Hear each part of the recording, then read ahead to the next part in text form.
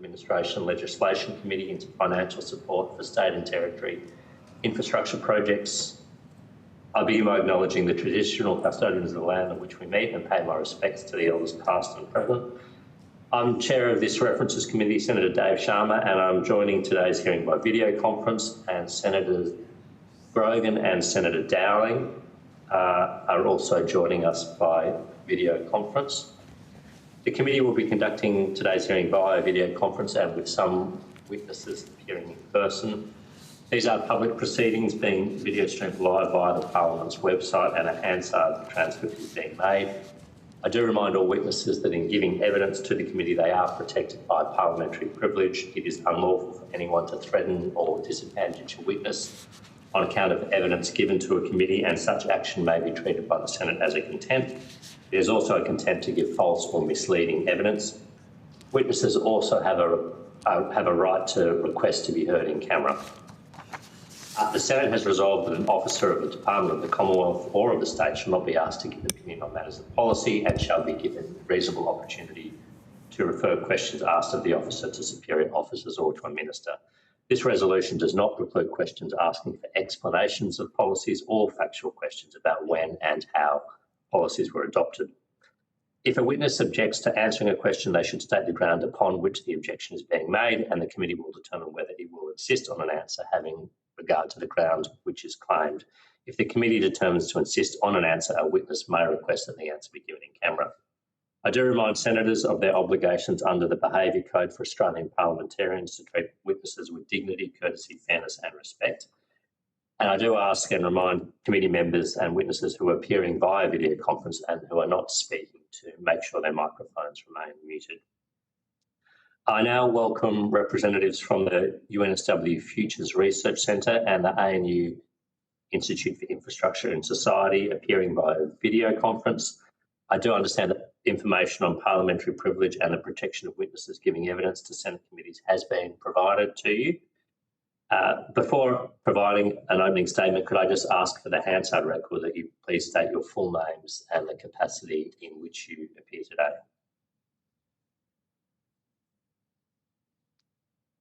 Professor Bice, is it? Would you like to go ahead first? Thank you, Senator Sharma. I'm Professor Sarah Bice from the ANU Institute for Infrastructure in Society at the Crawford School of Public Policy. Good morning. Good morning. Thank you, Professor Bice. And do we have a representative from the UNSW Futures Research Centre? I thought I saw them on the call just before. Good morning. Yes, I was an early entry and then popped out again. My name is Christian Nygard. I'm a Professor of Housing Economics at City Futures Research Centre. Yes, I can see you now. Thank you, Professor Nygard. Professor Bice, do you have an opening statement you wish to give? I do, and thank you for the opportunity, and thank you to the committee for the chance to contribute to this timely and important inquiry. I come to this discussion as a professional who spent 2 decades plus working on research in the major infrastructure sector with a focus on social license, community engagement, and social impact assessment in Australia and internationally. So this background in my leadership of the ANU Institute for Infrastructure and Society really aims to transform the relationship between major projects and communities through co-design and implementation of evidence-based community engagement, social risk management, and social benefit delivery frameworks and tools. Our work directly engages government, industry, civil society, and communities to co-design, co-produce, and implement research outcomes for better infrastructure outcomes. Our founding partners include the Queensland Government Department for Transport and Main Roads, the Victorian Infrastructure Development Authority, the South Australian Government Department for Infrastructure and Transport, Transurban, Lendlease, and others. We have worked to date with more than 100 infrastructure sector organizations, both domestically and internationally, covering water, renewable energy, transport, urban planning, and aerospace. So we hope to bring that evidence to bear in the conversation today.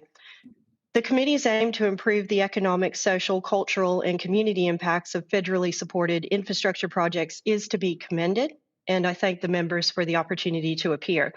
I'm going to focus some brief comments this morning on my area of expertise, which are the social and community aspects of major project delivery.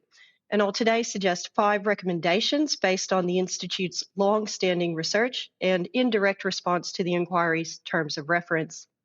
In brief, our recommendations are to integrate place-based social assessment, particularly into gateway reviews, to incentivize the adoption of integrated de-risking, incorporating social risks and benefits into infrastructure funding allocation and project development model selection, to require measurement and reporting on social license, social benefit creation, and community resilience to evidence how investments affect social, cultural, and community concerns, to introduce a social benefit framework and delivery plan to identify choices and delivery processes that will realize social benefit creation early in project design, and to encourage projects to embed qualified social practitioners in project governance to ensure appropriate resources and budgets are allocated to social and community engagement.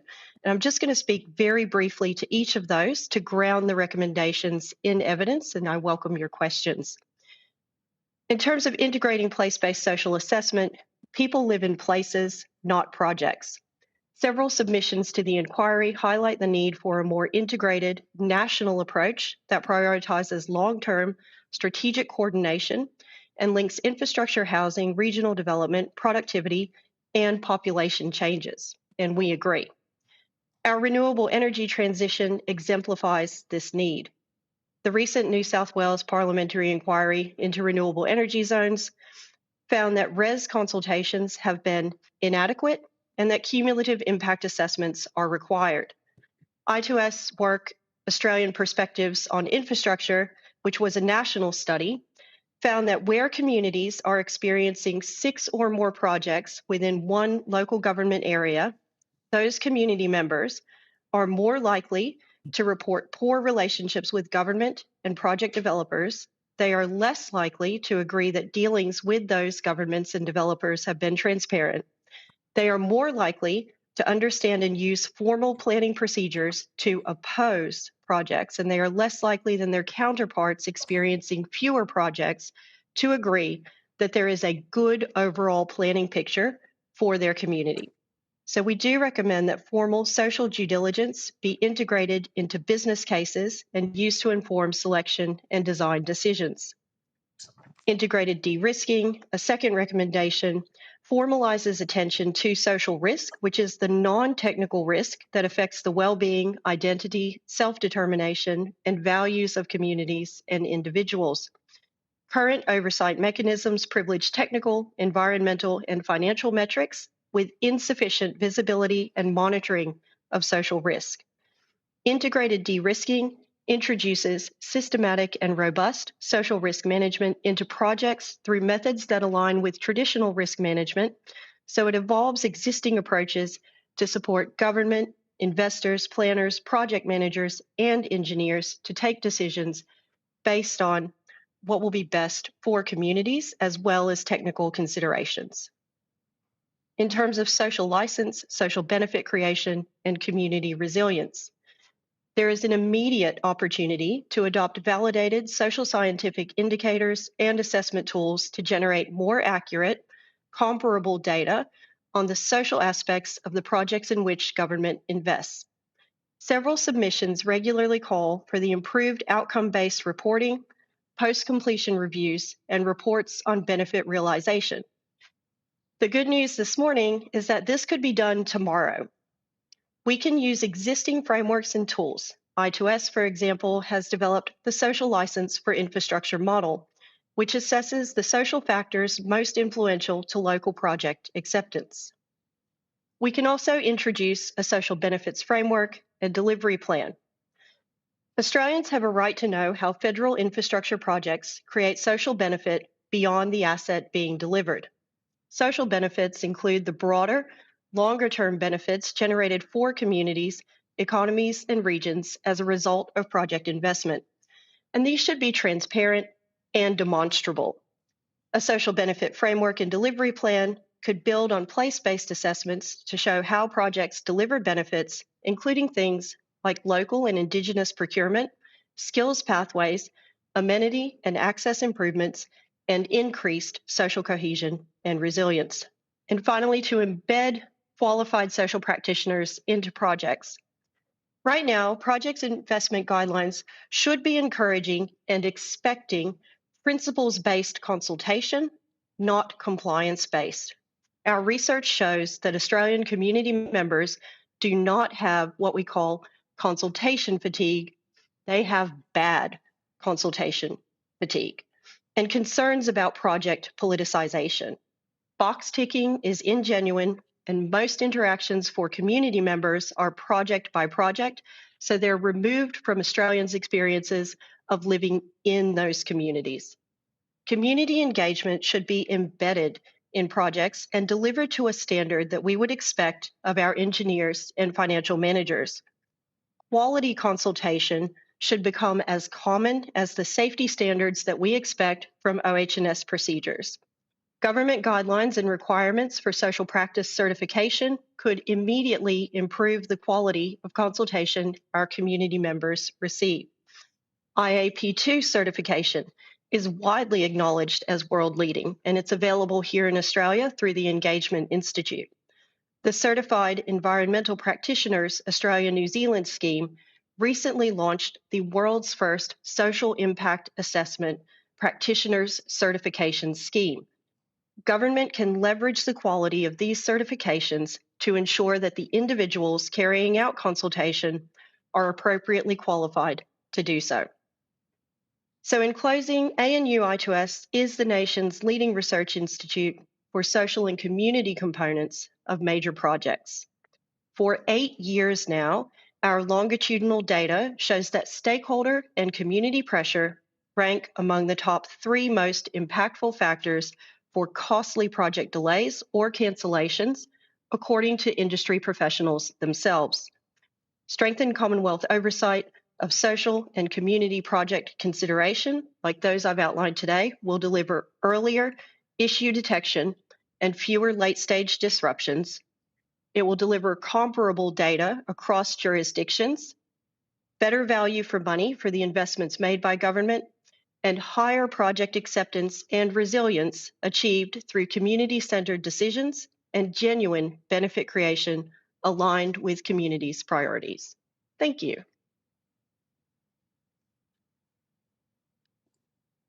Thank you so much, Professor Nygaard. Do you have an opening statement you wish to make? Yes, I do. Please go ahead. I'd like to start by acknowledging that I am on the lands of the Aboriginal people of the Eora Nation, and that they are the traditional owners of the land on which I work. City Futures Research Centre, we welcome the opportunity to participate in this evidence session relating to the inquiry of federal financial support for state and territory infrastructure projects. The inquiry itself aligns with the priorities of our centre, which is to support research into city equity, housing, productivity, sustainability, resilience, governance and renewal. UNSW's City Futures Research Centre has since 2005 developed into a national leader in scholarly applied public interest research on our cities.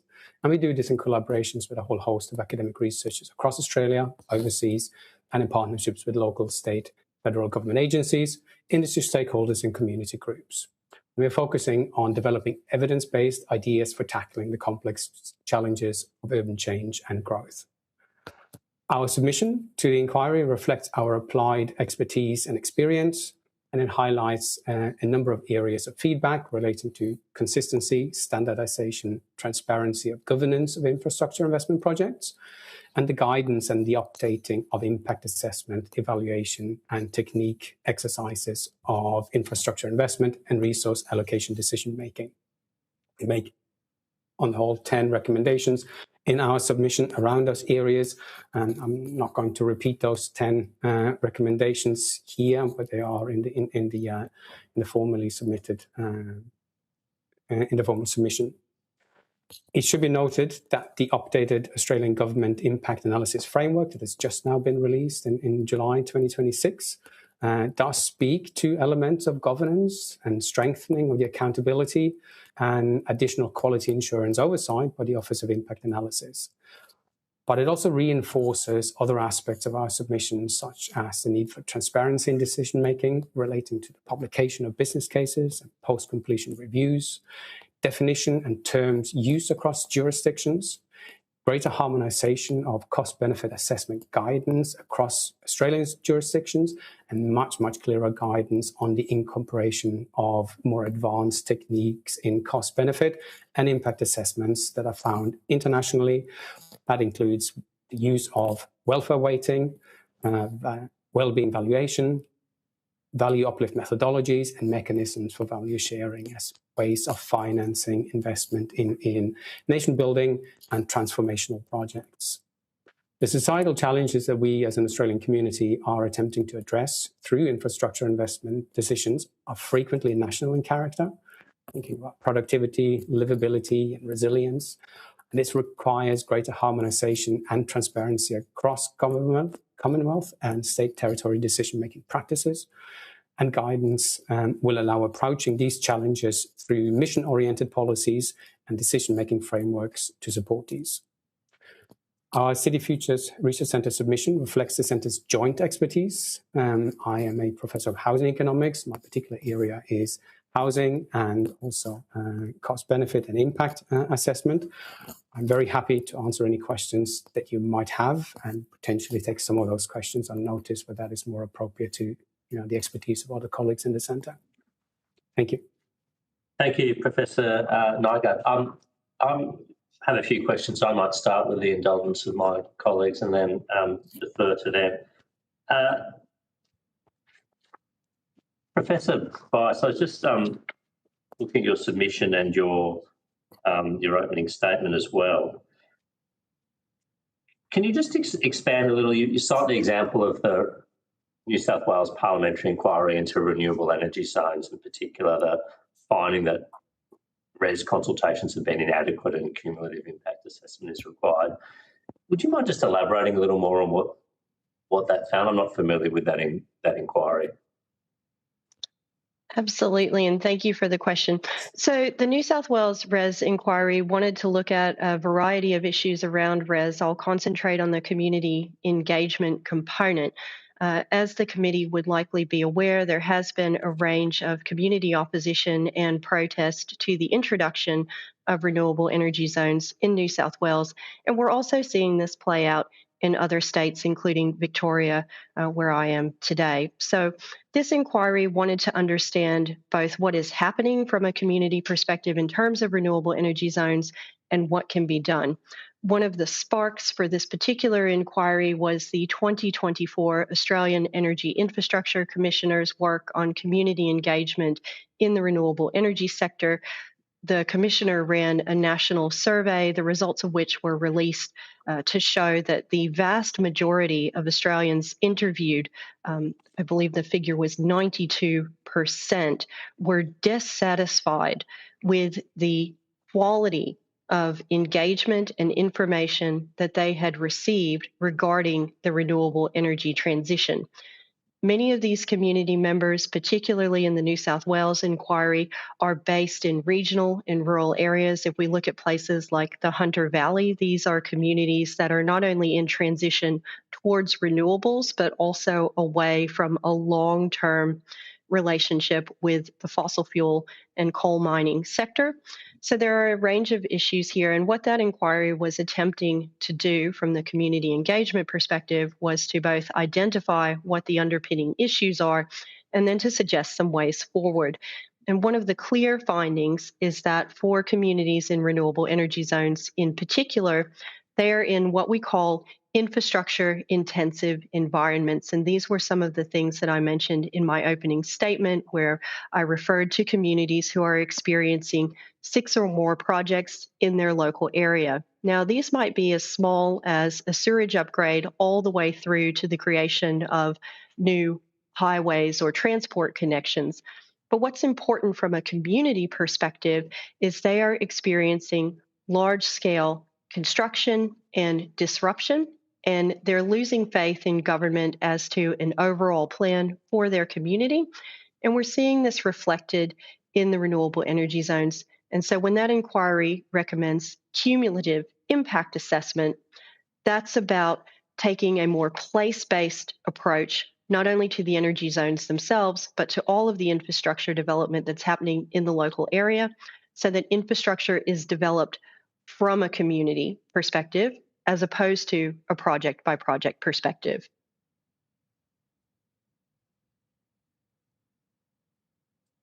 Thank you, Professor.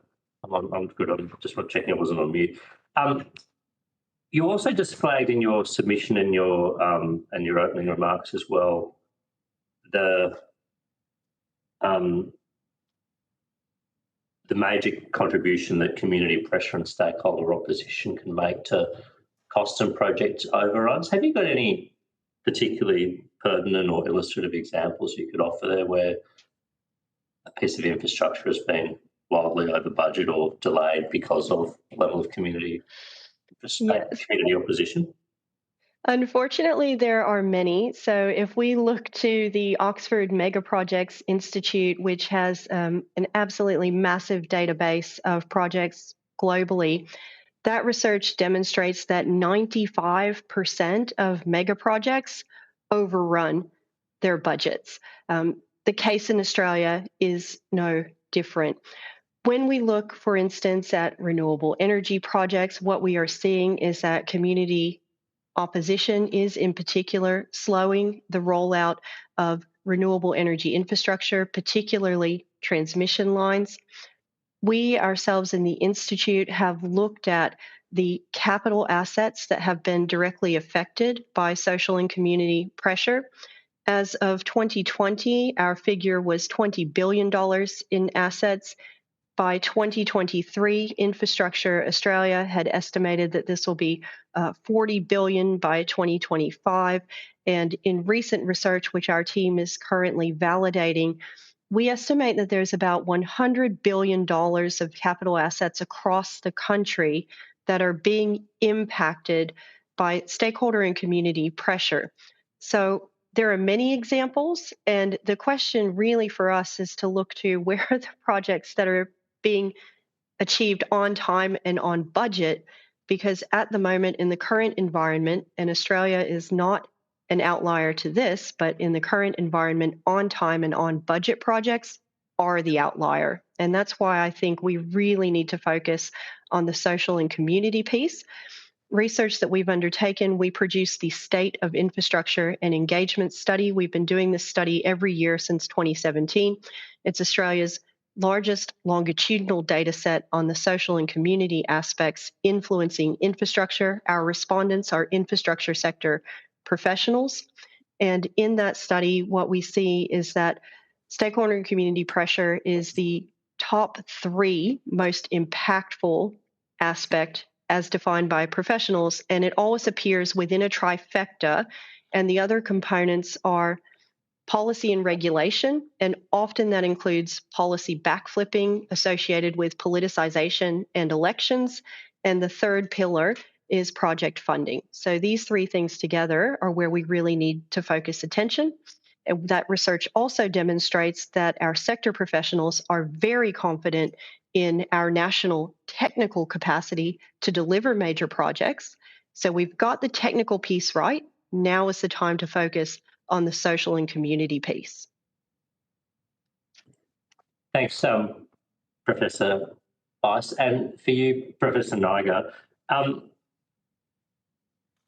how would some of the suggestions you make, so including longer-term state planning horizons and clearer definitions of national significance and what constitutes infrastructure spending, how would they help, for instance, in that housing challenge? You mentioned you have an expertise in housing, or it's one of your areas of expertise, and obviously we're short on housing in Australia. We're not meeting our national housing targets. There are a range of reasons cited for that, but it's obviously it's a significant political, economic and social issue. How would some of these suggestions you've made in your submission help overcome this housing crisis or help us build more homes more affordably? Thank you for that question.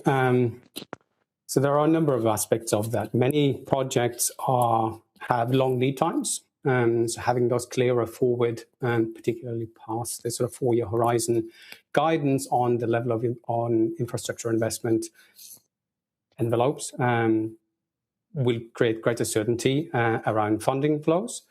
But I think the most important aspect of it is the definitional aspect, what constitutes infrastructure and how we kind of classify infrastructure within an investment framework. So if you look at infrastructure, Australia's, for instance, previous remits going up to 2019 and 2020, social and affordable housing would have sat under the category social infrastructure. Some of those definitions change, which takes social and affordable housing off priority list inclusion. So that also removes some of the financial, if you will, pathways to delivering, particularly when it comes to social housing, which relies quite heavily on subsidies and capital subsidies to get it off that ground. If it's excluded from the definition of what constitutes infrastructure or access to priority listing, then it also reduces the access to funding sources and B, the confidence in the public buy-in into the support for social housing investment. So I think that's one of the sort of key aspects. Without that certainty, it means that social and affordable housing providers primarily will have to rely on private sector capital, the access and the absence of that sort of forward guidance and security around long-term public support for investment, then also reduces the, if you will, it increases the risk profile of investment and the cost of capital that they access in the private sector market. Thank you, Professor Nygaard. I'll turn to my colleagues now. Senator Grogan or Senator Dowling, did you have some questions you wish to ask? Senator Grogan, please go ahead. I'll start and then we can go across to Senator Dowling. Professor Bice, you've talked about the social and community engagement piece.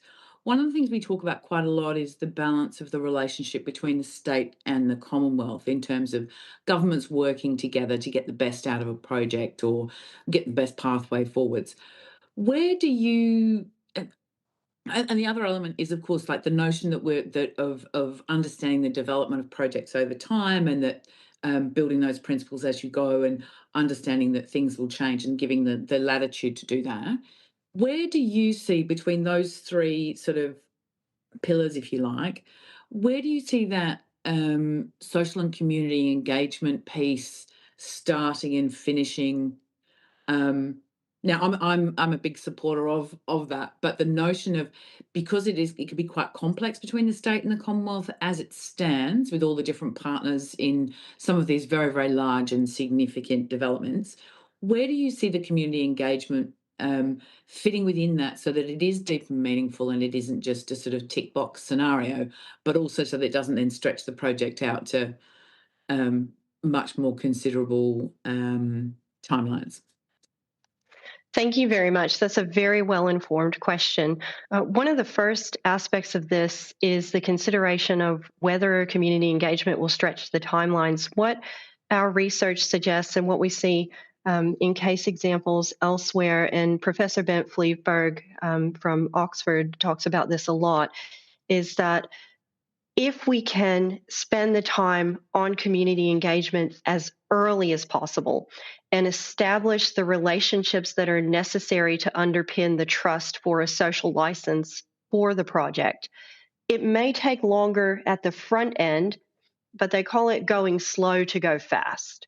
And that is something I really do agree with, and we see that play out in reality. What's happening at the moment is community engagement is entering the project cycle too late, and it's often then reactive and firefighting, and it's much more difficult and time-consuming to build trust once trust is lost and then proceed. So part of this is getting community engagement much earlier in the piece.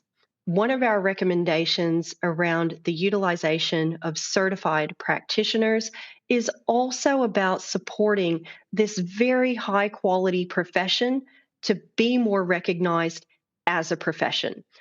Our research on project procurement and project development model selection, led by Dr. Ruth O'Connor, demonstrates very clearly that social and community practitioners are rarely in the room at the contracting decision-making stage of major projects. And what our research demonstrates is that because the social experts are not around the decision-making table, social risks, community concerns are deprioritized very early in project design.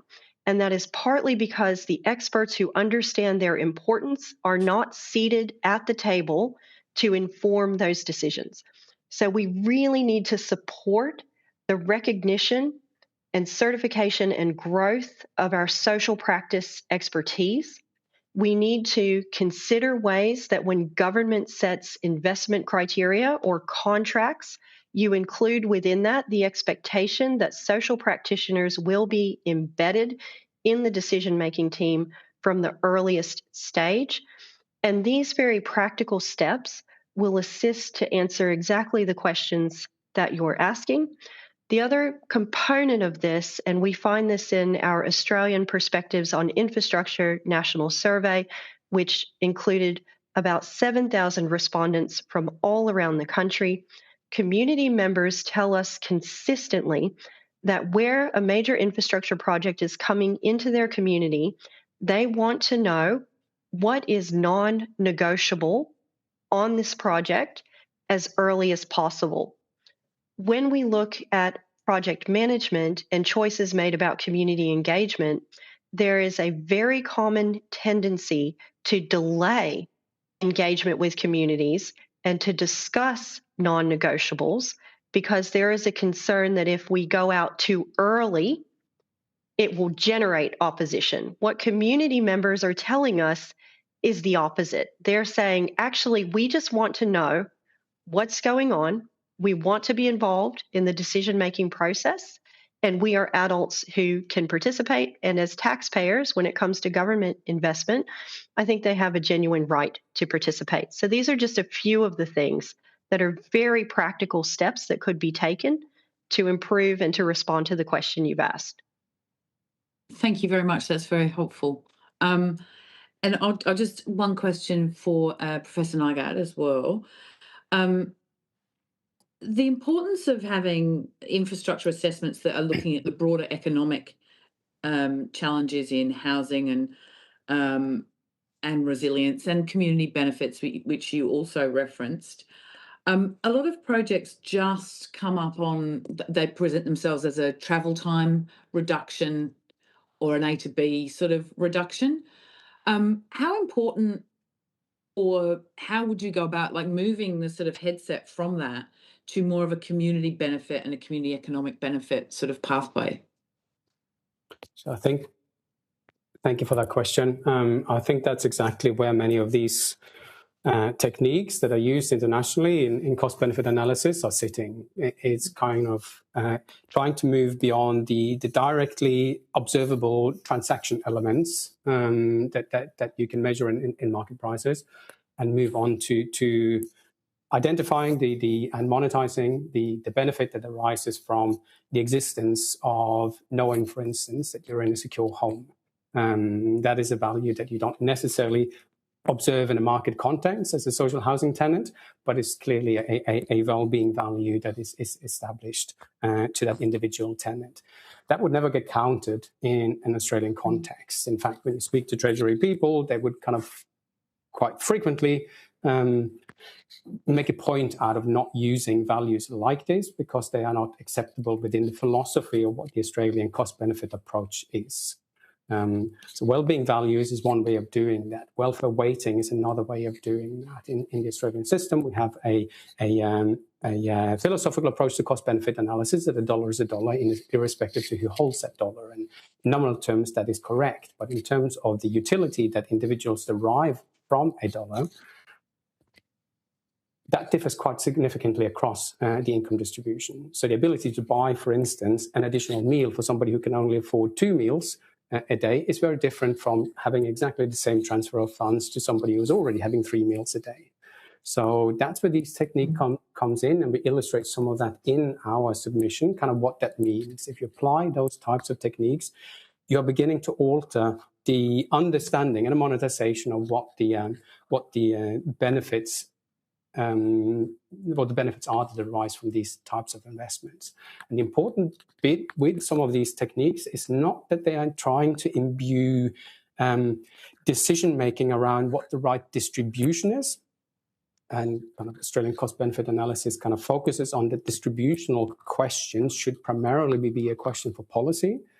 It's using empirical and economic analysis to kind of show that some of these effects that we think of as distributional decisions are not distributional, they're empirical regularities about what the actual utility is of those benefits.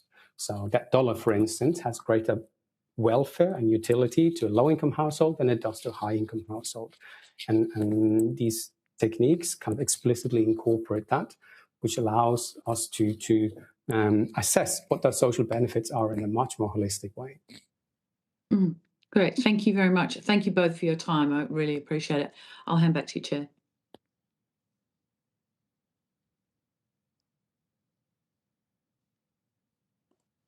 Thank you, Senator Grogan. Senator Dowling, did you have questions? Yes. Thanks. I'll frame this in a way for both Professor Nygaard and Bice to answer. I think you can quickly get into a lot of jargon when you're in this space, and it becomes an inaccessible debate for people.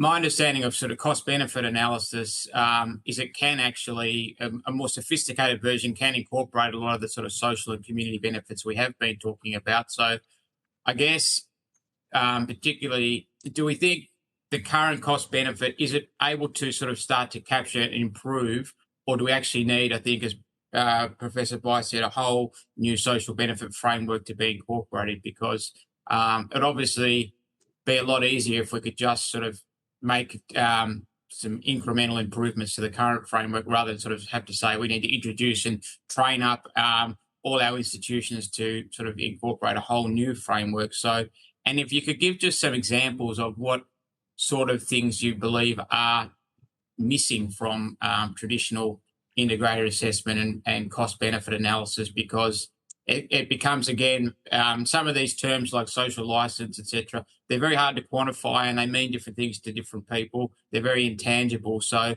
how do we actually still get on with proper assessment? And are there types of infrastructure where it's more appropriate to use it than others? So rail and ports, for example, very hard infrastructure versus sort of a new road for housing development may have some different type of community benefits. So it's a long question, but I'd welcome both your response.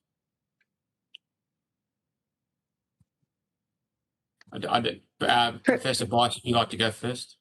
Sure. I was actually going to say Professor Nygaard may wish to respond first because he is the expert on cost-benefit analysis, which is the heart of your question. Right. Very happy to go first. Thank you for that question. Do we need an entirely new framework?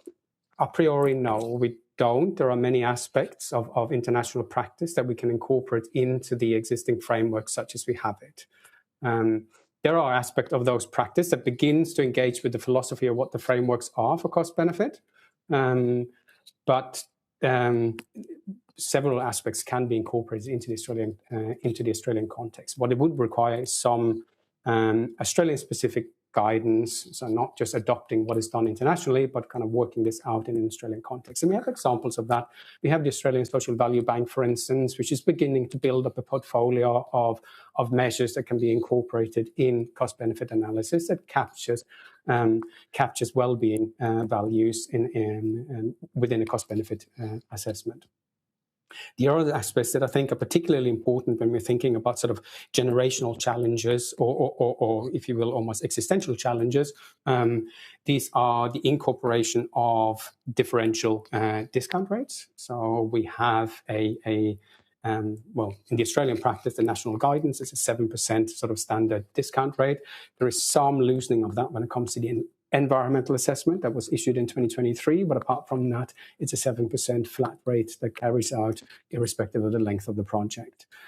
In international practice, we see that there are two variations to that. One is that some types of investments so be it health, for instance, in the UK, would operate with a lower discount rate to begin with. So these are kind of seen as socially desirable outcomes, hard to measure, and we want to give greater weight to those future benefits. These are benefits that accrue over long periods of time, rather than the cost that we referred to before, which will start traveling on your road straight away. The productivity gains from better, if you will, housing quality that translates into productivity gains, they are not going to be measured tomorrow or next year in terms of wages. They're going to be measured in the next generation that comes along. So to allow for those differential discount rates kind of places a priori emphasis on the longer term or intergenerational objectives that we're trying to achieve. The other one is time varying discount rates. Here we have a recent introduction in 2023 in Australia for environmental assessment, but again, we only apply to that environmental side, not to, for instance, missions around closing the gap, around housing affordability. Housing stock ideally should stand there for a long time and accrue benefits for long periods of time. And having these time varying discount rates kind of again incorporates the fact that these benefits accrue for a much longer time than just the accounting period of the infrastructure that is put in place. So I think those three things, we can incorporate many of the things that are done internationally, but it needs adaptation to the Australian context without changing the fundamental framework of what we're doing. And then we have other aspects such as differential discount rates and the time varying discount rate that allow us to address specific societal missions in a much more kind of proactive and supportive manner. Thanks. I might just respond very briefly to say it's an excellent question. I agree completely. We do not require brand new frameworks. What we do need, though, is a maturation and evolution and a better integration of our existing frameworks to represent the current situation and also to ensure that government investment is producing the types of benefits that are possible. So social risk assessment can be directly integrated into existing types of risk assessment. We have the tools available. Organizations that we've worked with in the Research Institute are now doing exactly that, integrating social risk assessment, for instance, with financial and climate risk assessment. So it doesn't need to be burdensome, but we do need to actively pursue these things. Social license, I agree, it can be a real weasel word. It also is measurable. So we have validated social scientific indicators that can assess the level of project acceptance within a defined community, and it can do this in a reliable and comparable way. So again, consideration of integration. And finally, we could look to our gateway review processes as well. So in 2023, our research team led by Dr. Emerson Sanchez and Ms. Shanice Espiritu Amador, they did a review of all of the gateway review processes nationally. And what we find is that the questions asked at all gates around community and stakeholder issues are very broad. And simply by refining and maturing the questions that we ask in Gateway to reflect the social science that we now have available would give us better results and help government to take more informed decisions about major infrastructure investments. Right. Thank you. Thanks, Chair. Thanks, Senator Dowling. I'm conscious we're almost at 9:45, so I think I will move to the next part of the panel, but I do want to thank Professor Bice and Professor Nygaard for your appearance today, your submissions and your opening statements, and for answering our questions. Thank you for your participation. And if we now have officers from Tasmanian Railway or TasRail and Tas-Ports on the line, if they could please join the call. We actually have them in the room with us, Senator, and they're just coming to the table. Looks like you're there. So I've now welcomed representatives from Tasmanian Railway and Tas-Ports. I note that representatives are joining us, I've got TasRail here, by video conference. I understand that information on parliamentary privilege and the protection of witnesses giving evidence to Senate committees has been provided to you. Just before we get underway, could I ask for the Hansard record for you to state your full names and the capacity in which you appear today. Perhaps we'll start with you, Tasrail. Good morning, Senators. Thank you for having us. My name's Stephen Dietrich, the Chief Executive Officer of Tasmanian Railways.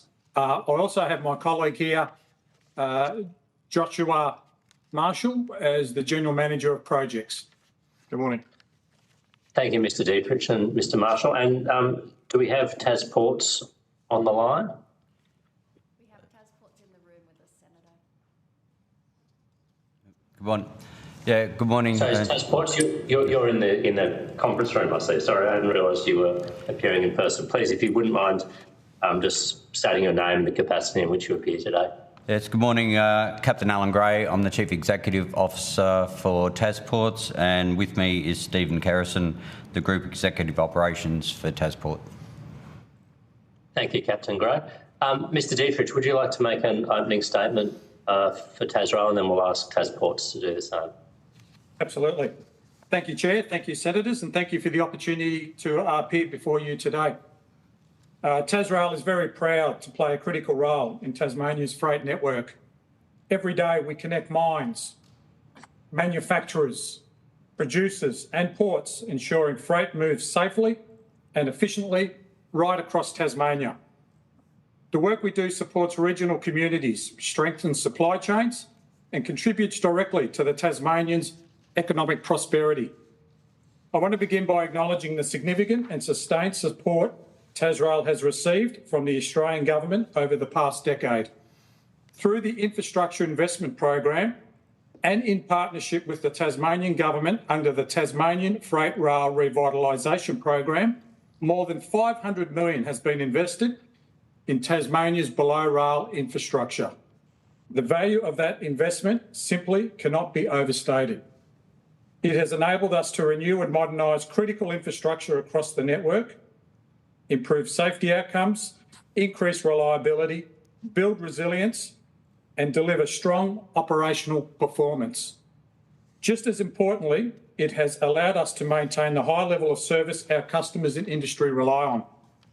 The improvements we have achieved over the last 10 years are a direct result of the sustained commitment by governments to freight rail. Rail infrastructure is not something that can be invested in once and then left alone. It requires ongoing renewal and long-term planning. Maintaining momentum is critical if we are to preserve the gains already made and continue delivering the productivity, safety and economic benefits that Tasmania needs.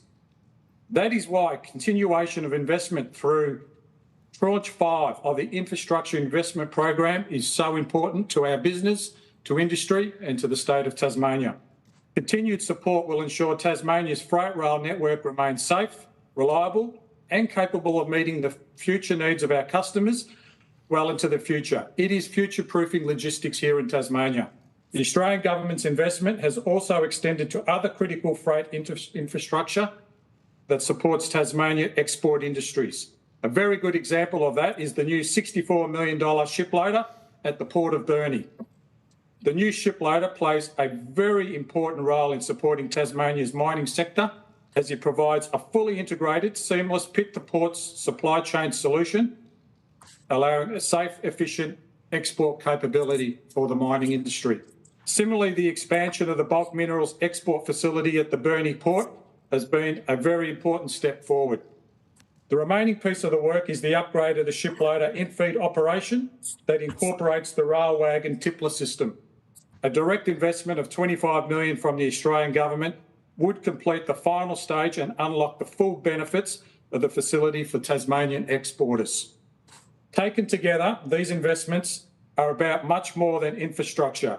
They are about keeping Tasmanian industries competitive, supporting jobs, strengthening regional economies, and ensuring freight can move safely and efficiently from producers to domestic and international markets.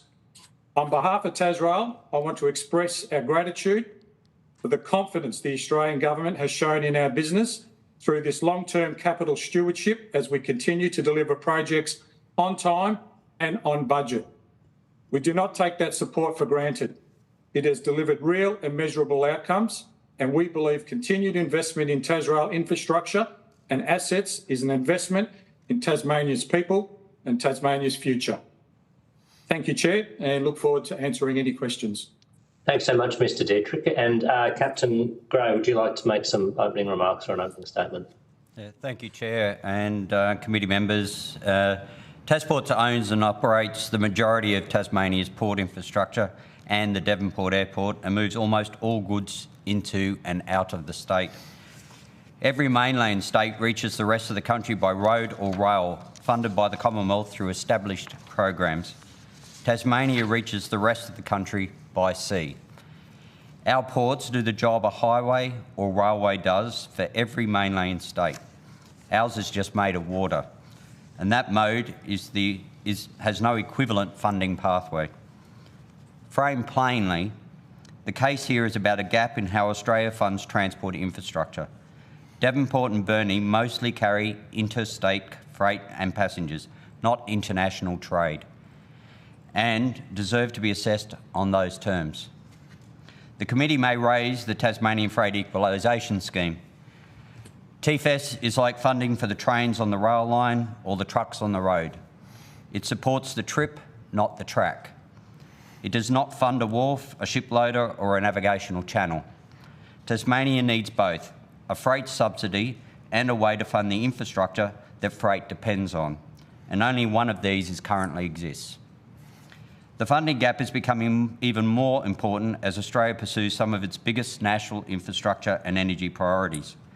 The Commonwealth is committed to projects such as Marinus Link because they are recognised as nationally significant investments that will strengthen energy security, improve reliability and support the transition to a lower emissions economy. But those investments cannot succeed in isolation. The enabling infrastructure, including ports, must also be capable of supporting their construction, operation and future expansion. Tasmania has rightly been described as the nation's renewable energy battery. Realising that vision will require more than transmission infrastructure. It will depend on ports being able to accommodate specialised vessels, heavy lift equipment, oversized project cargo and the future supply chains associated with, for example, proposed offshore wind generation and other emerging industries. Without timely investment in enabling port infrastructure, the delivery of nationally significant projects will become more difficult, more expensive and ultimately slower. Importantly, this approach is entirely consistent with the objectives of the federal government's National Freight and Supply Chain Strategy, which recognises that Australia's prosperity depends on an efficient, resilient and integrated freight network.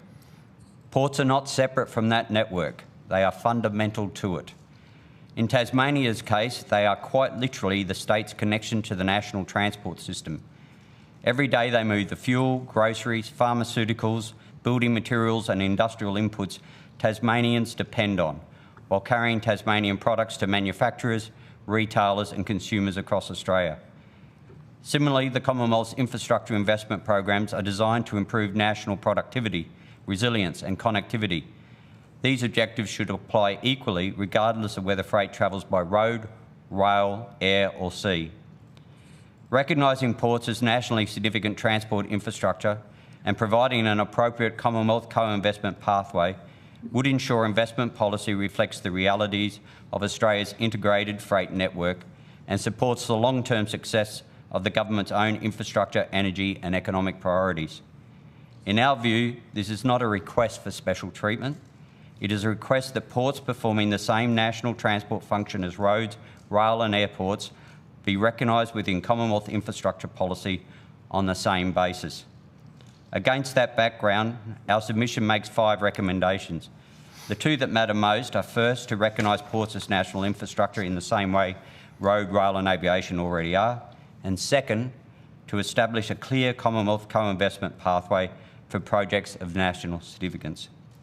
The remaining recommendations covering assessment criteria, the renewables transmission and protecting consumers from unfair cost pass-through are set out in our submission. In closing, I want to speak briefly from personal experience. Before joining Tasports, I was President and Chief Executive Officer of the Port of Halifax in Canada, where we repeatedly accessed exactly this type of national funding to be able to do terminal upgrades and other infrastructure expansions, including rail and cranes. This is not a theoretical model. I've run a port which is exactly that type of funding pathway, and it was highly successful. Macquarie Wharf shows what is possible once a pathway exists. It received Commonwealth co-investment because it also served the Commonwealth's own requirement to berth the Antarctic vessel RSV Naina. We are asking that this become the rule for port infrastructure of national significance, not the exception. Thank you, and we look forward to answering questions. Thank you very much, Captain Gray. I'll turn to my Tasmanian colleague, Senator Dowling, to lead off on the questions. I'll have some as well, and Senator Grogan, I expect you might have a few questions too. All right, we'll commence with Senator Dowling. Please go ahead, Senator Dowling. Thank you, Senator Sharma. I'll start with Tasrail, Mr. Dietrich. You've argued that the Tasrail network is nationally significant, and sometimes there's a bit of pushback on that. I think, Tasmania's, about 2% of Australia's GDP, and it sort of can be hard for people to conceptualise why our rail network would be nationally significant, but maybe you could sort of make the case why you think that is, and particularly through investments like the Port of Burnie shipload, and what that's unlocked, not just for a state economy, but for nationally significant benefit. Yeah, thank you, Senator, and thank you for that question.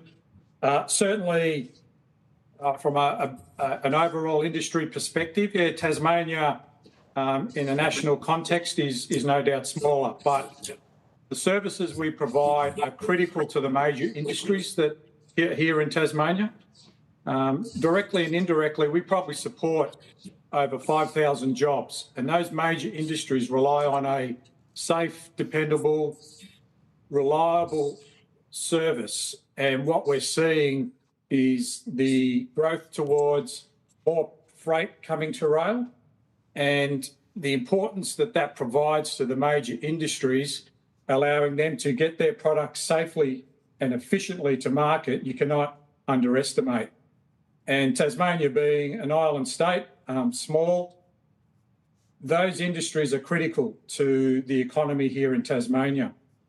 And we link to all of those major industries generally. So the customers that we have down south, down the mining industry, down the west coast, all link in with our services. The importance of the shiploader, you cannot underestimate. That provides a fully integrated, seamless supply chain solution. It effectively pulls the curtains back on the shop window, saying Tasmania is open for business. We're providing a credible supply chain that links the mining customers and other industries into the port efficiently, again, to get their products safely to port and to be able to compete on international markets. It allows new entrants to think about Tasmania as an opportunity, knowing that there's a credible, reliable, resilient supply chain service that's in place, and that's particularly the rail, and then obviously other modes of transport. But an investment in rail in Tasmania is also an investment in reducing carbon emissions, which is so important to our customers as well, as we start to see carbon reporting and those other items come into play. Tasrail, as a freight mover, our independent assessment suggests that we're about 4 times less than the alternative. For every tonne of freight moved per kilometre, we emit 4 times less carbon emissions compared to the alternative being road. So that's becoming more and more important to our industry and to our customers as well. But it's so important for the economy of Tasmania, all those employees, those customers, the benefits that are provided to the government around GST, payroll tax, fringe benefits tax, all those other items that come out of ensuring there's a strong economic base here for employment and for the major industries. So it's extremely important, and as much as we're a smaller jurisdiction compared to other areas around the size of our rail, it demonstrates that rail can work. We are, in Tasmanian terms, long distance, and it certainly is future-proofing logistics and ensuring that our industries and our customers have the required needs to get their products safely to market. Great, thank you. And do you think that the Commonwealth's made some significant reforms to how infrastructure is assessed since its review in 2023, and some of the benefits that you mentioned, such as reduced carbon emissions, other community benefits, they probably weren't adequately captured in some of the previous sort of assessment frameworks and business case. And I think it affects discount rates and the like into the future. But do you think we're starting to take a better account now of some of those other benefits that may not have been captured in original business cases? Absolutely, Senator. We've got a lot of experience now in terms of when Tasrail was first acquired back from the private enterprise after being decades of underinvestment, working through rail revitalisation programs, infrastructure investment programs, and the depth of information we provide and what's being requested through the departments of Canberra is improved over time. Our relationship with Canberra and the federal departments is very strong, and we certainly understand and convey in our project proposal reports many of those facets that, for example, rail brings to community benefits, and extremely important. Thank you. Just a couple for Captain Gray at Tasports. Thanks.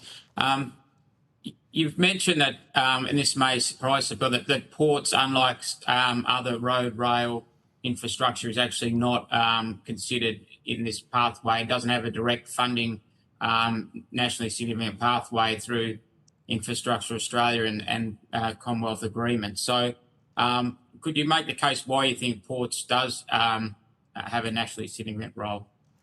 Yeah, thank you, Senator. And look, ports are generally recognised as significant pieces of infrastructure to support Australia's economy. But when you start talking ports like Burnie and Devonport in Tasmania, that's domestic cargo. That's what every other citizen across Australia gets on the national highway system.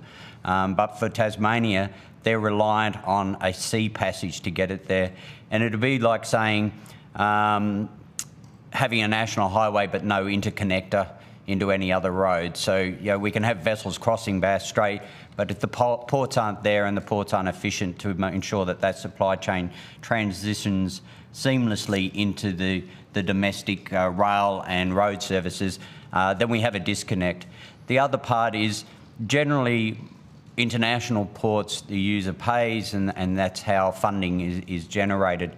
But in this case, every cost for a Tasmanian is directly put back onto the cost of goods and services within Tasmania. So, you know, what we're looking for here is recognising that these domestic ports, which are really forming the same role that any other highway or rail service is doing, are recognised in that capacity, and that the cost of supporting those isn't passed on through into the end user, and is supported nationally under infrastructure funding.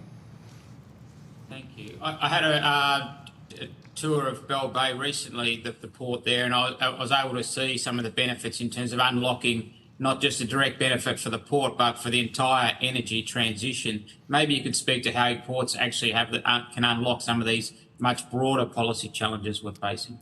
Yeah, I think, thank you, Senator. There's two parts to that, and one of it is when you start looking at these sorts of investments nationally for renewable energy, many of the providers that are coming in there to do those projects are looking to de-risk the project. And sometimes that's, well, let's go to government for funding for the project.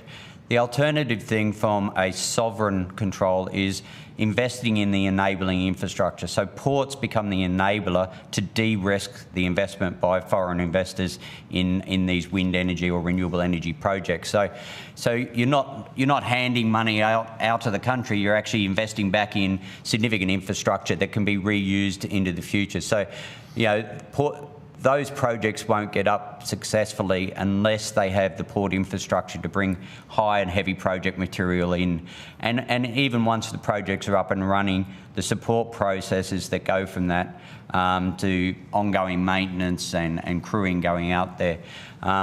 These create jobs, they create significant economic opportunities for small communities. So if you look in the Bell Bay area, where there's been quite a bit of heavy industry shutdown in that region, these are new opportunities that enable the existing skills to be reused.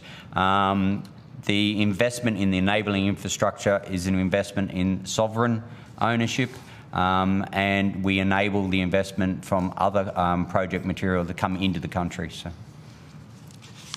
Just a final question. You mentioned your experience in Canada and Halifax, and I guess Canada has a somewhat similar federal, provincial type system with a national and a sub-national levels of government. Why are you suggesting that they've got some experiences we could learn from, particularly around funding for ports? Yes, so the National Transport Corridor Fund in Canada is specifically designed around road, rail and airports and ports. And it's a competitive bidding process, so there's a set of criteria that's nationally known, so everyone knows what they're up against. There's an open call system where at any time throughout the year you can actually bid to the fund for what you want, and then they have specific calls. So if the federal government is trying to drive specific initiatives, for example, supply chain efficiency and optimisation through digital platforms, then they might do a very specific call out to industry and say, you know, put forward a bid how we can help you improve this part of the supply chain. So that fund, it's over $4 billion worth of investment they've been doing. Every port has an equal opportunity, just as much as rail and airports do, to go for it. But it allows the federal government to invest in significant infrastructure across. The reason, and the reason I say it's comparable also is Canada is highly competitive market with the US. The US is heavily funded into their ports. So Canada set up a stream where we weren't passing costs directly on to the end users. We were able to keep our costs at a competitive position, and we weren't driving up the price for local communities to get goods. So that co-investment from the federal government allowed us to not pass on those costs through to the end user. Interesting. Thank you, Chair.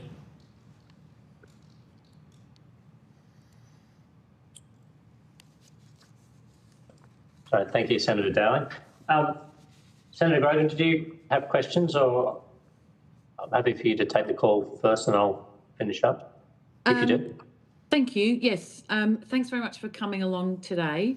I guess I'm really interested in how you see the changes that have been made in terms of that sort of longer term planning, but what does that mean specifically for you into the future? Do you feel like there are, and I know you've made some comments about access to various programs, but do you feel like the direction that the government's taking is on track, and that longer term planning scenario that is being woven in there is going to make a difference for you guys? Or do you see that there's something very specific that should indeed be included as well?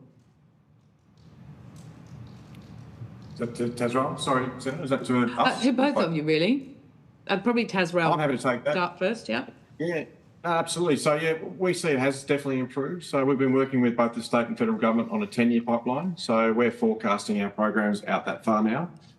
Internally in Tazrael, we're well in front of that. So we're forecasting our asset need out to 15 or 20 years. So the work that we've been doing with both the state and federal government has definitely allowed us to sort of highlight the needs well into the future, but past this tranche and past the next tranche. So, we've seen it very much improve and be positive for us here at Tazrael.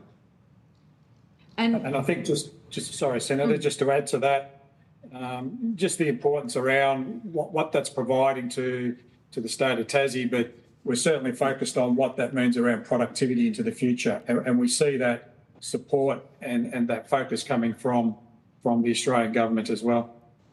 Can you just unpack that sort of productivity nexus a little bit for us? Sure.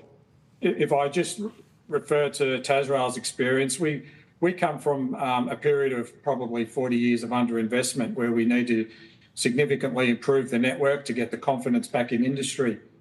So we've addressed a lot of single points of failure, and certainly through that process also built resilience into the network that with changes in weather patterns, those different things, our network can withstand that type of situation. Well, what we're fast looking towards now, as we've seen the growth in our freight profile, we've almost doubled our freight volumes from 15 years ago, is we're fast moving now to where we've still got single points of failure and levels of renewal required. We're now looking at productivity. And those discussions are certainly more of a focused discussion with the Canberra officials around what we can deliver and how we can improve the network to further improve productivity. So we're seeing what we'd like to do is bigger trains, more freight and more trains, for example, in our space. So we're getting up to 1 kilometre trains, 3,000 tonnes. That's pretty big for Tasmania's perspective, and looking to do more of that. So how can we further increase that and do more of that type of movement? And so that's about passing loops, that's about grade separation with level crossings, those type of things, and further ensuring that we're improving safety for the community. So productivity has become a key item for us in the next stages of the programs, where we're looking at not just single points of failure and renewal, but how we lift productivity as well. Great, thank you. Ports, do you have any commentary on that? Yeah, Senator, certainly. From more broadly in relation to unlocking the benefits of the supply chain, the issue is about fully assessing that supply chain. So to even unlock the rail value and the road value, especially in the Tasmanian case where 99% of the freight goes through the ports, you need to have that infrastructure on that matched footing, able to access the funding and utilise the funding to build those efficiencies in. Having modes of transports that feed into an insufficient or inefficient infrastructure and supply chain anywhere in that national supply chain will undermine the benefits of the other investments as well. Thank you. Thank you very much. Thank you, Chair. That's all I had. Thanks, Senator Grogan. I had a few questions. Could I just could I start with Tas Ports? I believe that Infrastructure Australia identified ports capacity and connectivity as a national investment priority in its 2025 annual budget statement and included it in the 2026 priority list. Has that made any practical difference in terms of Tas Ports seeking Commonwealth assistance?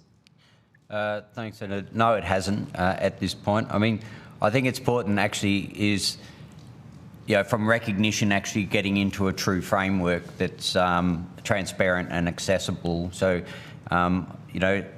national freight strategies, things like that are all recognising the significance of ports, but then there's no framework or ability to actually, for us to find a pigeonhole to sit into.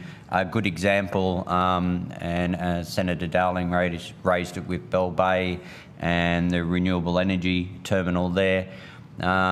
We were seeking assistance in moving that forward to investment phase, business case, but port infrastructure didn't fit into any of the funding schemes for renewable energy. So the guys that were going to do the projects could access funding, various other players that were supporting could do it, but port infrastructure didn't have a pigeonhole that we could fit into. So what we're seeking really is, from the point of being recognised in strategies to actually having a framework in place that has clear, transparent criteria that we can apply to and put us on an equal footing with others. So when you said in your opening statement that one of your 5 recommendations, I send in this submission, is to recognise ports as national infrastructure in the same way that road, rail and aviation are. So do you mean, has Infrastructure Australia not done that in this statement, or how does that look in terms of recognition of ports as national infrastructure on a level with those? There's two parts to ports, and one is there's ports that are on the mainland, which are primarily international ports, so they're the end of the transport scheme. Tasmanian ports like Burnie and Devonport are in the middle of the transport chain. So we're quite a different beast when you compare it to other ports. So what we're seeking is that ports that are significant, have national significance in I would say the national highway, are recognised in that context. So less that ports are recognised as significant entities across that's already sort of there. The infrastructure bill talks about that. But there's a significant difference in a port that provides a nodal connection within our national highway chain to a port that's sitting as an international thing. So our Bell Bay container terminal is an international terminal, and as such operates in a very different context. But our Burnie and Devonport, they operate as a nodal point in the national highway. And that's demonstrable by the fact that C Road, straightening, TT line are carrying trucks and trailers across the Bass Strait, and then they're continuing on their journey on a national highway. So we're actually acting as just the joining in the interconnector point. Yeah, I see. So, and does that mean that Bell Bay's ability to access Commonwealth funding is qualitatively different from Burnie's and Devonport's then? Is that's the point of that comparison? I think still, in normal operations for Bell Bay, you wouldn't be able to access infrastructure funding. I think it was a major infrastructure change built on new growth and new opportunity. That would be where you'd get a difference in that approach. So, and we're not asking for Bell Bay in the context of international trade to be recognised any different than any other port in Australia would be. That we're saying that's the same treatment. We're asking where we're part of a significant highway and directly affect the communities of Tasmania, and a continuous supply chain to be differentiated. The other example was Bell Bay's renewable energy terminal, which we're trying to do, which is a new growth opportunity. It's investment ahead of the scheme, and it doesn't seem to fit into the Infrastructure Australia funding process. So, there's some holes, and I think it's just about closing some of those loopholes. Yeah. Okay. And then, so your recommendation that there be a dedicated Commonwealth funding stream for ports, that's correct. Are you suggesting that comes from the infrastructure investment program budget, and a dedicated amount for ports, or is it out of the overall envelope and competing against road and rail? How do you see that working? What's your preferred scenario?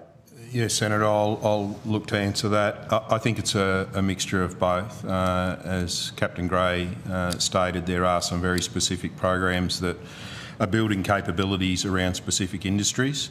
However, if you look at how the infrastructure investment program is structured and what it's there to deliver upon, being able to be considered as part of that critical infrastructure that delivers that resilience, that efficiency, especially in a port on an island state, is critical. And again, I go back to that it helps unlock the benefits and the efficiencies that are already made through road and rail.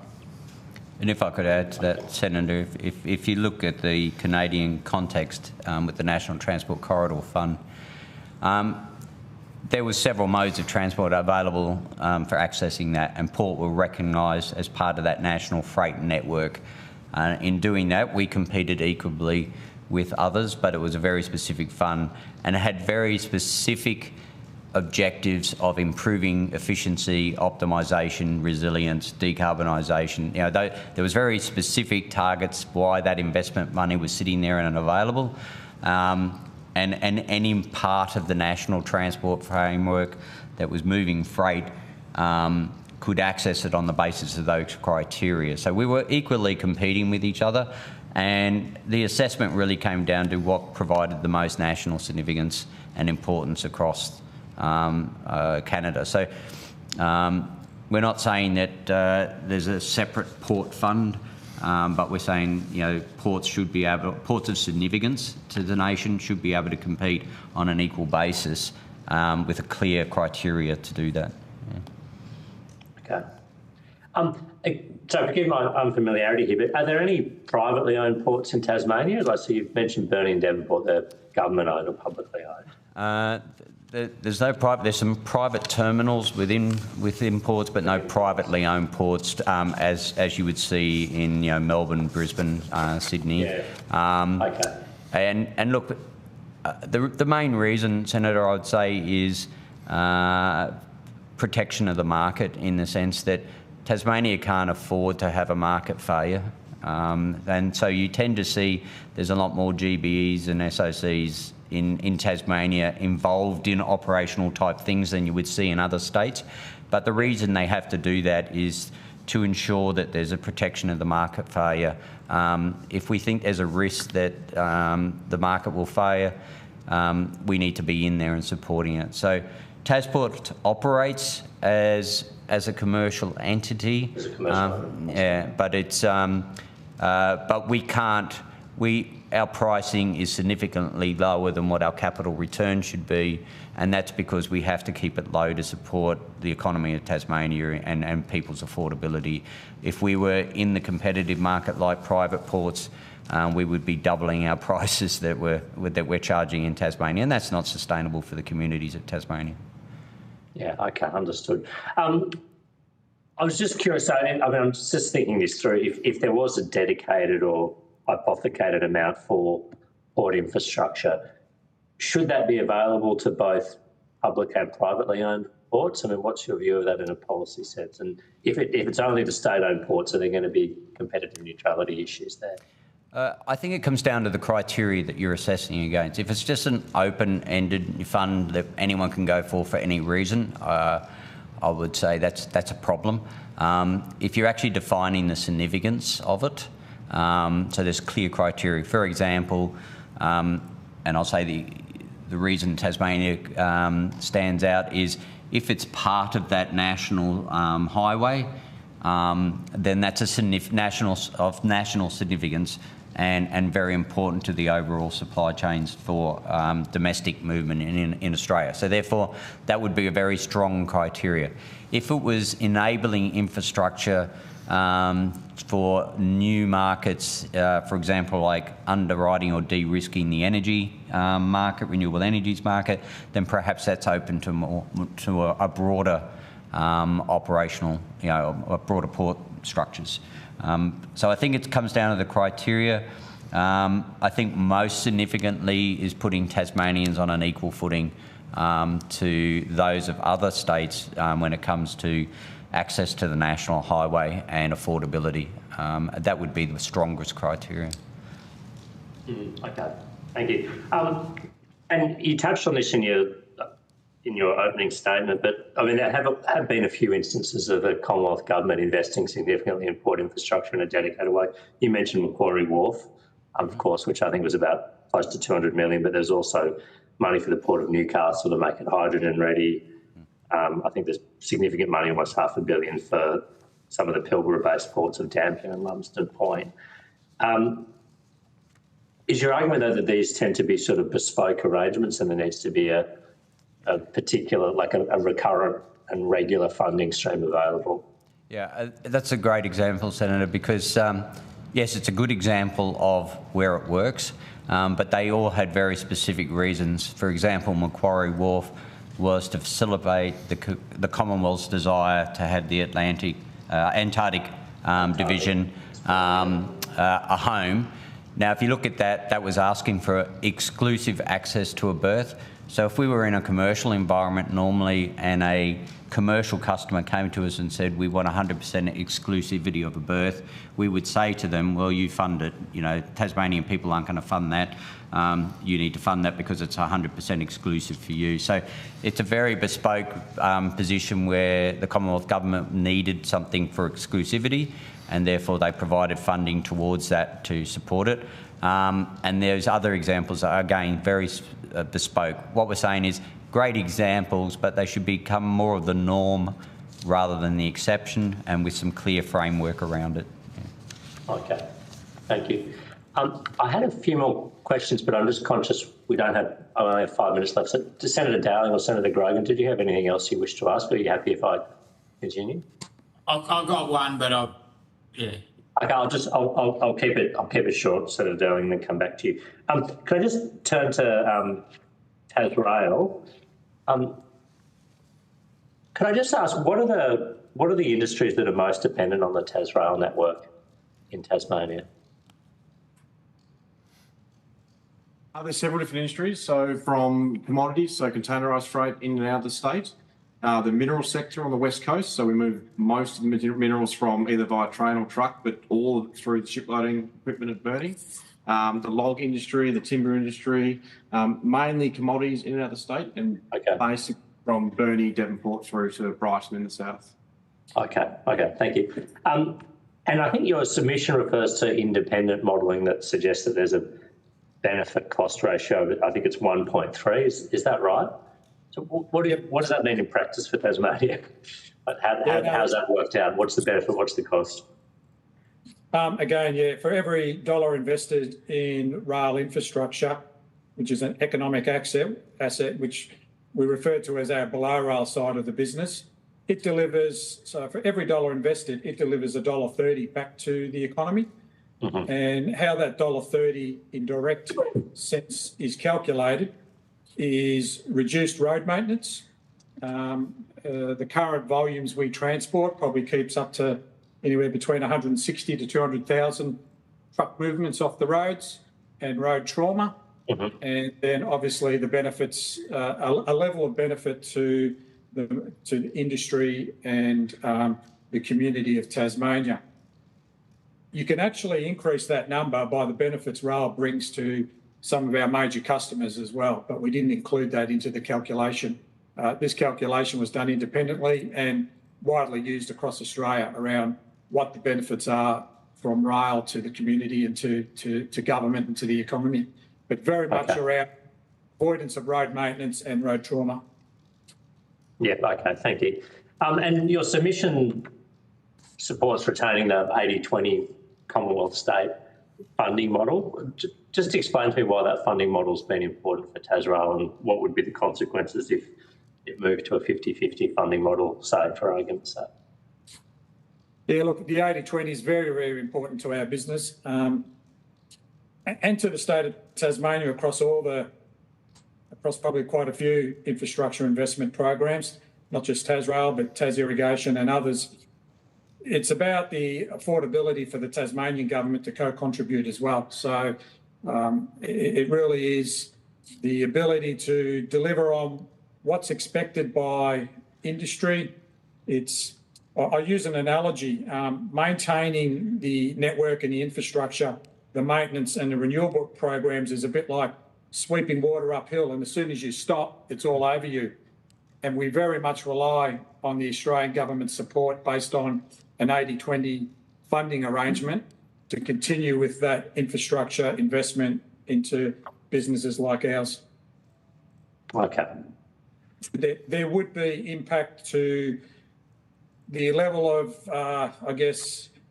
safety and reliability and resilience in our network if it was to drop, and hence there was a reduced amount of investment going into the network in the future, which would then impact some of the major industrials and customers. And just to reiterate what Josh spoke about a moment, the strength of our business is we're across many, many commodities, and we do find some are up or down, but that's the strength for our above rail business. And so, the importance of that is essential to support those industries going into the future. All right. Thank you. Thank you so much. Senator Dowling, do you want to take us through to the end? Very quickly. I just wanted a question about freight resilience, and it's for both Tasrail and Tasports. I mean, coming out of the COVID pandemic, and then we've seen supply chain shocks, and more recently, energy and fuel disruptions. When we think about infrastructure assessment, is there a case for now a higher weighting for freight resilience? Thank you. I'm happy to start and then pass on to my colleagues at Tasrail. But it's absolutely essential, Senator, to build more resilience. For a single point of failure for any supply chain, it has a significant roll-on impact, and we're seeing that with fuel security. We saw it, as you said, during COVID. So we need to build into our infrastructure long-term both climate change resilience and redundancy in our systems so that we can actually move freight through different areas at an acceptable rate. We've seen assets that are generally built for 50-year lifespans running into 150-year, 200-year periods, and some of them with underinvestment. So there's very little resilience left in them. So Tasports over the next 5 years has $577 million worth of investment, which they are funding through our own sources. We're not asking the Tasmanian government or federal government for any of that money. We're funding that and paying our debt back successfully. That's to get our infrastructure back up to a resilient and efficient state to be able to support Tasmania. So it has to be a strong weighting. And I think if you're looking at a criteria basis, trying to pick one project funding over another, that's what you'd be looking at is, where do I get more resilience in the supply chain? I'll follow on. Yeah, the importance of resilience is essential.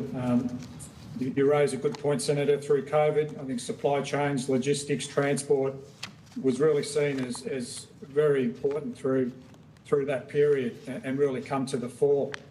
What we're seeing is as industry and different things are driving efficiency, the resilience is so important that there's little downtime, and just in time, all those type of processes for producers and manufacturers is so essential. So having resilience, and when there is an incident, whether it be a flood or something of that nature, what's critical in that process is your ability to recover very, very quickly and get those supply chains and the freight networks open. Resilience from our perspective also goes to another level of responsibility. Our assessments suggest there is just not the trucking capacity left in Tasmania to move the freight that rail does.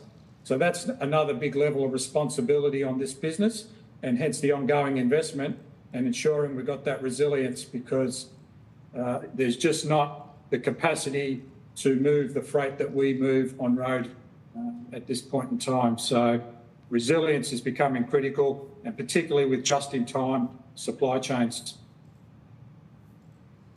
Appreciate that. Thanks both. Yes. Thank you, Senator Daly. Look, we're now going to move to a short break, but I do want to thank the representatives from Tasrail and Tasports for your appearance today, virtually and in person, in the case of Tasports, and your submissions and your contributions to this inquiry. We will suspend now for a short break. We'll return at 10:53 a.m, so 20 minutes to give everyone a little time to freshen up.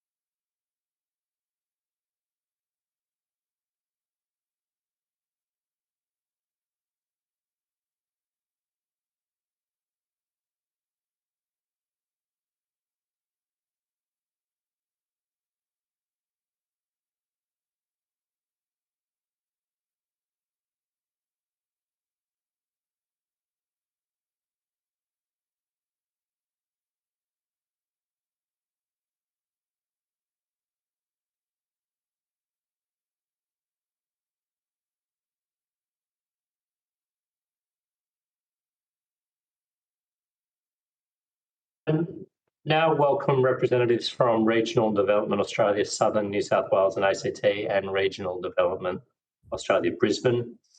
I believe the representative from RDA Brisbane is appearing by video conference. That's you, Ms. Duguid, I think. I understand that information on parliamentary privilege and the protection of witnesses giving evidence to Senate committees has been provided to you. Just before we get into proceeding, could I ask for the Hansard record that you state your full name and the capacity in which you appear today? Perhaps we'll start with you, Ms. Duguid. Thank you. Nicole Duguid, I'm the CEO of Regional Development Australia, Brisbane. Thank you, Ms. Duguid. And do we have RDA, Southern New South Wales and ACT? Yes, can you hear me? Yes, we can. Thank you. Hi. So could you just give your full name and capacity in which you appear today for the Hansard? Olivia West. I'm the CEO of RDA, Southern New South Wales and ACT. Thank you, Ms. West. Ms. West, do you have an opening statement you wish to give it all? We've received your submission, and we're also happy to take an opening statement, and then we'll go to you, Ms. Duguid. I do have an opening statement. Thank you, Chair and committee members, for the opportunity to appear today. My name is Olivia West and I am the Chief Executive Officer of Regional Development Australia, Southern New South Wales and ACT. RDA Southern New South Wales and ACT covers the Australian Capital Territory and 9 government areas across Southern New South Wales. Our region is not simply a collection of separate jurisdictions. It is an interconnected housing market, labour market, service catchment and regional economy. People live in New South Wales and work in Canberra. They cross the border to access healthcare, education, employment, retail and community services. Businesses source workers, customers and suppliers across jurisdictional boundaries. Transport, freight, housing and infrastructure pressures are similarly shared. Our concern is that the Commonwealth infrastructure assessment and funding processes do not always adequately reflect this reality. Projects in surrounding New South Wales communities can be assessed predominantly using local or state-based population and economic data, even where demand is substantially influenced by Canberra's employment market, housing constraints, population growth and service use. This can make regionally significant infrastructure appear less viable than it really is. It can also lead to fragmented planning, unclear responsibility, duplicated processes, and investment decisions that do not achieve the best regional or national outcome. This issue is not limited to the New South Wales ACT border. Yesterday, on the 30th of July, I attended the New South Wales Victoria Cross-Border Forum in Mallacoota. A key focus was the opportunity to strengthen the economic corridor stretching from the high country through East Gippsland into the Bega Valley and far south coast of New South Wales. Together with the New South Wales and Victoria Cross-Border Commissioners, state and local government representatives, RDA representatives and key industry stakeholders, we explored opportunities to grow tourism and regional investment, improve workforce mobility and access to skills, strengthen transport, freight and waste management connections, develop an economic strategy that is agnostic of state borders, and unlock the long-term potential of the Port of Edron precinct. This discussion reinforced that our communities, businesses, workers and supply chains already operate across borders every day.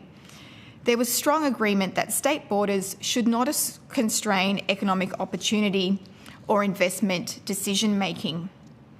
RDA is not arguing for weaker business cases, reduced scrutiny or automatic funding. We are arguing for more accurate assessment, stronger governance and better value for public investment.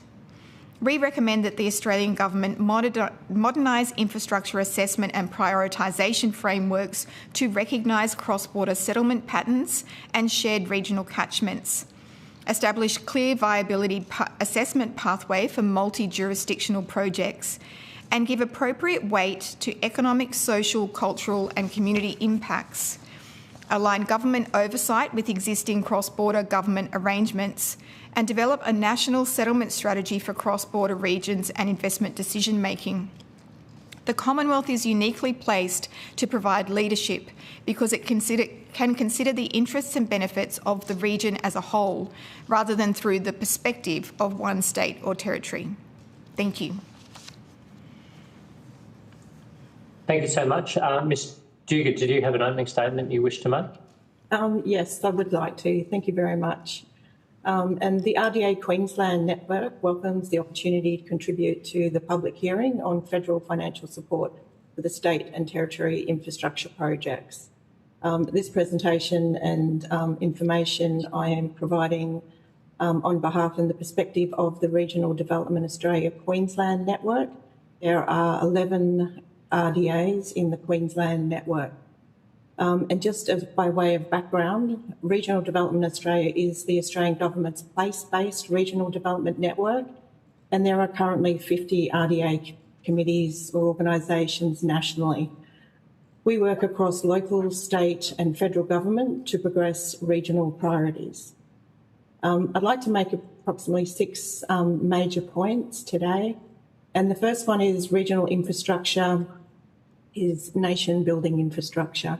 Queensland's regions support productivity, exports, energy, food security, defence, readiness and resilience. Investment decisions should recognise this national value, not just population size. We want to grow our regions, and that takes investment from all 3 levels of government and industry. RDAs can strengthen infrastructure decisions. This is really my major point here, is to utilise the Regional Development Australia network across Australia and particularly across Queensland. RDAs provide local intelligence, connect industry and communities. We can test assumptions and align regional priorities with local, state and federal governments' infrastructure pipelines. The next point I'd like to make is about the current assessment models may disadvantage regional projects. In some cases, cost-benefit analysis may favour dense urban populations or projects, and we can miss regional benefits and opportunities and projects that actually increase connectivity across regions, resilience, market access and longer-term regional growth. We want to grow our populations in our regions. The next point I'd like to make is about the federal funding could better recognise place-based needs. Regional projects can often face higher costs, longer distances, particularly in Queensland, and smaller revenue bases, but can unlock major national returns with appropriate regional weighting. The next point is about early project development support is critical. Some regional opportunities may fail because proponents cannot fund feasibility studies or business cases, demand testing, and we need additional support to be able to put up those business cases. The last point I'd like to make is the Commonwealth could build a long-term regional infrastructure pipeline. A clear national regional project pipeline would help drive nationally productivity and resilience over a 50-year period. The RDA Queensland network are very interested in a long-term regional infrastructure pipeline development. And thank you very much for the opportunity to speak. Thank you so much, Ms Duguid and Ms West. Could I just begin by asking Ms West, can you give some tangible examples of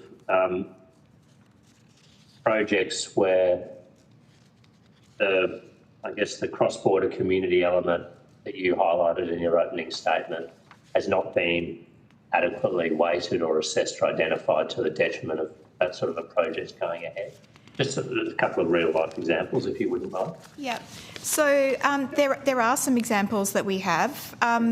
A perfect example is there's some housing developments that are surrounding the ACT, and there are some challenges around appropriate infrastructure to service the housing developments. We're all familiar with some of the housing challenges in the ACT and the need for population to essentially spill over into New South Wales. We have challenges around road, water and sewerage infrastructure that will support this expanding housing need and where that would be serviced. And it really does come into this question around where Commonwealth can support this need that we have that straddles both boundaries. Another example is where we have projects, and we have one at the Port of Edron, where a number of the benefits that will flow from the project will be borne by Victoria, but the challenges around the project from a planning perspective will be borne by New South Wales. And so if you're looking at it from purely a state-based view, we might not see the positive outcome if we were looking at how that functional economic region actually works without looking and thinking about the state borders. And so that's what we're asking this committee to consider, is how we acknowledge that our communities do not operate with the border in place. They seamlessly merge across the borders, and so do our economies, and that is the role of government, to create the infrastructure so that our economies and our communities can grow and thrive.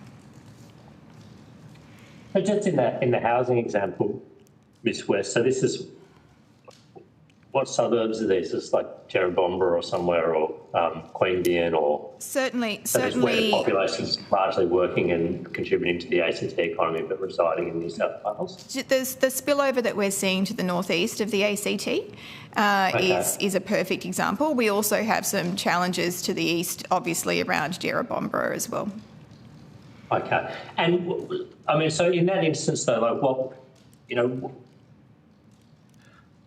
So it's New South Wales's responsibility to provide the enabling infrastructure, the water, the roads, the sewerage, the electricity and whatnot. Why are they less inclined to do it there than if I mean, we're talking about somewhere like Yass or Goulburn or something that's like well within New South Wales? What changes in their mindset that means that they're less willing or able to do that? I think the ACT will get the benefit because they're still getting stamp duty, large parts of the economic benefit. It's more around infrastructure like road infrastructure. The Barton Highway is a perfect example of a road that is experiencing increased pressure as the population continues to expand to the northeast, but we are not seeing the infrastructure upgrades on the Barton Highway that are keeping pace with the population growth. Now, that's a Commonwealth issue, and that's certainly something... It's a federal highway? Yes. Yeah. And it's certainly something that needs to be considered in this broader context of how two states are interacting and operating from an investment decision. So, I mean, is it your view that the ACT, that the federal funding doesn't adequately capture the sort of cross-state element, or one state is free, or one jurisdiction is freeloading, if you like, off the other, in this case the ACT off New South Wales? No, I'm saying that the federal government, in its consideration of around investments, when it's making investments for infrastructure, isn't adequately considering that there is a flow between the two states for these particular projects, and that we need to be really thinking about it from a place-based perspective, not from a state allocation perspective for infrastructure. And at the moment you'd argue that, this might be true, I don't know, but the federal government looks at it solely through a state prism. Like, what is the benefit in terms of the cost-benefit ratio to the state of New South Wales for the Barton Highway upgrade, for example? Yes, the allocation that will flow to New South Wales and the population that's there, and then the allocation that will flow to the ACT and the population that's there, as opposed to this cumulative benefit where the population is actually fluidly moving. And it's not just the population, it's businesses, it's transport linkages. We need to be looking at the way we're allocating funding for infrastructure in a more nuanced way when we're looking at cross-border communities.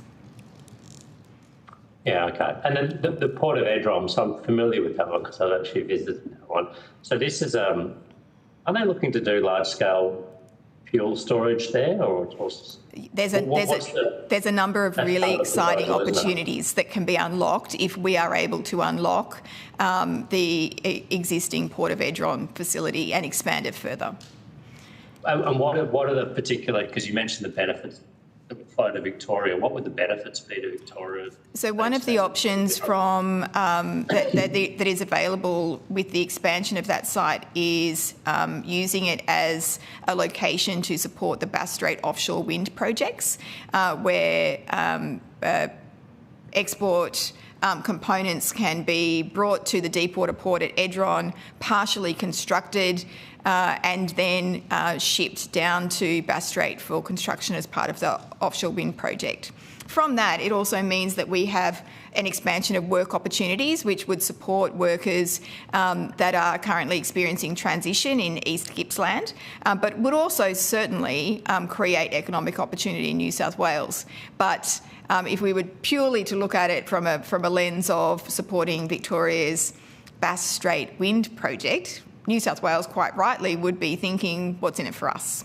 And this is where we need to be thinking when we collectively, Commonwealth, state and local governments, are investing and supporting in infrastructure, we need to be capturing that there will be benefits that will flow across borders that need to be considered from a project in its totality, like in it as a whole. And how would you, how specifically, what's the sort of, what's the recommendation, I guess, if you like, that would actually, or the mechanism that would allow, is it a set of pooled funding that recognises projects of cross-border significance, or is it a different category, or what? How would this actually work in practice? We would like to see a more nuanced assessment framework, sort of incorporated as part of the department's assessment process for these kind of projects and for funding allocations, to specifically consider cross-border benefits when they're associated with these kind of projects. And that's not done currently? Is there any framework to assess or criteria that allow that sort of national? I would have thought if it's like Edron was probably, national economic significance if you're talking about the Bass Strait Renewable Energy Project rather than any particular state, but then others are state significance. We would like it to be done more explicitly and in a way that it is very clear to all levels of government around how this infrastructure funding is flowing. We certainly I hear from some of my other RDA colleagues that they feel that sometimes they don't receive the investment funding that they need because they are straddling a border. Okay. Thank you, Ms West. I might have some more questions, but I'll pass to my colleagues now. Senator Grogan, did you have some questions? Thank you. Yeah, I might just follow up on that. So with the cross-border scenario, because I know we have it all over the place, where you have major roads and infrastructure that don't actually have any sense of where the border might be. They just do what they need to do. Is it the situation that in the face of a major development that there would be maybe a funding pool and an agreement with one state which will take you to a point, and then the next state would then have a whole separate process to take the road on from there? Is that how you're experiencing it currently? Particularly in relation to roads, I can't talk to how they do it, but I do assume that is how it is. I'm not an expert in road projects, but it certainly is an allocation that is made to each state, and each state does their work on their side of the border. Mm. So the kind of projects that are sort of that are most concerning to you in terms of where they sit on either side of the border, what type of projects are they? Key projects that I would say would be an example like projects where, like the Port of Edron, and support and facilitation of the infrastructure required to unlock that once-in-a-generation region and potentially nation-changing project that's available there, where all levels of government, and particularly led by the Commonwealth Government, are understanding that the benefits will flow across border and all contributing to that. Other examples are water.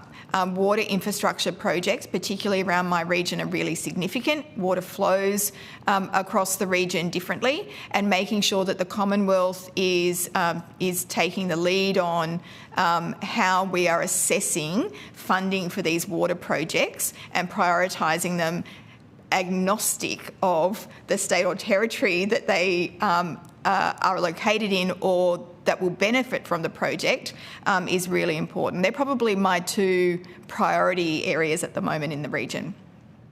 And so is your contention that the projects don't get the priority they need because they're only seen as being in one state? Yes. Okay.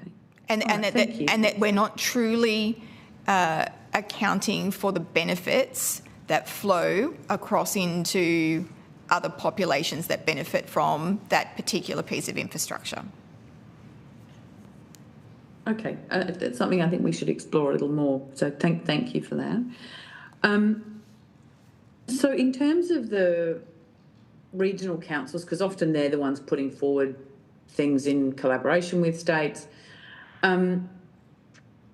what is the most effective way to assist councils to develop strong business cases? Now, my context, I'm from South Australia, and we have a lot of small councils who don't have the sort of funding base but have great need based on the landmass that they cover.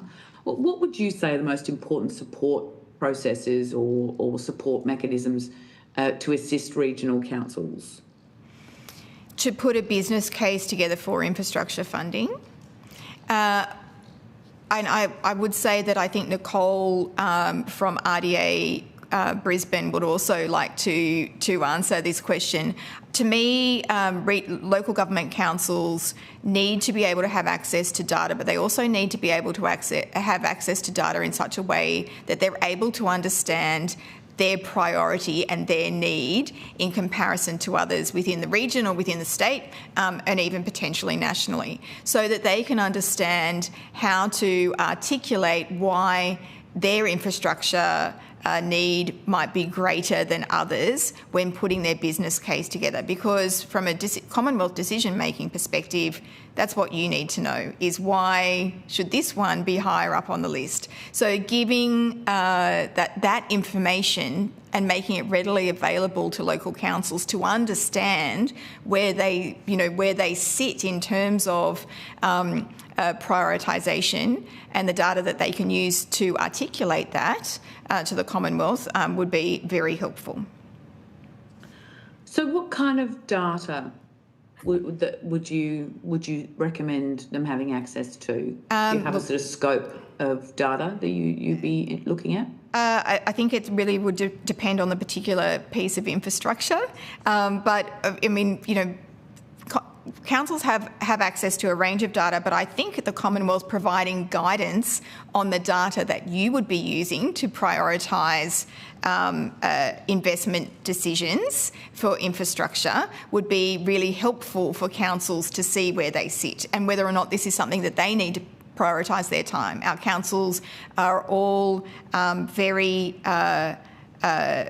cash poor, certainly across New South Wales, and resource constrained. And so I think it would be very helpful for them to understand, is this something that we really need to fight for, and and where do we sit in comparison to others?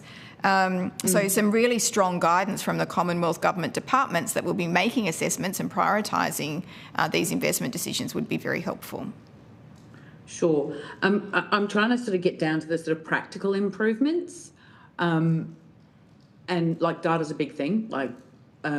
So would you be saying that, from what I've just heard, that you think that there should be like a pre-assessment or a process whereby people can talk to someone about the importance of their project? Yes. I think that would be incredibly helpful. I think the other thing would be helping with gaps around data that the local governments might not have. So things like commuting data when they're looking at roads or origin destination data, cross-border service use data.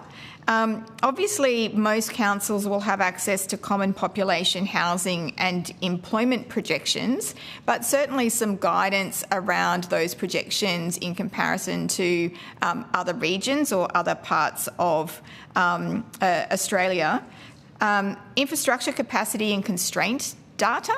So understanding what else is out there that they can link in with in terms of infrastructure can be really helpful, so that we're not building similar things across the region that could be utilised by communities if they travelled further. And certainly, you're right, there is a whole range of data that could be very useful, but Commonwealth government might have access to it. Local governments will only have access to some data, and it would be very helpful if the data that was being used for assessments or prioritisation for infrastructure could be shared with local governments so that they can then understand where they sit. Okay. Mr. do you have any commentary on that point? Yes, thank you, Senator Grogan. I think it would be a great idea to have some early funding of early feasibility. So doing a full business case can be extremely expensive, as we know. So when a project is identified by a local government or by the Commonwealth as being nationally significant, providing some funds for early feasibility design, demand testing and planning would be very, very helpful. And whether that's to the local government or a consortium, that would be a help, I think, to getting them to the final business case stage. It's that pre-step that can be missed. Okay. And just my last question to both of you. We had some conversations earlier today regarding social and community benefit and the weighting that's placed on economic benefit. Do you have any views on how the assessments are done and whether there's sufficient weighting placed on social and community perspectives and needs as opposed to economic? Yes, Senator, if I can jump in there. I think it would be great to use consistent metrics for jobs, Indigenous participation, local spend is another thing to build our region. Social outcomes, as you just mentioned, are incredibly important, particularly to the regions. So not just regional economic contribution, but also that longer term productivity, because sometimes we look at projects over the shorter term, but in the regions, we really need to be looking at a much longer scope for how the impact will benefit the nation from a long-term productivity perspective. So we're talking 10, 20, 30, 40 years. Thank you, Senator. Thank you. Senator, I absolutely agree with Nicole from RDA Brisbane's comments. And I would say that, yes, we also agree that we need to be taking a broader view of the benefits. Certainly economic benefits are important in making decisions around infrastructure, but from our perspective, infrastructure is about enabling our community, our businesses and our visitors to be able to enjoy our region. And so infrastructure can have many, many benefits that need to be contemplated. One of the things that we do know, for example, is when you build infrastructure like a park or a public toilet, it will be supporting the local community, but it will also be supporting visitors to the community because they will enjoy the park and the public toilet, and their experience will be improved. And so there are many, many facets to how we consider the benefits that flow from infrastructure, and that's a very tiny example that can be built on. So we definitely think that needs to be considered more broadly, particularly in a regional context. Thank you. Thank you both for taking the time to come and talk to us today. It's very valuable. Thank you, Chair. Thank you, Senator Grogan. Senator Dowling, have you got questions? Yeah, thanks, Chair. Ms. Duguid, building on what you said in your last answer, maybe we could apply that directly to the 2032 Olympic and Paralympic Games. And just thinking about, there's a checkered history about major sporting events infrastructure and then the legacy they leave afterwards. So what do you sort of envisage the legacy beyond 2032 for regional Queensland? Yeah, I think there's an amazing legacy that can be left, and I think many of the organisations associated with the Olympic Committee are currently working in that space. We are working with the regions at the moment, and some of the legacy issues that can be left for our regions include things like having regional businesses involved in the procurement activities over the longer term. So not just leading into the 2032 Olympics, but beyond that. So it's building regional businesses and Indigenous businesses so that they can, prosper throughout the lead up into the 2032 Olympics. Of course, the sporting infrastructure and the legacy to our young people into schools is we all know what that will be. But I think from an infrastructure perspective, leading into the 2032 Olympics, we need to be thinking about upgrades to the Bruce Highway and our major carriages, because tourism will be coming not just to Brisbane, but they'll be going all throughout Queensland and all throughout the country. So upgrades and making sure the Bruce Highway is ready is going to be extremely important. Ensuring that the connectivity for our mobile phones throughout Queensland will also be important, that we get rid of the black spots that we currently are experiencing, particularly here in Queensland. That will be very important leading into the Olympics, so that when people come from a tourism point of view, they come and they can use their mobile phones throughout the nation. And I think the other sort of important, it's that the benefit to the regions more generally, which is that social impact, making sure that our communities are involved in the Olympic 2032 Games, and that the social impact for our regions means that I think, excitement and ensuring that everyone's enjoying it throughout Australia, not just a smaller area of Brisbane. And I think the other thing we probably need to be thinking about is, of course, the sovereign capability and the long-term capability of our nation. And we can sort of promote some of that stuff throughout now and beyond the Olympics as well, which will enhance our economic worth over time.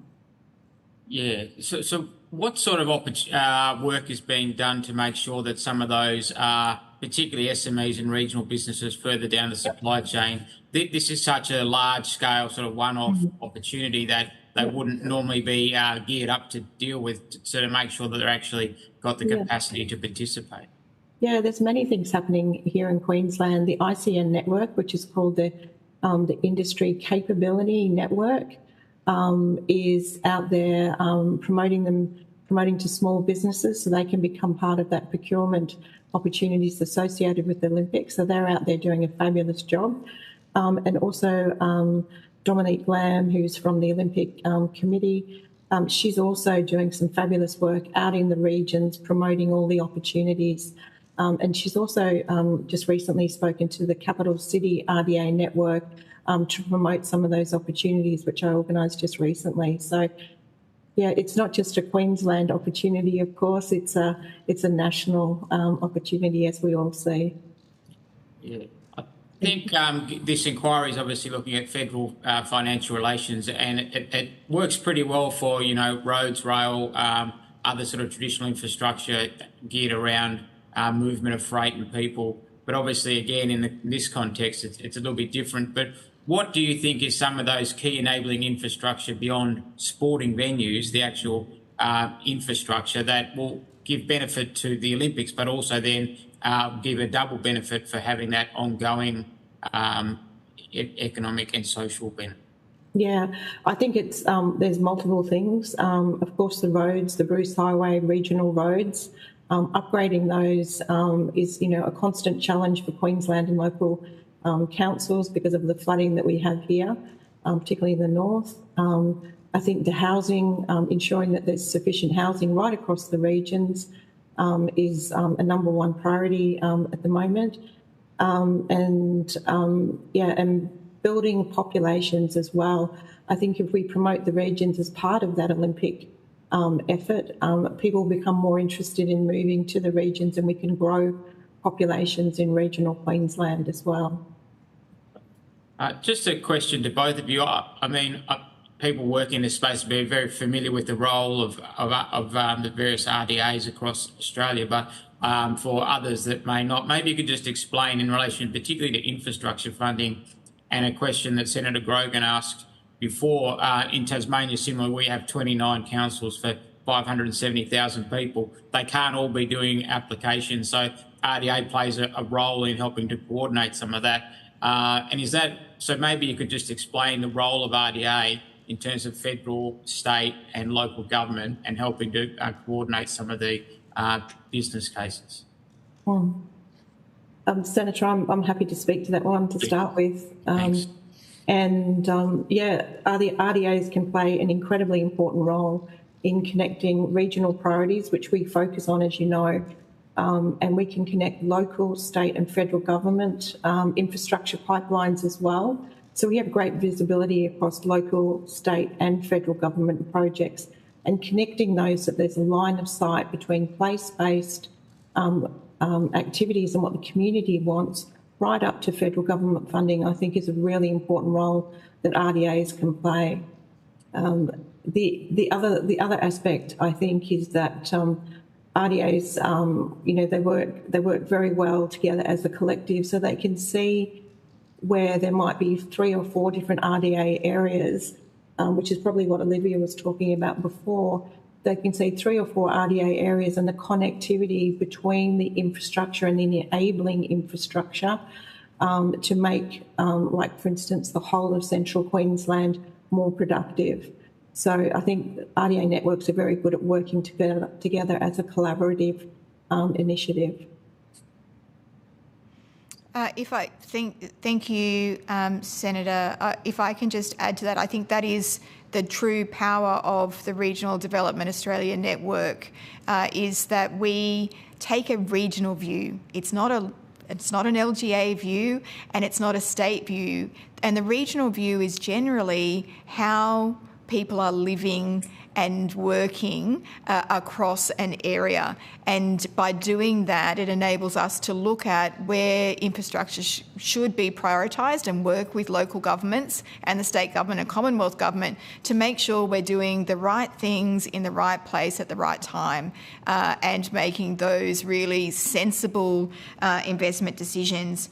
And more importantly, long-term investment decisions that will be nation-changing and region-changing, and that's what we need to do. We need to make sure we're spending our money where it needs to be spent.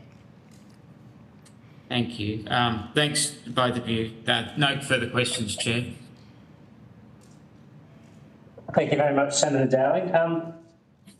I think we are due to move on to the next witness. So I did want to thank Ms West and Ms Ugood for your appearance today and your submission and opening statement and your contribution to this inquiry. And I would now like to welcome representatives from the National Growth Areas Alliance, who I believe are appearing by video conference.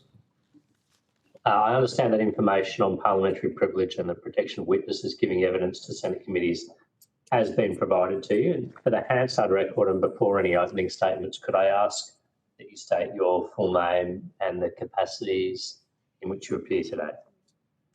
Thank you, Senator. Yes, Bronwyn Clark, Chief Executive Officer of the National Growth Areas Alliance. And my colleague? Anne Herney, Research and Policy Lead for the National Growth Areas Alliance. And I'm just getting used to the WebEx, so sorry if that's had to click on unmute and all of that sort of thing. Thank you, Ms Clark and Ms Herney. Ms Clark, did you wish to make an opening statement? Yes, thank you. Please go ahead. Thank you very much, Senator and Committee, for the opportunity to appear today on behalf of the National Growth Areas Alliance.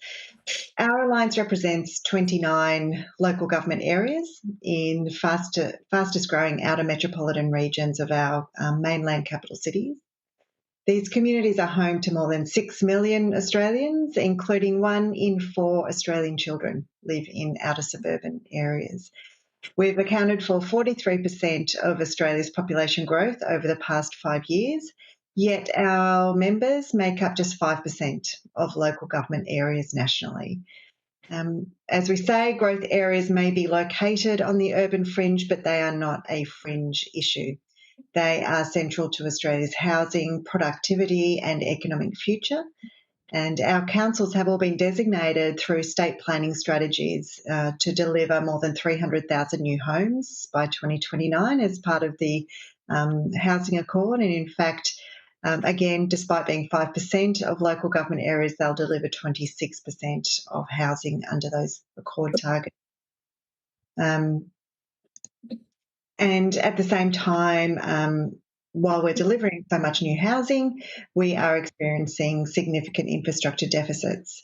The reality is that homes can be delivered much faster than roads, public transport, utilities, health services, schools, sporting facilities, and the community infrastructure to support the people living in those houses.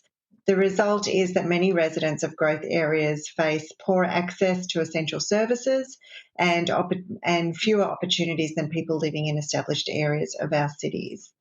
We have research and evidence to show the significant access gap, which we've cited in our submission, around issues like access to public transport, healthcare, sporting facilities and cultural infrastructure. Our core message to the committee is that this is not simply an infrastructure funding issue. It's a question of whether Australia's infrastructure funding system is aligned with where growth is actually occurring. I won't run through all of our recommendations again, but basically just to reiterate that local government plays a very important role in the planning and delivery of infrastructure, and to be elevated to a serious partner in these decisions. And we also are really certain that we need to contemporise, update our nationally used classifications, geographical classifications, and growth areas are significant regions that need long-term place-based investment frameworks and need to be recognised as such. We need infrastructure assessment processes to be aligned with the government's national urban policy, which is all about place-based investment and equitable access to infrastructure. We need infrastructure to be planned alongside population growth and settlement patterns, and we need governments to prioritise investment that delivers equitable social, economic, cultural and environmental outcomes as per the national urban policy. And we really think that finally the performance and evaluation framework should include measures of spatial and social equity so that we can better understand who benefits from infrastructure investment and who is being left behind. In short, Senators, our submission calls for a shift from short-term project-by-project funding towards a long-term place-based infrastructure framework that matches investment where growth is occurring. If growth areas are expected to deliver a quarter of Australia's new housing, they must also receive the infrastructure investment needed to support thriving, productive and connected communities. Thank you. Thank you very much, Ms. Clark. I might start with the questions if that's right, and I expect my colleagues will have some questions too. So you represent 29 local government areas, authorities, is that right? Yes, that's correct. And I was just having a look on something you submitted. So can you just, in Sydney, which is where I represent New South Wales, we've got other state senators, but I can see you've got Blacktown, Campbelltown, Penrith, Camden, Wallandilly. Yes. Where else? Liverpool is part of the alliance, and the Hill Shire also matches the criteria. Okay. Yeah, I was going to ask, how do you become part of the alliance? Is it by invitation only, or do they apply, or how does it work? We welcome anybody who's experiencing growth, but our formal criteria has three criteria. One is location, so we are looking at outer metropolitan areas of our capital cities. Secondly, we are characterised by greenfield development. So this is where we're building communities in paddocks. And the third criteria is the rate of population growth, and all our members have at least 2% annual population growth. Many of them are up around the 6 or 7% per annum population growth, and the national average is 1.7. Yeah, okay, thank you. That's helpful. Now, you mentioned in your opening statement and your submission that research shows that residents of growth areas face poorer access to services and opportunities, including public transport, healthcare, sporting facilities, cultural infrastructure. Does your research show, do those gaps close over time? In some cases, my non-empirical observation would be that they do. Like when you get a new suburb, it's sort of, the services seem to obviously, follow behind the population, so they seem to get better over time. But what does your research say there? Sorry, Ms. Ernie, I interrupted you. No, sorry. In some cases, they do. However, the rate of growth and the impact of the lag in the investment means that sometimes it's compounded. And in fact, the research that we commissioned was with RMIT's Australian Urban Observatory, and they've done a suburb level analysis of access to a range of social and cultural infrastructure and access to public transport, walkability, and open space. And in all five capital cities that we looked at, there was a significant gap in all of the livability indicators except for access to open space.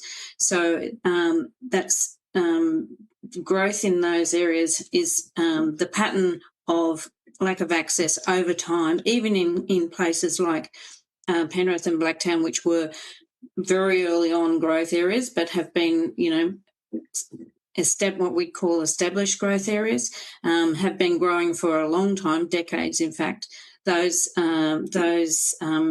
infrastructure gaps are still there. Where there has been targeted investment, we see an improvement.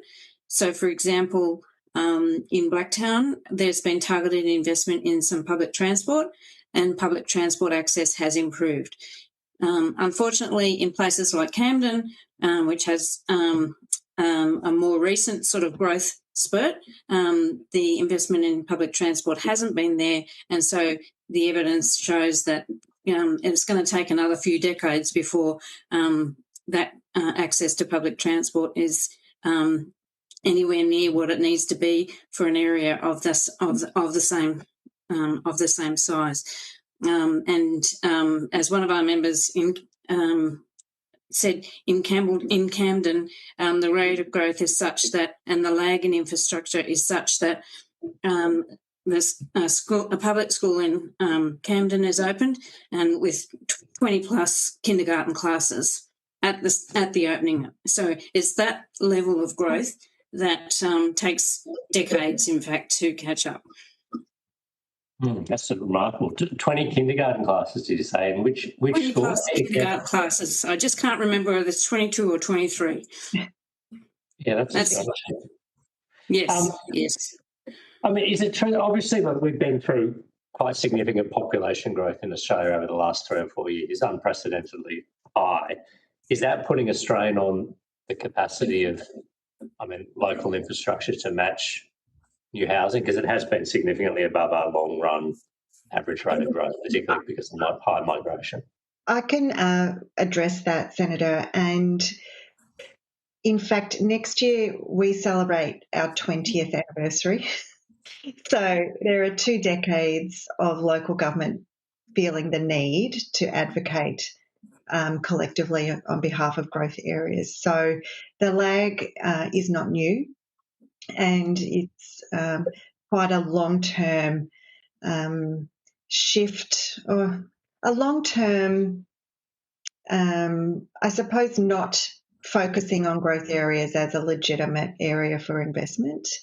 And what we feel is what's happened over that 20 years is that our cities have changed remarkably. Like they've grown, not just in population, but in geographical size. But we continue to use some quite outdated classifications for planning and reporting on federal and state level programming and investment. And so we're trying to address a newish problem with some quite old processes. What would be your, how would you suggest these processes and classifications and whatnot are updated? What needs to change then? So at the moment, federal portfolios, federal departments work on greater capital city statistical areas. So decisions are made based on the whole of Greater Sydney, for example, as one homogenous unit. Same in all the capital cities. Regional Australia has 4 levels of regionality so that investment and services can be tailored to meet the needs of those differing areas. We'd love to see, and I'll ask Anne to jump in a second with some of the detail, but we would love to see our greater capital city areas delineated, defined, so that the diversity within them can actually help better planning. So, Anne, do you want to sort of just outline that? Sure. So we're working with Adelaide University to come up with a sort of more standardised definition. Obviously, we have our membership sort of criteria, but for a geographical classification for growth areas in our capital cities, we need to sort of have a standardised approach or methodology. They are looking at, so we want to use the ABS data and boundaries such as the urban centre locality boundaries as the geographical locational criteria, the rate of growth and the population and the dwelling growth, so that we capture that essence of new greenfield plus the rate of growth of population. And that would then mean that even in those regional, inter-regional or regional cities where there's growth occurring, they can have that same classification where there's new greenfield happening as the peripheral capital city areas, and which would mean that it would be more targeted to where the growth is happening, as Bronwyn has suggested. So that's our aim. It would probably take quite some time because the ABS has just reformed their standard geographical system, and so we have to wait another 5 years or whatever like that before they review that. But in the meantime, even going back a couple of decades when the RDAs were there was a classification within the RDA system where it changed from in Sydney, for example, we had a Western Sydney RDA, which was, equivalent for understanding that things were happening differently in Western Sydney. But at the moment, the RDA system treats capital city as greater capital cities, as Bronwyn said, as homogenous regions, which means that it isn't possible to differentiate the infrastructure in the areas where the growth is happening compared to the different sorts of needs where there might be consolidation, which might need renewal and that sort of thing. So we have councils competing for the same bucket of money while having to deal with a whole range of different needs.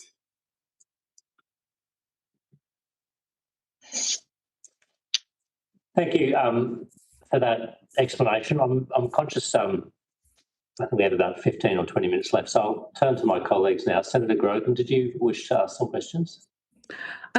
Yes, thank you for your time. Really appreciate it.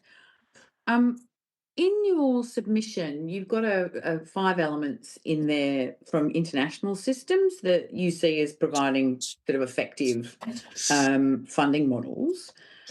Can you just expand a little on those models and where you think we're coming up short? Sure. The analysis that we basically worked with Western Sydney University to have a look at that literature review in terms of infrastructure funding, and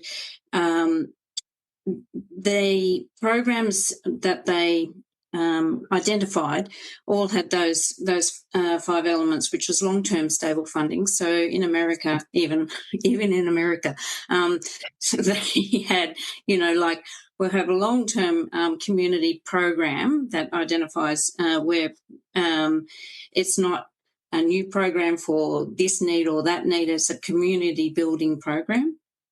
In Canada.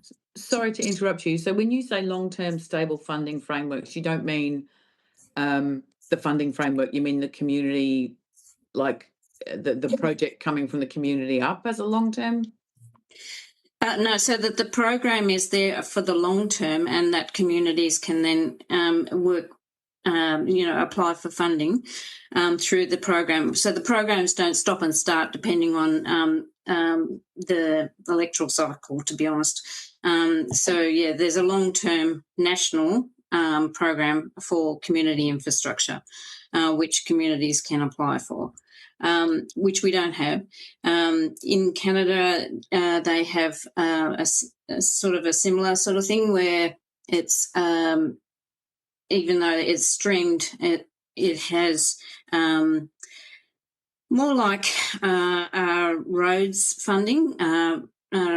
We have like Roads to Recover, or the Black Spot program, which has been going for, since the 70s, where we have local governments identifying the need.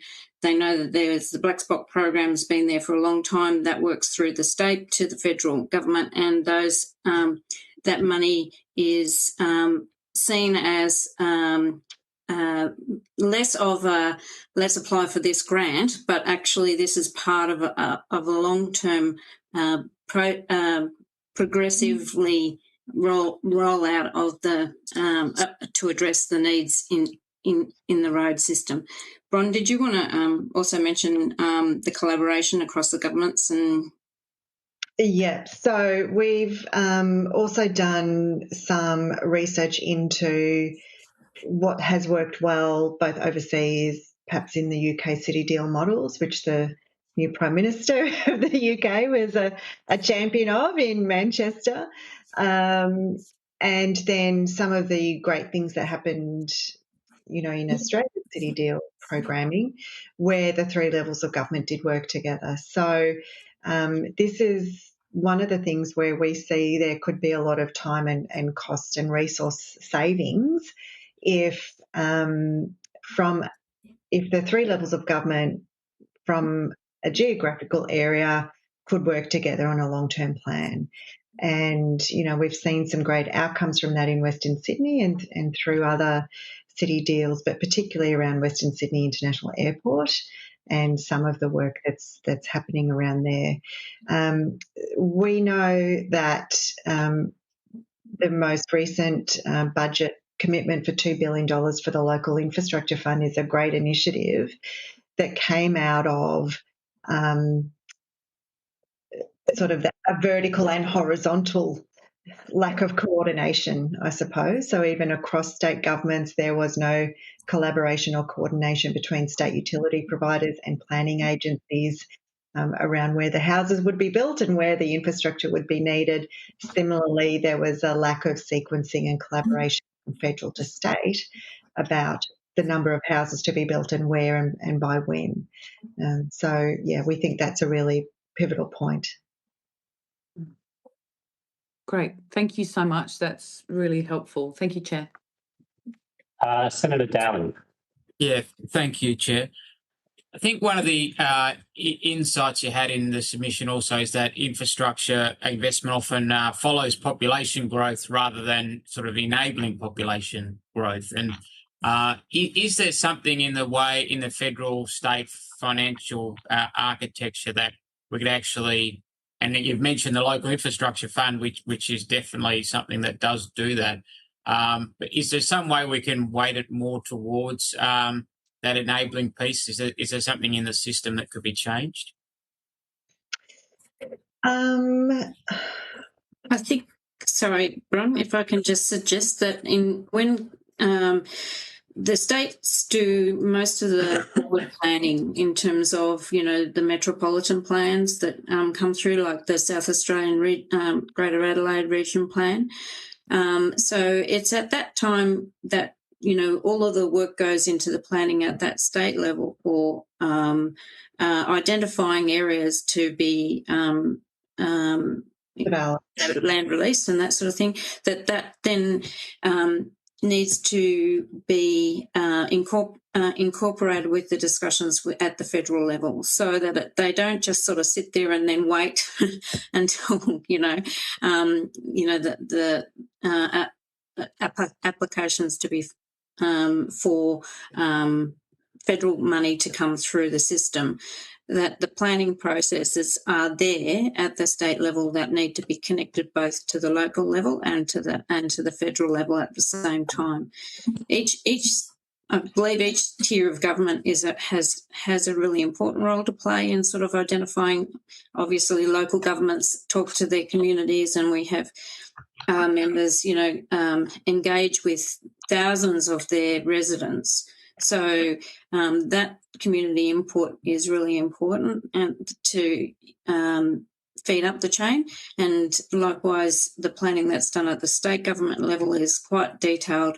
And if they work across at state government level with the agencies to identify what's required from an infrastructure processes, that information is then needs to be sort of basically integrated into the federal government. The federal government obviously has its population, and I think this is where Planning Institute of Australia has a view that the federal government has their migration program, and so therefore should also have some idea of a settlement process. And I think if the integration between the state government planning system with the federal government, immigration and settlement system, we'd get a better outcome,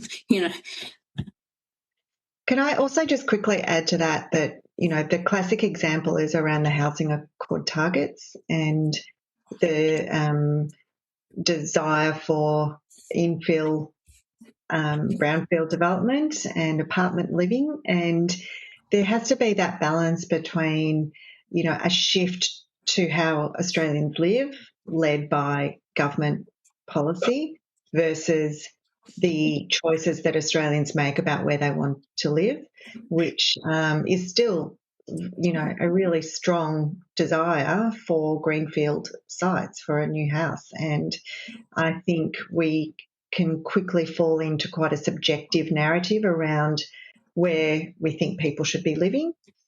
We even dislike the term urban sprawl because it's very subjective and pejorative. We are looking at urban expansion.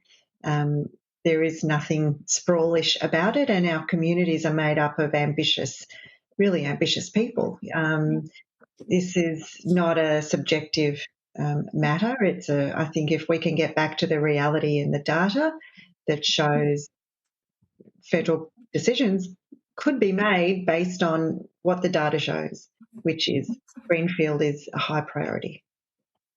Yeah. So potentially there's a case for greater weighting about future population growth than existing population centres, if that may change that funding mix potentially. Yeah, if we could reflect those population plans on the reality of where people are moving to. We seem to be with growth areas seem to fall into a bit of a black hole of not being acknowledged for welcoming and accommodating the population growth. And a part of that comes back to the classification. So we talk about Melbourne or Sydney growing. We talk about regional cities growing. But we don't talk about the 50,000 new people who've now living in what were paddocks at the last census. It's a very different experience, and it's not reflected in any data collection. And the other point about the growth areas is that they accommodate, 43% of the natural increase. So part of that growth is actually babies being born, as families move in. Just back to the government's $2 billion local infrastructure fund. I think that's unlocking something like 65,000 houses, and you think, and that's sort of infrastructure we often don't talk about. Electricity connections, small local roads, sewerage and water, these type of things. But if in terms of bang for buck, 65,000 houses for $2 billion, it's probably just about one of the most effective investments you can make in terms of unlocking some of those new housing opportunities. We definitely welcome the investment and think it is really good bang for buck. I would be perhaps a little contentious to say that it's a bit of a shock that it got to this point where we literally have whole neighbourhoods in our member councils where people are paying over $1 million for a house and their sewage is collected in a tank at the end of the street. And it's local government, is involved in shipping it out, trucking it out every week. So I think it's fantastic the fund's been created, but the fact that it had to be created should be a real wake-up call for how we manage the process of residential development in Australia. Yeah, I think putting some performance monitoring around that fund, and if it does deliver on that promise, then I think there's a very strong case to integrate it further into some of those national infrastructure planning. Yeah, agreed. Yeah. That's all from me. Thank you. Thanks, Senator Dowling. Can I just, sorry, my video was off. Just pick up on that. Is $2 billion enough for housing-related infrastructure? What's your assessment of the shortfall? Well, I believe that probably if we looked at what the housing targets were and using, I think when we looked at the analysis that Urban Development Infrastructure in this Institute of Australia, their analysis of the constraints, and we looked at where those constraints were in terms of enabling infrastructure. Our estimate was that there were 82,500 dwellings that could be unlocked with enabling infrastructure. So potentially, the answer is there's always more that we can do. I think, as Bronwyn said, this issue, is one where it's different in each state in terms of what's required. So water in South Australia, energy in Western Australia. And again, as I said, where the state government planning looks at what needs to be happen, and if federal government is in identifying and rightly so, a need for more housing, then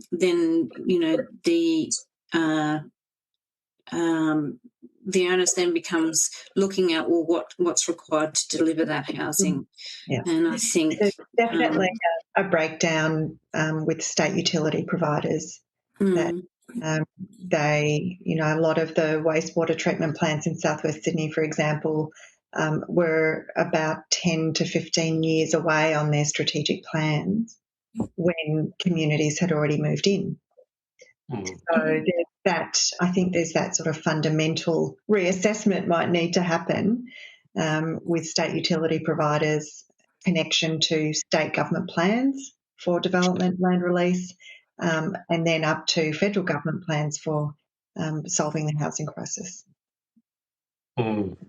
So, more infrastructure funding, more enabling infrastructure funding should unlock more homes.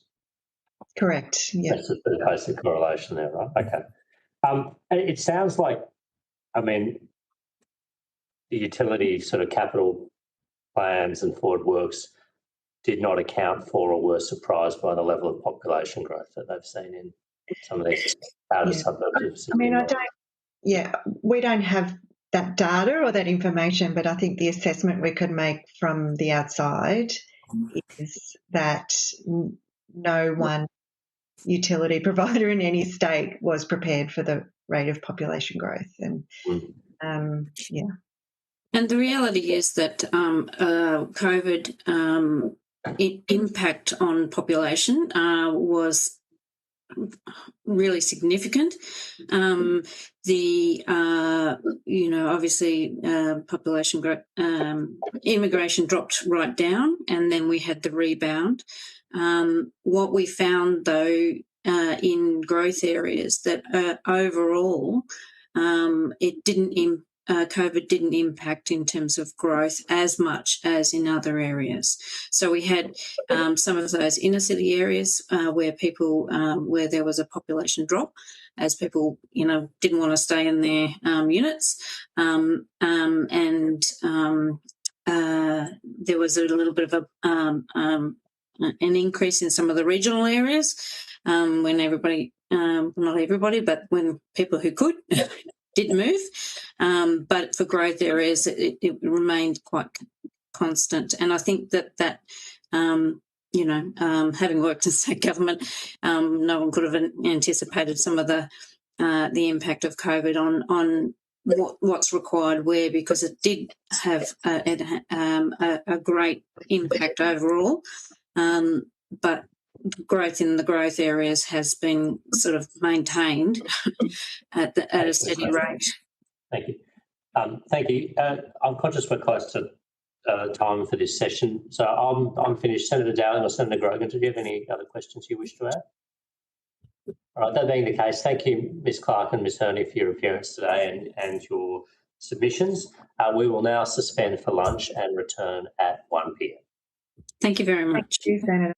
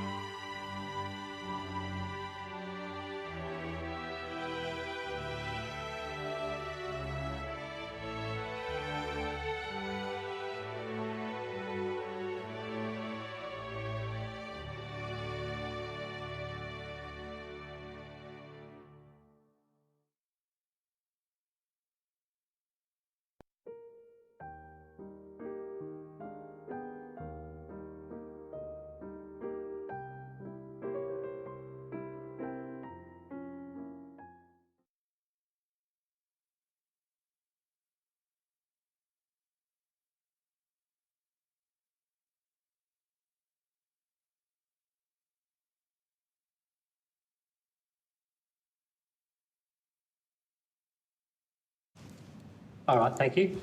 Well, we will now resume proceedings, and I welcome representatives from Master Builders Australia and the Planning Institute of Australia. I believe the Planning Institute's appearing by video conference, and Master Builders Australia is in the committee room in Canberra.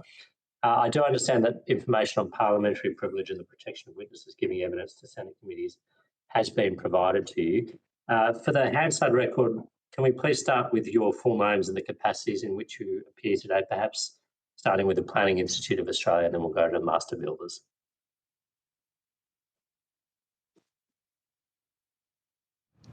Ms Bennett, is it Planning Institute of Australia? Yes, thank you. Nicole Bennett's National Head of Policy and Advocacy for the Planning Institute, and I'm joined by our National President, Emma Riley, who I think, Emma, you're on mute.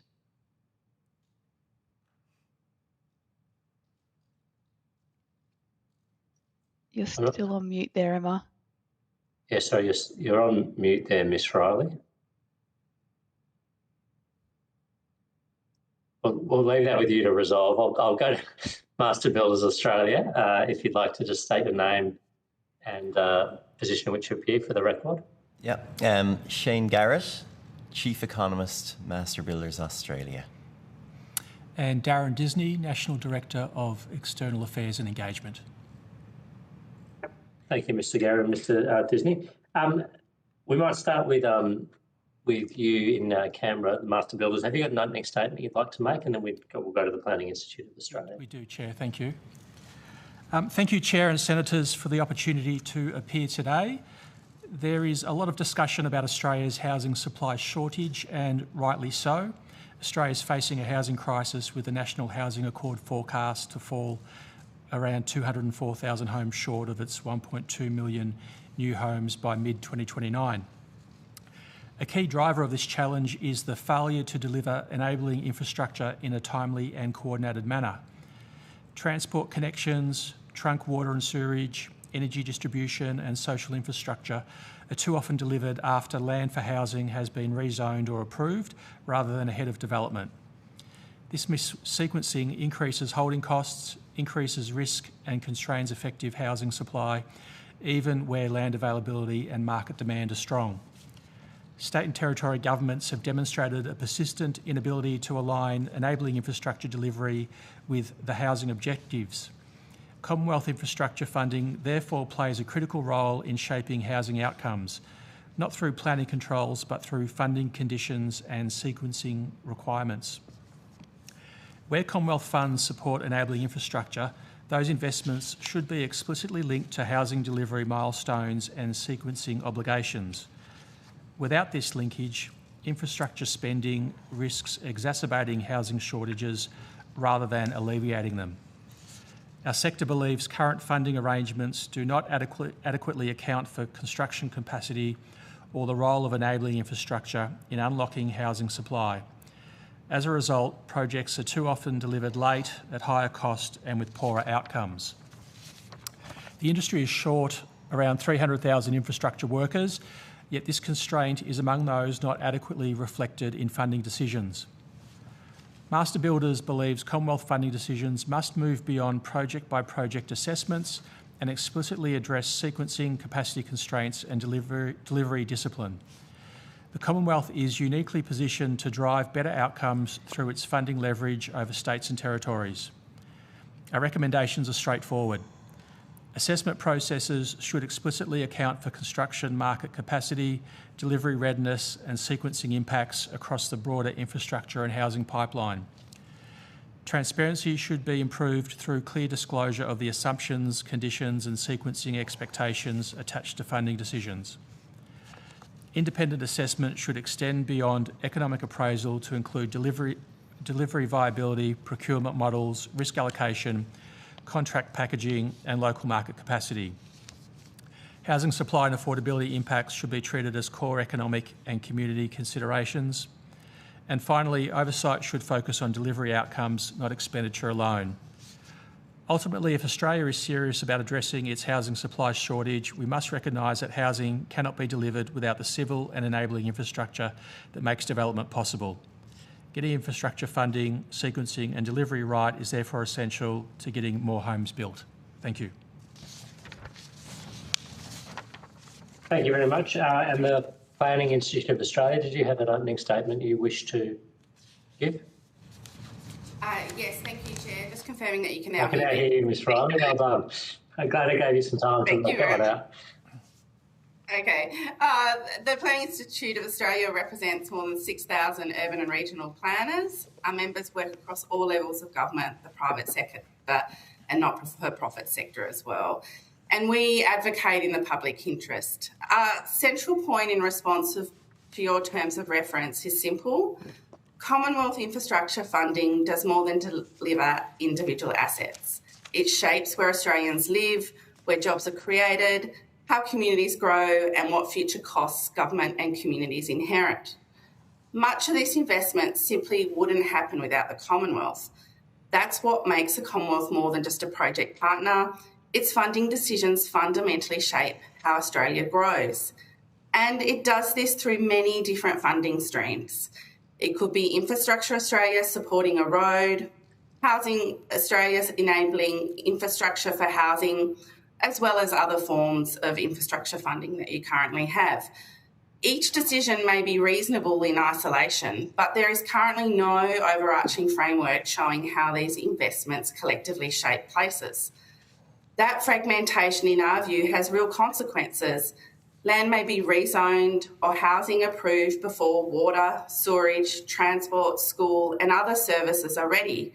Investment can also reinforce growth in locations exposed to worsening hazard risks like flood and fires, or miss opportunities to unlock housing where infrastructure already has capacity. PM makes 2 recommendations for your consideration.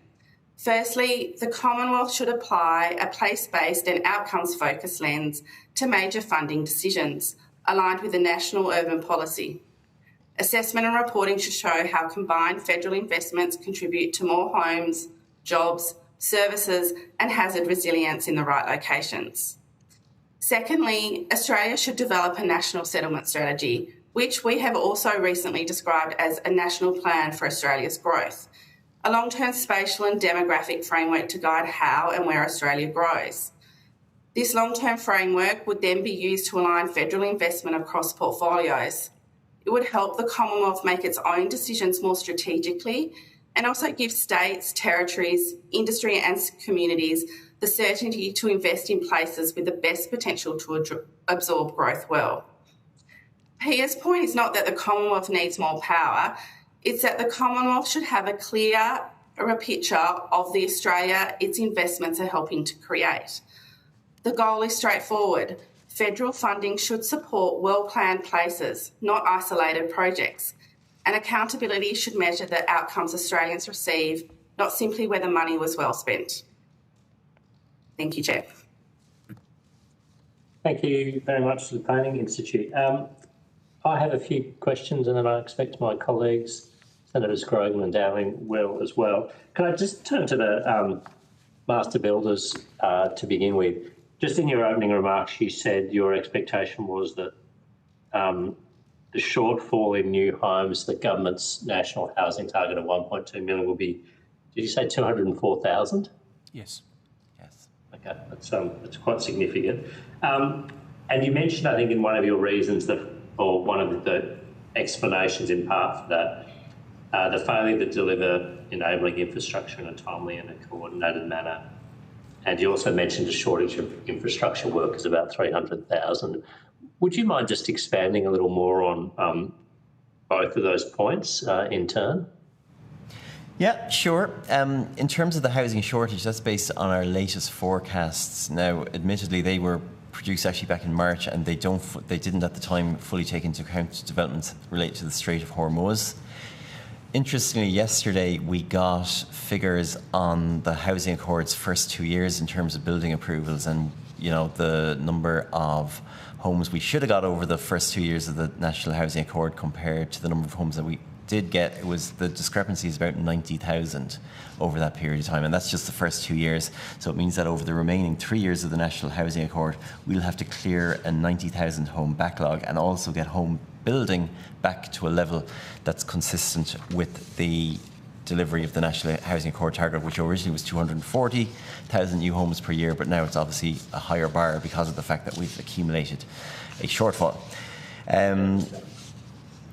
So that's one thing. In terms then of the shortage of workers, the shortage of workers figure isn't our figure. It was actually calculated by Infrastructure Australia almost a year ago in its market capacity report, and they reckon that, and that figure, by the way, is out of date. It's almost a year out of date. I think they will update it towards the end of this year, but it relates to the number of workers needed, I think, by early 2027 in terms of being able to deliver enough infrastructure over the years to come.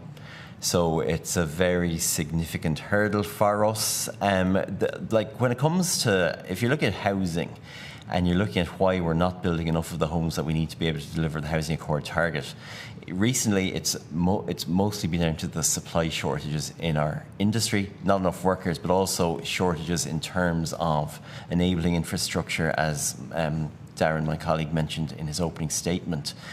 Increasingly for us, though, the worry is growing on the demand side as well. In other words, the demand for new housing seems to be undergoing a challenge since the federal budget came along, because what we seem to see happening is that the price of established homes is actually falling at the moment in many of the major markets around Australia, but the cost of buying a new home is actually growing at its fastest in 3 years. So it's becoming much, much more expensive to buy new homes.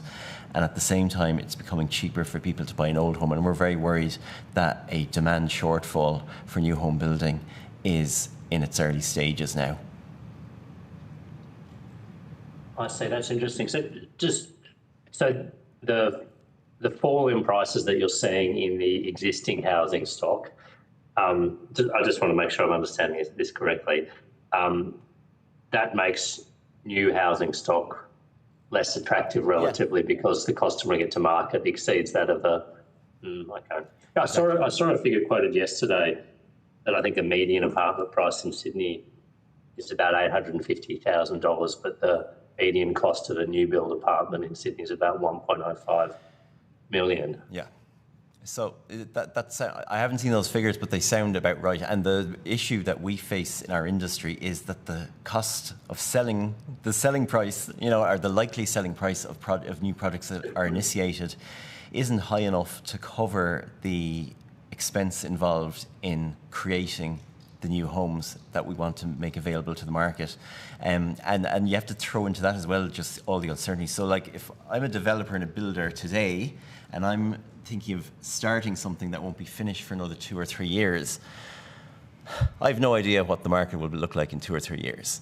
I can only go on what it looks like today and kind of extrapolate from that. And if I'm in a situation where established home prices are falling at the moment, that doesn't bode well for the likely return I'll get in 3 years' time. And we also are looking at the fact that costs are rising all of the time as well. And it just means, like, if I'm a builder or developer, the big question for me is, how likely is it that the project I'm thinking of embarking on will lose money? And there's always some the prospect of losing money on a particular project is always there.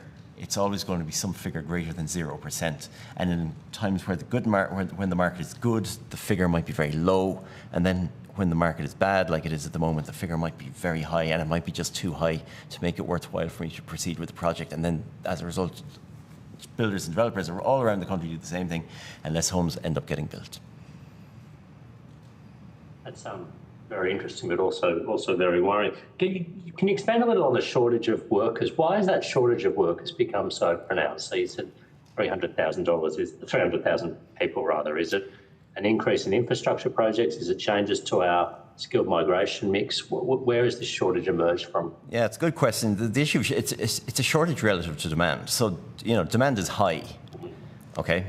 But supply on the face of it is high as well. But the thing is that supply isn't high enough to fully meet the demand.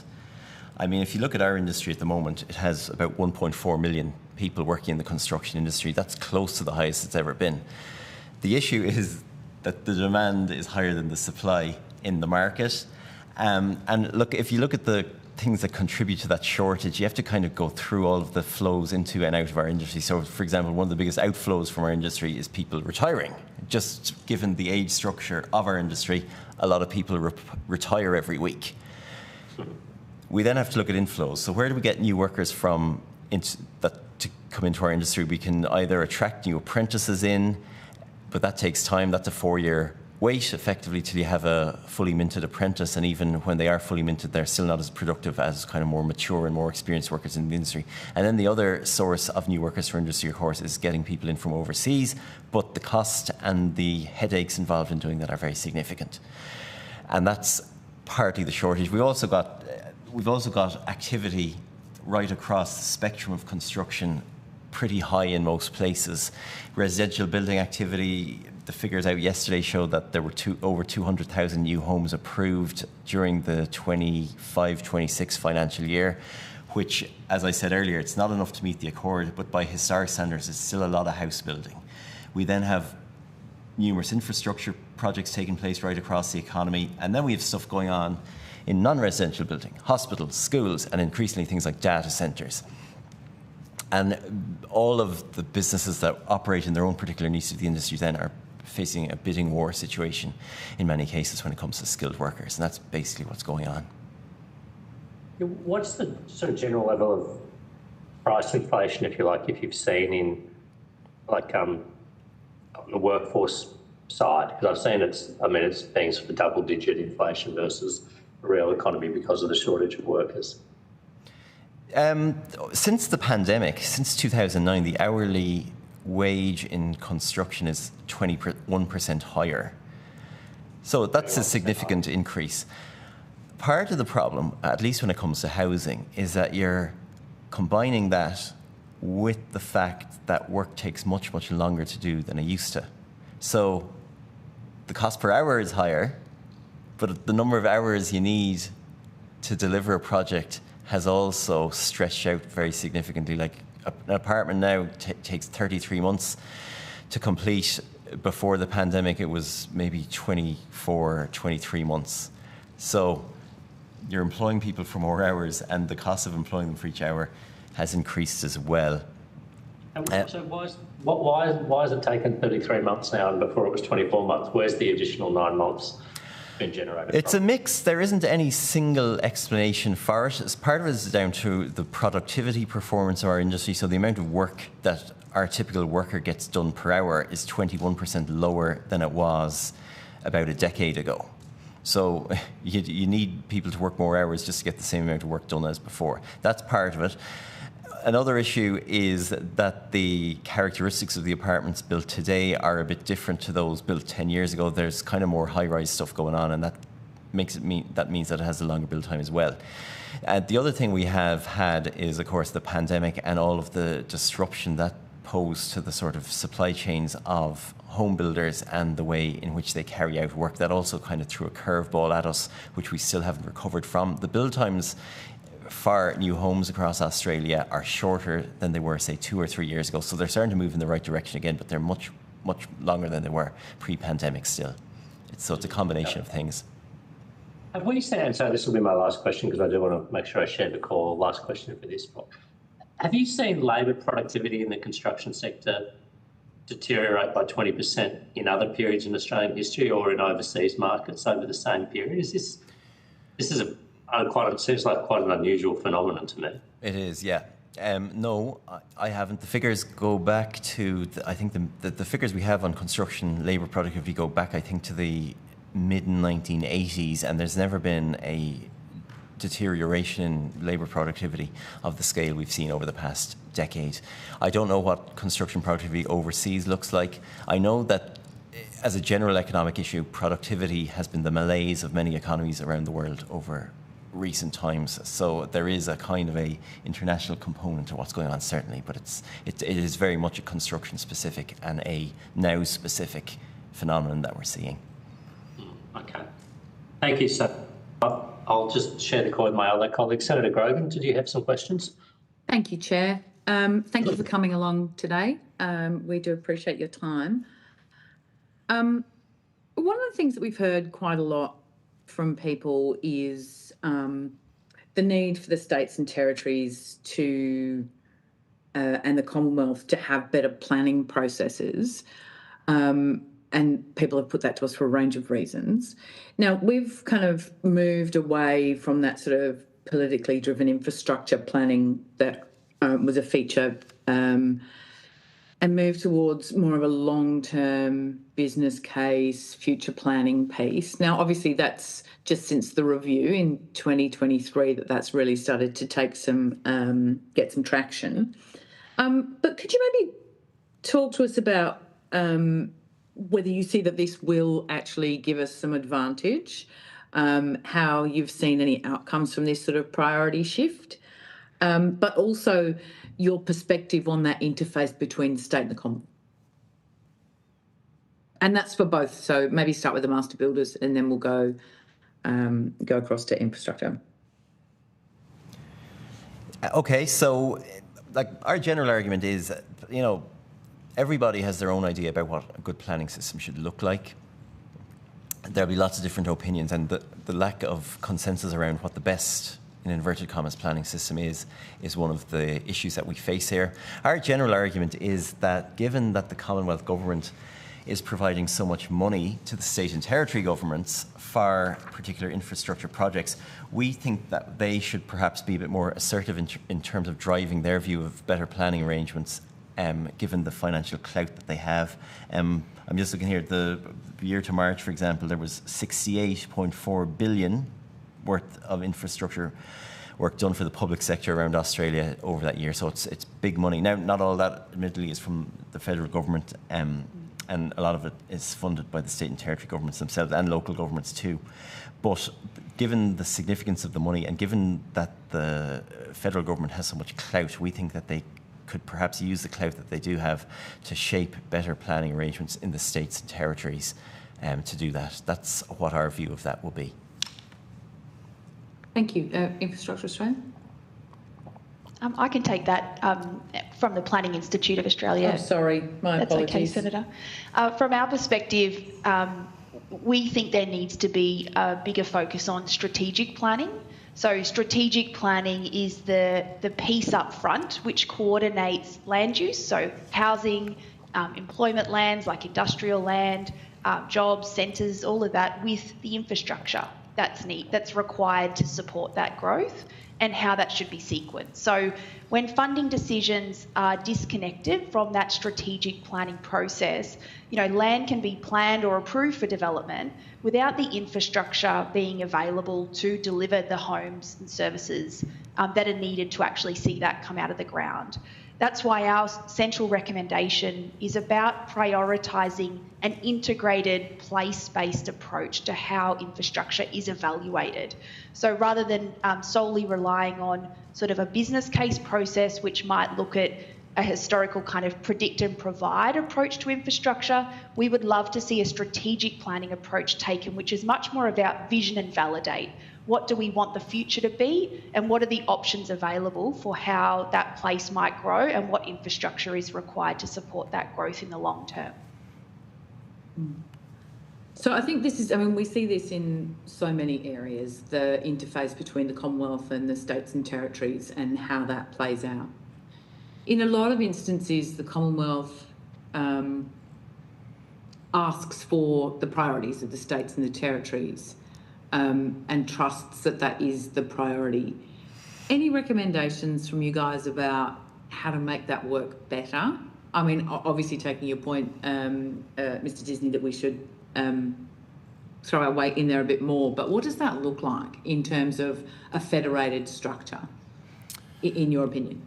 Yeah, Senator, I think, as you rightly point out, the Commonwealth will ask the states what are their priorities, and, you know, you'll typically have some discussion and negotiation, and, you know, there's an overlay of political discretion there as well. But I think that the better informed the Commonwealth is in those negotiations, the more effectively it can push back in terms of scrutinising and testing what those priorities are, how realistic they are in terms of, as we point out in our submission, in regards to things like capacity, and in terms of value for money. And so I think that in terms of those discussions and negotiations, the more that we can expand beyond simply the business case or simply the priorities of a jurisdiction through to a more detailed consideration of the different drivers, then the more effective the outcomes will be, while there'll always be political discretion. The Planning Institute, any?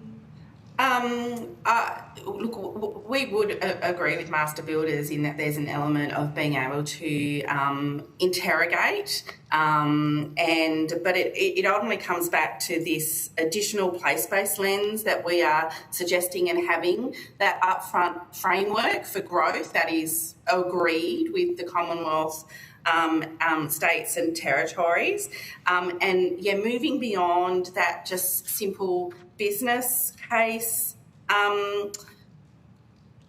perspective.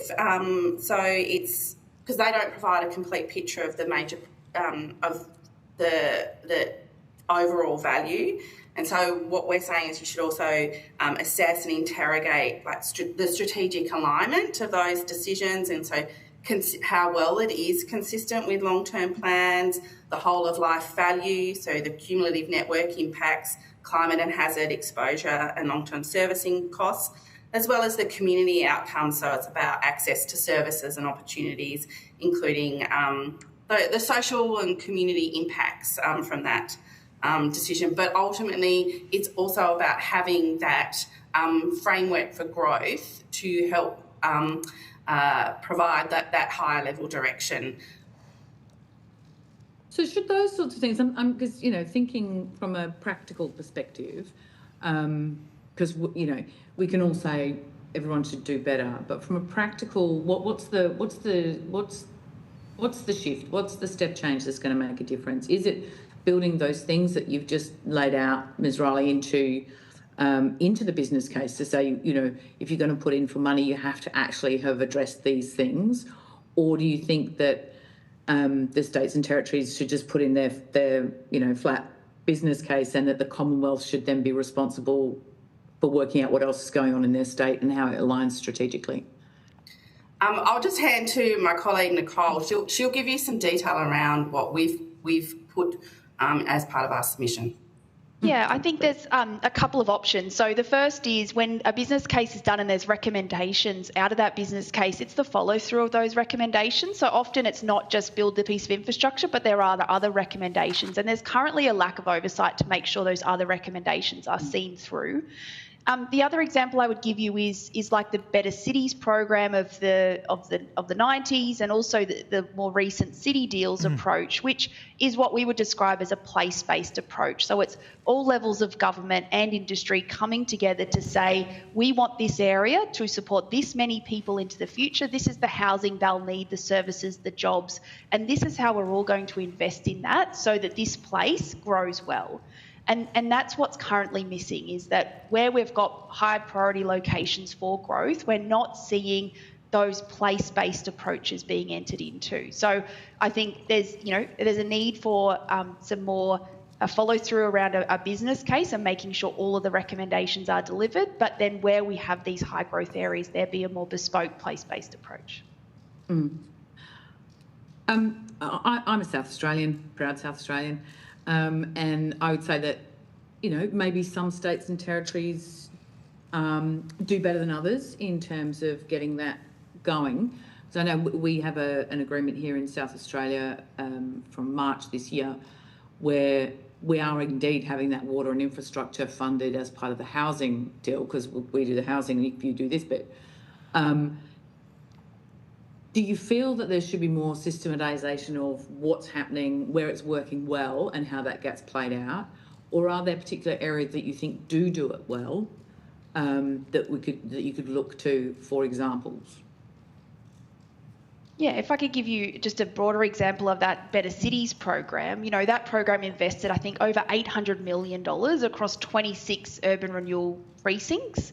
You take Brisbane's inner north, there's about $30 million unlocked $5.3 billion in private investment and delivered over 11,000 homes. You know, in Newcastle, we saw $71 million of federal funding, as well as $29 million of New South Wales funding, which then unlocked over 3,000 homes and more than 7,000 jobs. And I think the end figure is more than $2 billion in direct economic benefit. So I think we've done this before. We've got many examples to point to. The Western Sydney City deal is another one, which is unlocking that kind of cumulative or multiple multiplier benefit from that investment of government.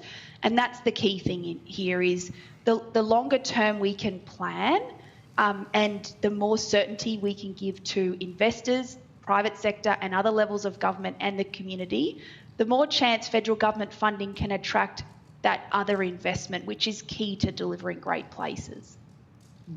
Okay. Mr. Disney, did you have a comment? No, not on that point, Senator. Thank you. Okay, thank you. Thank you, Chair. Thanks very much, Senator Grogan. Senator Dowling, have you got questions? Thank you, Chair. It's probably one that could be answered by Master Builders and Planning Institute. Just thinking around this inquiry is about federal-state relations and the financial architecture.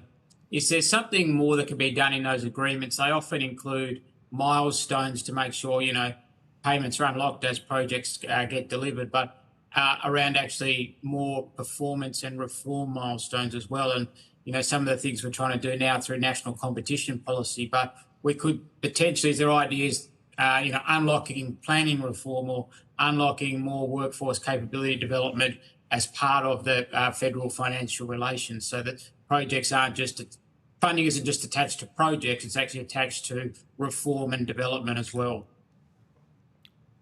Yeah. I'll throw that to both parties.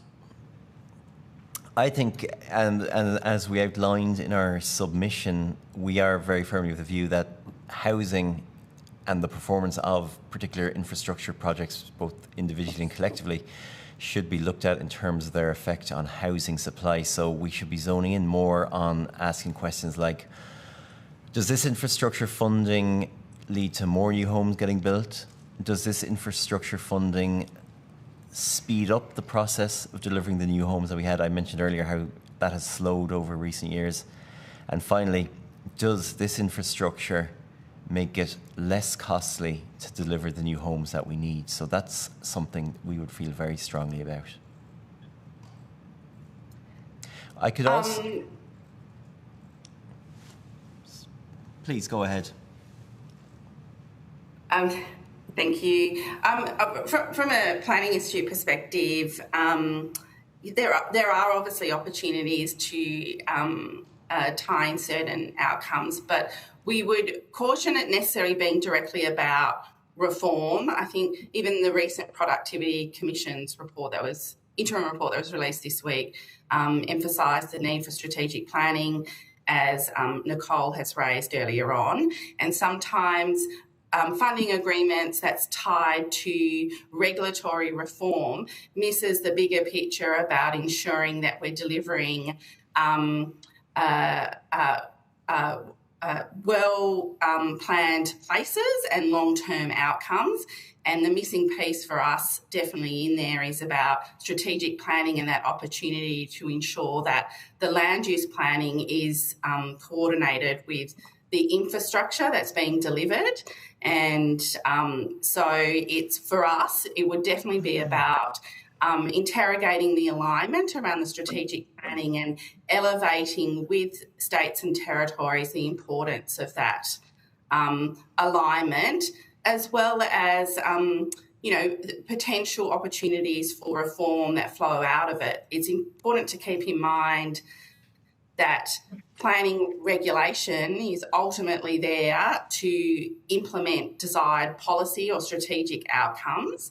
And we will say that often the regulation that ends up being the planning rules that people don't understand or becomes the biggest impediment is where there isn't line of sight to the strategic outcome that's being sought. Okay. Is there a view then that, so is the local infrastructure fund, for example, in the recent budget, $2 billion to sort of really tap into that electricity, water, sewerage, local roads, and that actually directly then ties to things like housing and it's very place specific? Is that an example of what we should be looking to do more of? Yeah, we absolutely support initiatives like the Local Infrastructure Fund. Our own modelling suggests that it'll add about 5,000 or 6,000 new homes to the output of our industry over the next 4 years or so. So we welcome that. There's just one other thing I might add on that in terms of the ability of funding mechanisms to sort of shape things for the better in other areas. One thing that's important to our members is the issue of procurement. In other words, the way in which government selects the builders and construction companies to do the work. One thing our members have found is that it's very hard for smaller companies to enter into the procurement process because of the way in which it's designed and because of the fact that it just involves so much paperwork and administration. About 98% of the businesses in our industry are less than 20 in terms of headcount, and the majority of the businesses in our industry actually have no employees at all in the formal sense. They're often structured as sole traders or structured as partnerships. And for companies of that magnitude, of that very small size, to be able to compete in procurement competitions for major government building and construction projects, it's very difficult. And what it does is it tends to shut out smaller operators, and you only get larger companies with the sort of procurement specific divisions and the procurement specific business units. They're the only ones left who can actually participate effectively in that part of the market. And we think that the way in which procurement is done should be improved so as to expand the net to the smaller businesses in our industry as well. Thank you. Just continuing with the master builders, you've made the point a bit about sequencing, and is one of your challenges that while there's still such a shortfall in housing, you've got like mega projects like the Olympics coming up, and the capacity is just not there to do all these things, and it's obviously driving up costs as well. What is the actual sort of policy response though around sequencing? Because the Olympics is when the Olympics is, and housing, we need more yesterday. So how do you actually deal with the sequencing and policy sense? Yeah, Senator, I would say that because we know there are these big demand events coming up like the Olympics, we know we have a significant workforce shortage, then the policies of the past probably aren't fit for purpose now in terms of trying to allocate that scarce labour to our priorities as a nation, as states. And so there's a real call to action there in terms of getting that sequencing, that capacity equation or assessment right when it comes to the decisions of the Commonwealth and in its negotiations with the states and territories. So what might have been suitable in those negotiations in the past, there's a need now to, I guess, lift it up a level to be, I guess, an informed party in those negotiations. And I think we can't underestimate the clout the Commonwealth has when the states and territories are keen for Commonwealth funding. That leverage is essential. The Commonwealth can bring some data and evidence that maybe the states and territories haven't got at their fingertips or maybe haven't paid enough attention to, and that's going to be really important in making those funding decisions. Thank you. Final one to the Planning Institute. Maybe you can just tell us a bit more about the role you see the National Settlement Strategy actually in terms of, again, federal state infrastructure funding. Where does it actually play a part? Is it at the very beginning, or is it through the Infrastructure Australia assessment process, or is it integrated into the actual agreements for funding? Where does it fit in? I'll let my colleague Nicole Bennett answer this one. I think the key thing for us with the National Settlement Strategy is about prioritisation.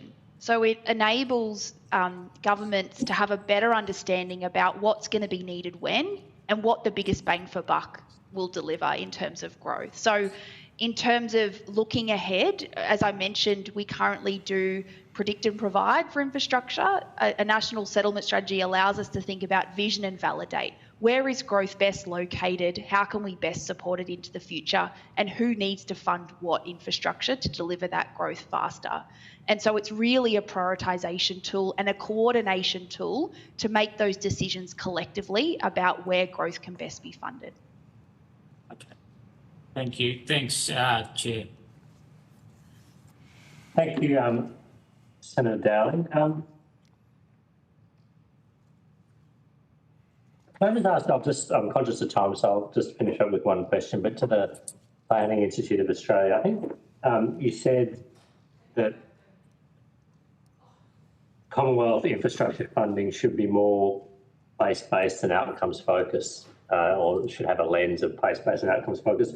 What does that look like in a practical sense? What would the government need to do, and what would the Parliament need to do to ensure that federal infrastructure funding is place-based or outcomes-focused, or both?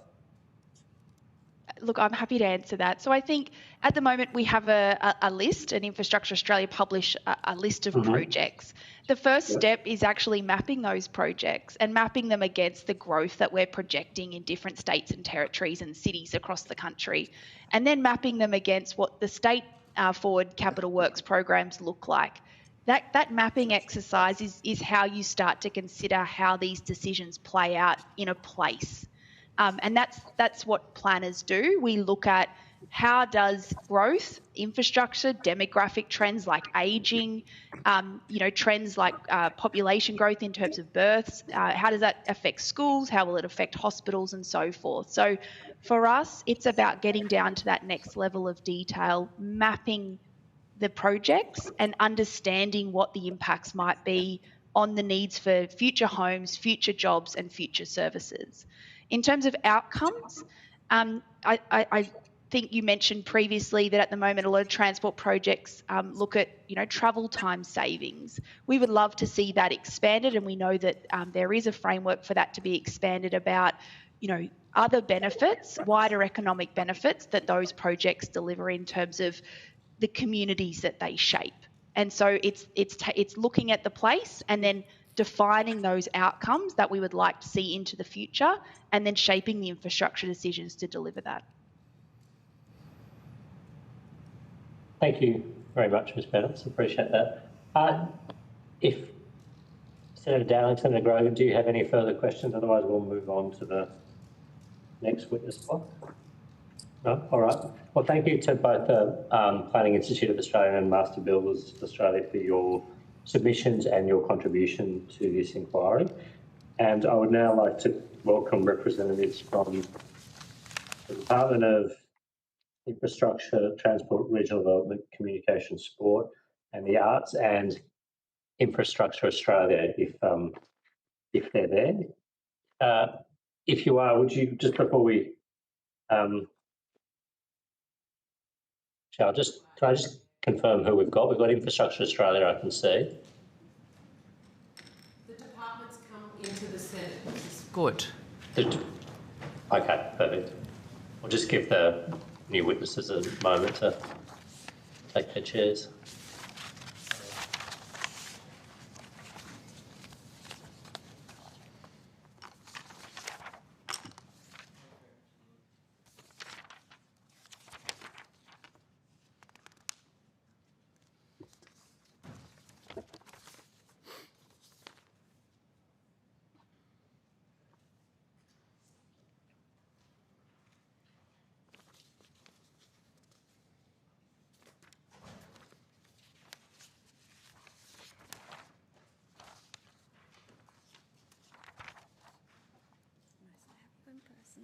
I know.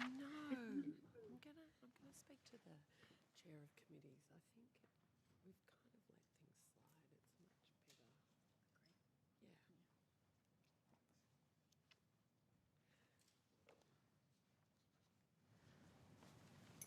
So I now welcome representatives from the Department of Infrastructure, Transport, Regional Development, Communication, Sport and the Arts, and Infrastructure Australia. I understand that information on parliamentary privilege and the protection of witnesses giving evidence to Senate committees has been provided to you.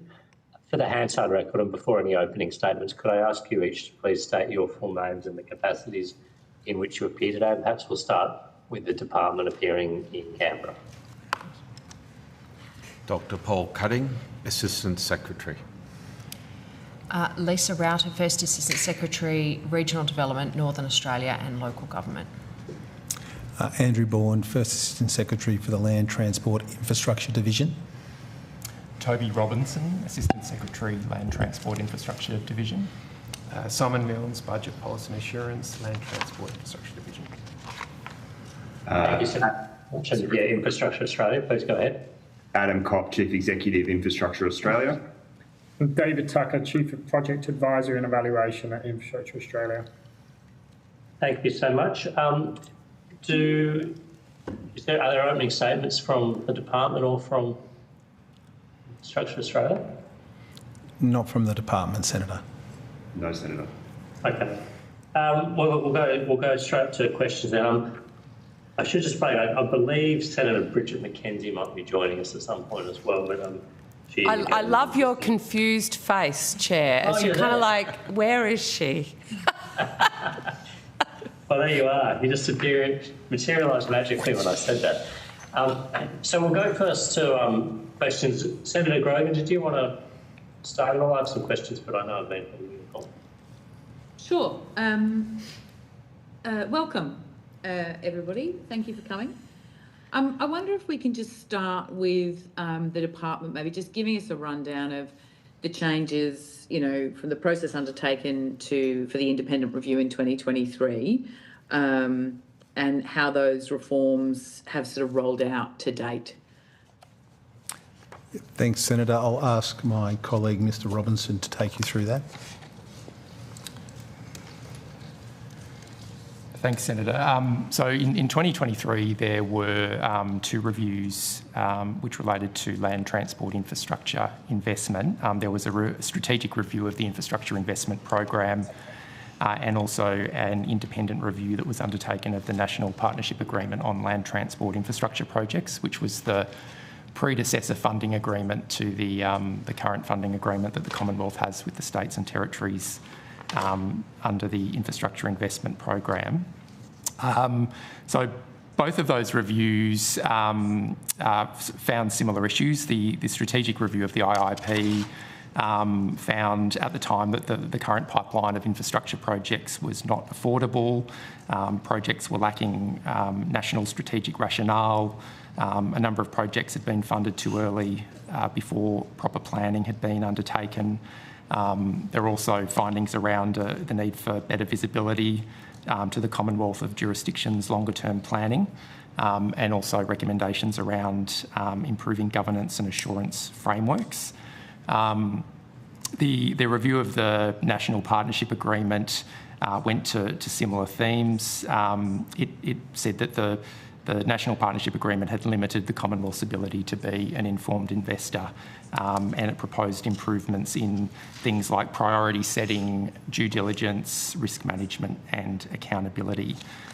So coming out of those reviews in 2023, the government released its infrastructure policy statement, which is a policy statement guiding its investments in land transport infrastructure. That statement identified 3 strategic themes of productivity and resilience, livability and sustainability that encapsulate the government's benefits that it is seeking to achieve through its investment in land transport infrastructure. The recommendations from the reviews also informed the new funding agreement that the Commonwealth negotiated with the states and territories. That agreement is the Federation Funding Agreement on Land Transport Infrastructure Projects, and it came into effect in August 2024. And there's a number of areas where that new agreement has responded to the findings of those reviews. So just to provide some examples, in the area of planning and priority setting, the new FFAS incorporates reforms to ensure that investment decisions are informed by strategic policy decisions and longer-term planning. So one of the ways it does that is by requiring project proposals from the states to demonstrate how they align to the government's infrastructure policy statement, including the definition of national significance, it requires the states to provide annual infrastructure plans, which provide a longer-term 10-year strategic view of their transport infrastructure priorities, how they're going to respond to cost pressures and other issues like population growth, regional development, urban policy considerations.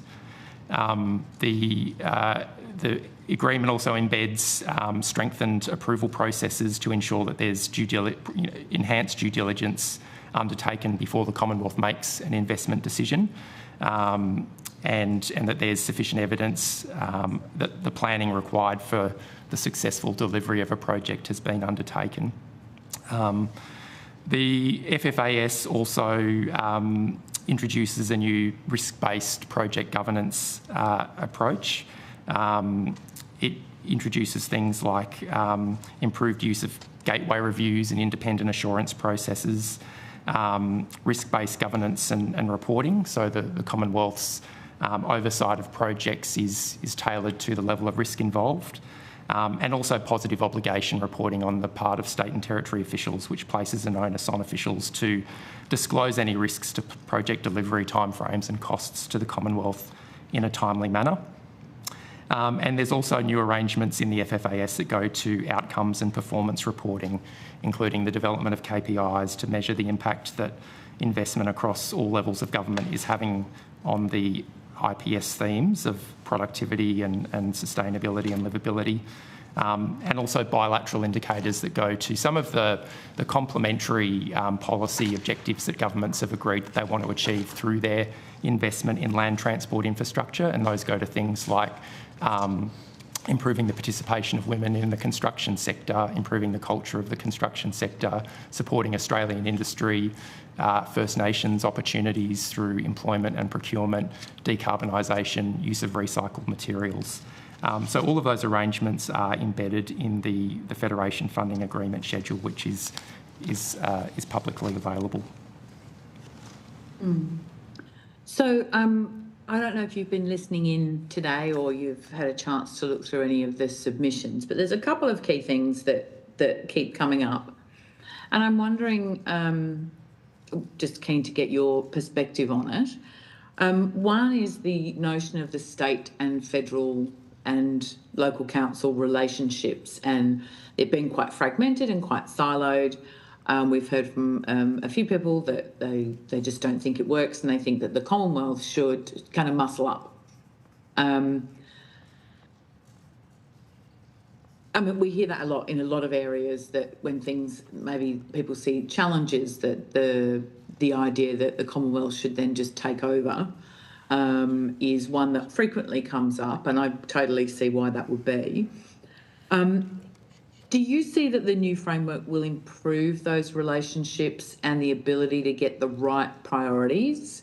Yeah. So, Senator, in relation to that question, I think the FFAS that we're talking about and the things that Mr. Roberts is talking about relate to our relationship with states and territories. There is an expectation that the states and territories will engage with local governments in terms of helping to inform their priorities that they bring forward to the Commonwealth. But in our space, our relationships are with the states and territories, but we do acknowledge that they should be engaging with their councils as part of that process. Do you feel that this sort of more long-term economic and sort of community benefit approach will improve that situation, as opposed to it being more short-term? Like if they're looking at the projects, and we have heard from some people today that they are seeing that they've got a greater ability to plan further into the future, which means they're able to be more strategic in terms of what things they might bring on at what points. Do you see that these changes, or were these changes intended to actually help with that more targeted strategic approach? And if so, do you feel like you're seeing that occurring? Yes, so that's part of a key tenet of the new approach is getting those longer term plans from jurisdictions, the 10-year plans that they provide each year, that they update each year. That is to try and give us a better sense as to the long-term vision and strategy of the jurisdiction and the key priorities that they are focusing on in terms of their investments. And a part of that is obviously working with those local councils to join up. So I think from that perspective, we are certainly seeing an improvement in that space. It's only been a few years or a couple of years since the FFAS has been implemented with these new arrangements, but we are definitely seeing improvement there. Okay, what would you say is the most evident in that improvement? I think we're getting a better understanding of the things that are that they are looking to focus on moving forward, whether it's in relation to growth areas of housing, for example, in certain areas, in relation to future energy zones that they might be focusing on, broader congestion issues and connectivity issues across the state. Those sorts of things, we are starting to see a more articulated approach as to those issues that they're facing and how they might be looking to address those issues over the course of a decade. Right, thank you. Look, I'll go to Infrastructure Australia, and again, do you want to just scratch out for us what the reform to the role of Infrastructure Australia has been? Sure, thank you, Senator. So Infrastructure Australia also had an independent review done at the beginning of the last term, and it had a reasonably fundamental change to our role in the Commonwealth decision-making system and our governance. So we have been brought more directly into the budget and mid-year and economic and fiscal outlook decision-making that occurs every year. And that's articulated in the department's submission and the federal financial agreement. So between the department and us, we both provide advice to the minister and ultimately to the cabinet on the submissions that have come forward from states and territories for investment in infrastructure. We also continue our role publicly assessing the business case of any investment in transport that's seeking over $250 million of Commonwealth funding. So all of that work is provided on our website. The functions around managing delivery that the department outlined is managed by the department, but we also have a role in conducting post-completion evaluations of finished projects to better understand the outcomes that have been achieved from Commonwealth Government's investment. We also have a new role providing an annual performance statement to the Parliament, which outlines our view of the performance of the infrastructure investment program over time. So that's updated yearly and tabled in Parliament. And we also provide a budget statement to the Parliament on what we see as the major priorities coming forward as well. The 10-year plans that were part of the reforms that were in the federal financial agreement, in our view, have been a very positive move. They've been very helpful and influential in our thinking about future investments that are needed around the country. So it's a key input for our work for our infrastructure priority list, and changes the nature of the conversation with states and territories beyond budget cycles or political cycles to a much more long-term view, and has been a very helpful reform in how we do our work. And I'll kind of go to the same sort of place. We've heard from some people today that they've seen real change and they're really positive. We've heard from others that just don't think that that there's enough effort being put in and that the issues aren't being addressed to the level that they would like.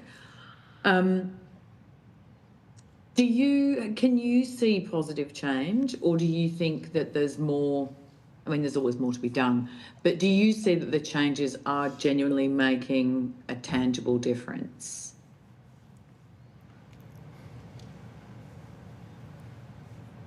Sorry, Senator, was that directed at infrastructure? So we dropped out. Yes, it was. I'm sorry, I didn't hear the full question. Basically, I'm looking for tangible benefits. Have you seen tangible benefits and change since this reform? Yeah, exactly as I outlined earlier. The nature of the collaboration occurring between states and territories and the federal government has improved, and the development of those reforms was done in close collaboration with states and territories. So there was the independent review done of the federal financial agreement, and then there was at least 12 months of work in collaboration chaired by the department, and we participated in how to operationalise those reforms, which is now occurring. They're not all fully landed yet, but we are now starting to see a much more regular provision of more detailed information at appropriate points in time for decision makers and for us to do our work as well. Great, thank you. Thank you very much. Appreciate your time. Back to you, Chair. Thank you so much, Senator Grogan. We'll go to Senator Mackenzie, who's in the room there. Thanks, Chair. Hey, infrastructure, it's not estimates, but we're going to have a good chat. Before we do, Chair, I do want to raise an issue of concern when it comes to governance for this particular inquiry. As I understood it, this inquiry was into the financial support for state and territory infrastructure projects, and that both the Department of Treasury and the Department of Finance were both called by this Senate inquiry to provide much needed information, and I'm sure information that the department that is in front of me will say, well, that's a matter for finance or that's a matter for Treasury. And I'm just wondering, particularly when you look at terms of reference A, C and E, directly go to matters that particularly the Department of Finance should be concerned about. So I'm just wondering, on what grounds did these departments decline the kind invitation of this committee? Thank you, Senator Mackenzie. My recollection is they declined to make a submission or appear, but I'll just ask the Secretariat, who's there in the room, will be more familiar with this, to provide an explanation if they gave any further reasons. Senator, we were advised that the departments, we extended the invitations and the departments were unavailable to attend. My understanding is that the Department of Finance, Treasury just declined with no reason, and Finance said the department can't add value. I think that's highly concerning, and I would ask the Secretariat or this committee to reflect the concerns that if a senator or a Senate committee requests a government agency or entity or anybody, that public entity, to provide evidence to a Senate inquiry, that it's really not up for them to decide whether they've got something to add or not. The fact that they've called means there are senators that think they have value to add, and I would respectfully request, Chair, that you take that on board with your Deputy Chair and deal with that, because I think it is... I will be having questions on notice to both those departments that I expect them to answer with regard to the public expenditure of money on infrastructure projects. But to the department in front of me, the infrastructure department, I want to go to the funding of the suburban rail loop project. At Senate estimates, you tabled the funding profile as of 26-27. That document included funding profiles, and somebody will have it on their computer, I'm assuming, Mr. Bourne? Yes? Probably. Yes. If you don't, get your pencil sharpened. Yeah. Now it'll be me reading you the profile, not you reading it back to me. So 25-26, 1.550 million. 26-27, $625 million. 27-28, $725 million. 28-29, 1.5 billion. 29-30, $1.6 billion. I want to understand how much money the government has currently paid to the Victorian government for the suburban rail loop project.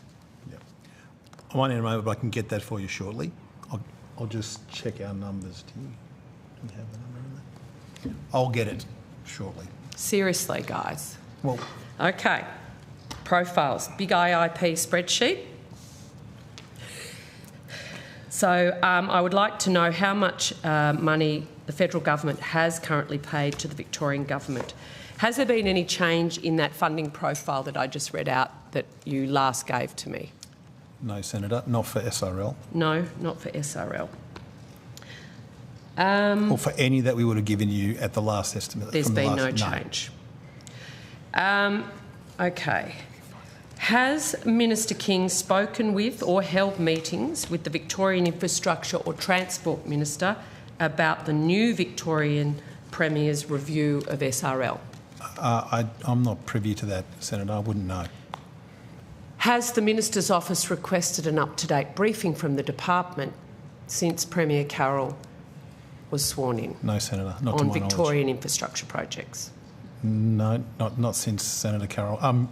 Premier Carroll was recently brought. Has the department met with or spoken to your Victorian counterparts about Victorian infrastructure projects since Premier Carroll was sworn in?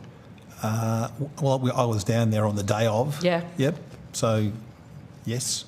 Was the Victorian department then aware of the new Premier's decision to change Victorian government's view of the SRL? It certainly wasn't conveyed to me. Yep, thank you. Mr Milnes, you just did a thumbs up? So the Australian government's paid $1.55 billion to the Victorian government for SRLs. 1.55, and that was all in 25-26. All in the 25-26 year? Yes. So that's gone out the door, and none of the $625 million for 26-27's left the building. Okay. Has Minister King requested the department to withhold any further payments to Victoria for the SRL, given the review is now underway? No, Senator. Have there been any discussions between the Minister's office and the department around the SRL and future payments? Not at this stage, Senator. Is one scheduled? I wouldn't say it's scheduled, but a part of our regular process when we're dealing with projects is that we'll have conversations. Well, this is highly unusual. It's not usual in the way we roll out our IOP under any government that a Premier is deposed, a new Premier sworn in that day who does a 180 on a project of this significance. I would actually, on notice, like you to tell me if there's ever been another situation in the infrastructure funding from the Commonwealth of what we're actually seeing when it comes to Victoria. So I think it's quite concerning that you haven't had a call from Minister King's office about changes. Senator, he's just reviewing it. That's my understanding from the media. I haven't heard anything more recent. So does that mean we've put a pause on the $625 million expected to go out in the 26-27 financial year until that review's completed? Well, I think, Senator, we would obviously be... we'll work with our Victorian counterparts to understand what's coming from this review, and we'll see what the outcome of that is before we determine what actions are next. I mean, until that happens... Mr Bourne, if the Premier's announced this project, which we've discussed a lot, the derided SRL is currently under review, are you seriously suggesting to this committee that the federal government will continue to make milestone payments despite the review being undertaken? Senator, the only time we would make a milestone payment is if they provided us evidence that milestone payment needed to be made. So did the $1.55 billion that we paid out last financial year, when was that paid? It would have been on more than one occasion, or was it? Yes, I hope so. I hope you just didn't dump the whole lot into their account. A lot of it would have been paid in, I think, June, but it will come Okay, back to you I would like the 25-26 payment schedule for the SRL. And I would like to understand what the 26-27 payment schedule is for the $625 million. Sure.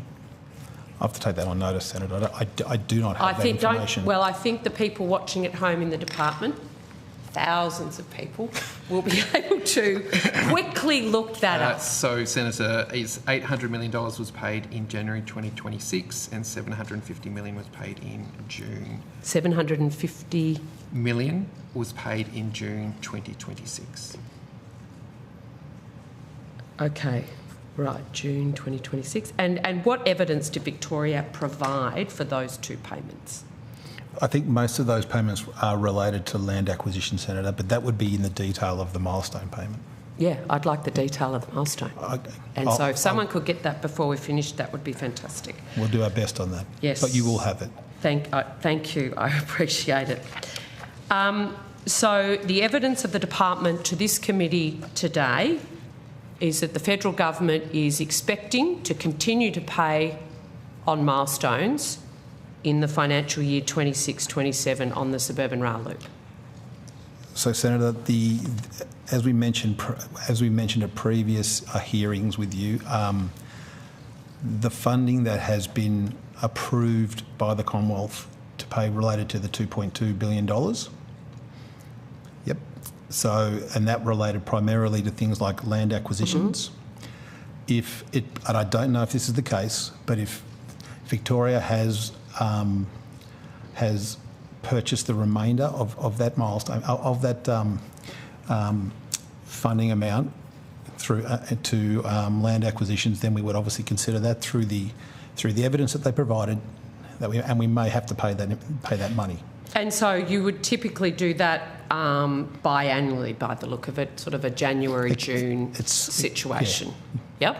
Yep, that's right. That's reasonable to assume. So given a review has been called, yep, you will wait until you're not going to pause the payments by the sounds of it. Well, in relation to that $2.2 billion amount, if they demonstrate that they have purchased additional land acquisitions through it, then we may look to pay those payments. Yes, that's correct. But is it correct that there are not going to be any new SRL commitments made by the Victorian government, given it's under review? Well, I'm not going to speculate on the outcome of that review. You don't know, do you? I don't know. Does Catherine King know? You'd have to ask the Minister, Senator. I think it'd be a crazy review if Ben Carroll is still considering purchasing land for a project he's looking at cancelling contracts for. What's our exposure federally if he cancels the contracts, as was speculated in the media this morning? Well, there's an awful lot of speculation going on here, and ifs and buts and maybes on something. Oh, Senator Grogan, tell the Minister's office to calm down. Calm down. I haven't heard from the Minister's office, Senator. So, Senator, the amount that is obviously the $1.5 billion that we've spent on land acquisitions, but that was on a no regrets basis, and there's opportunities to obviously work with the Victorian government if they decided to not go further, and if they decided to sell that, and then we'd obviously get our funding back. Right, there are opportunities to deal with that. So that is currently our exposure. Right. And in relation to the other funding that we've referred to there, past the $2.2 billion, that funding hasn't been approved yet. Hasn't been approved? No. Okay.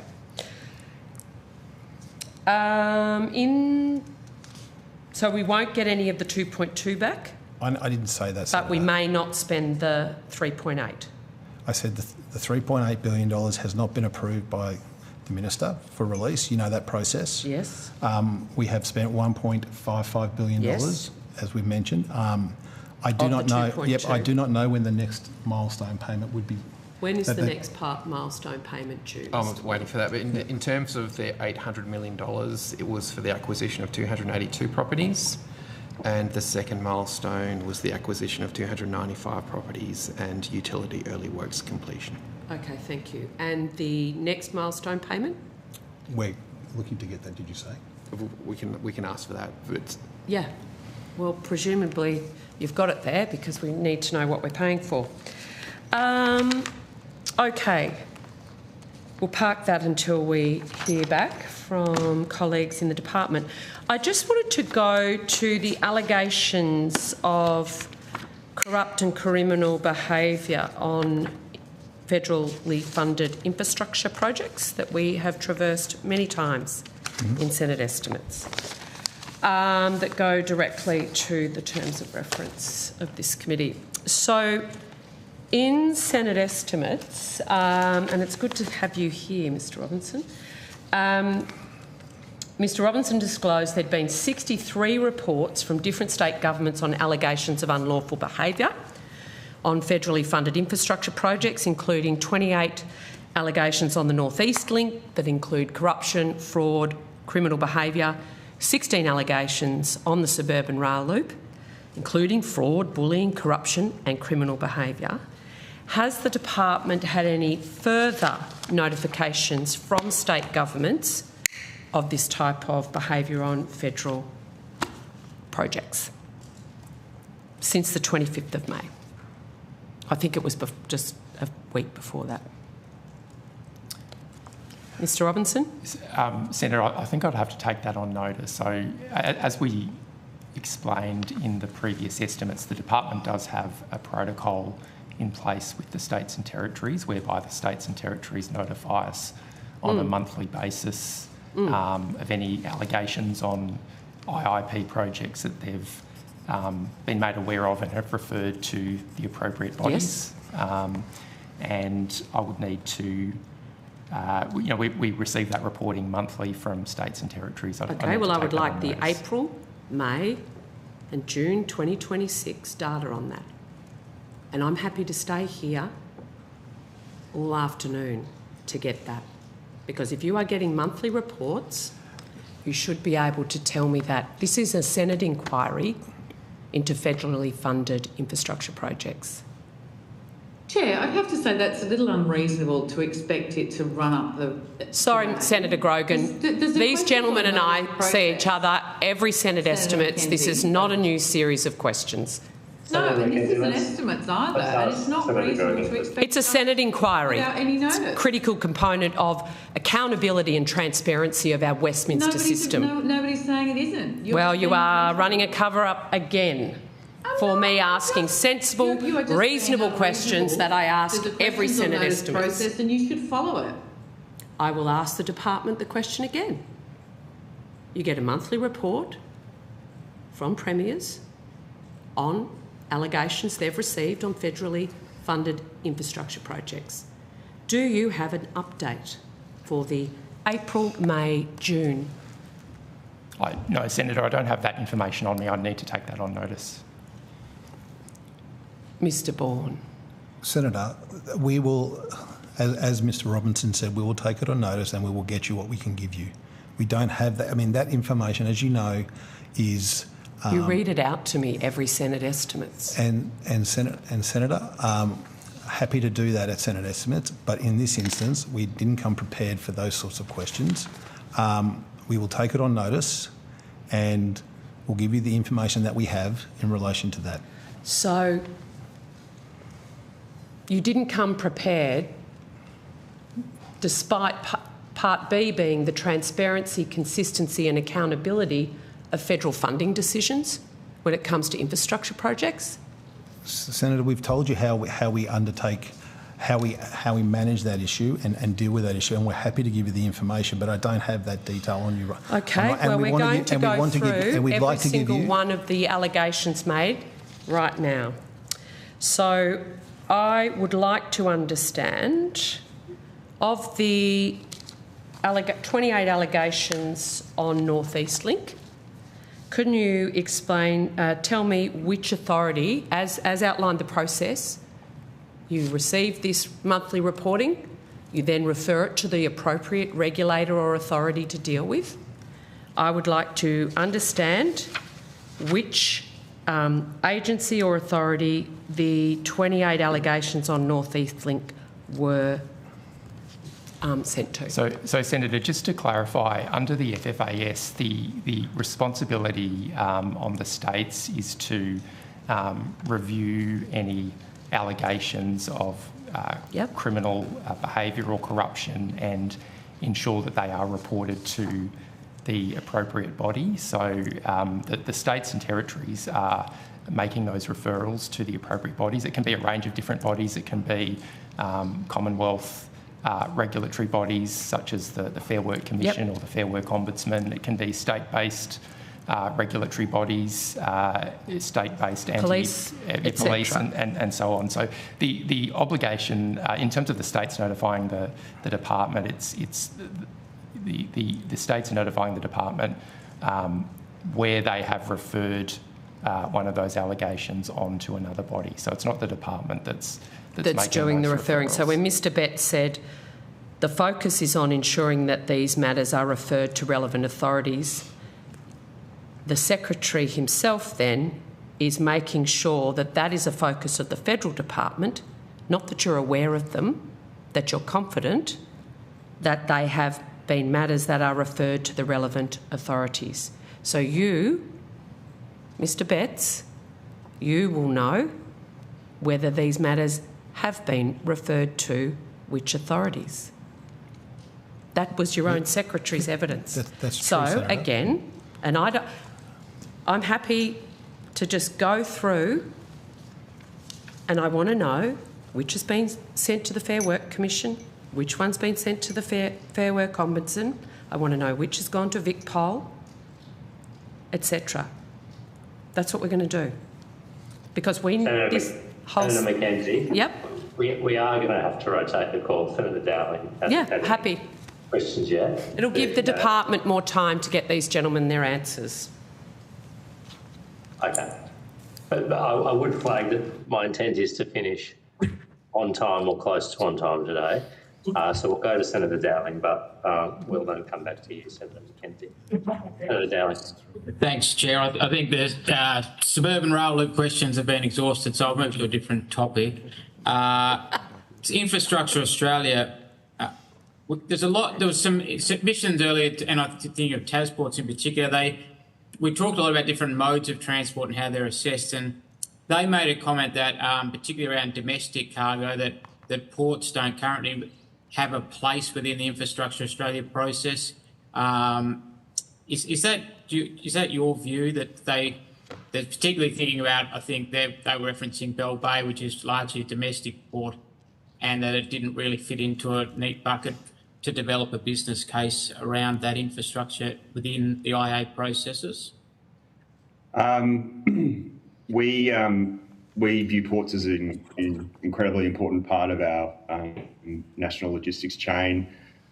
Ports capacity and connectivity is one of our major themes in our infrastructure priority list, and we've got roughly 12 port or port-related investments on the priority list currently, including Port of Burnie in Tasmania.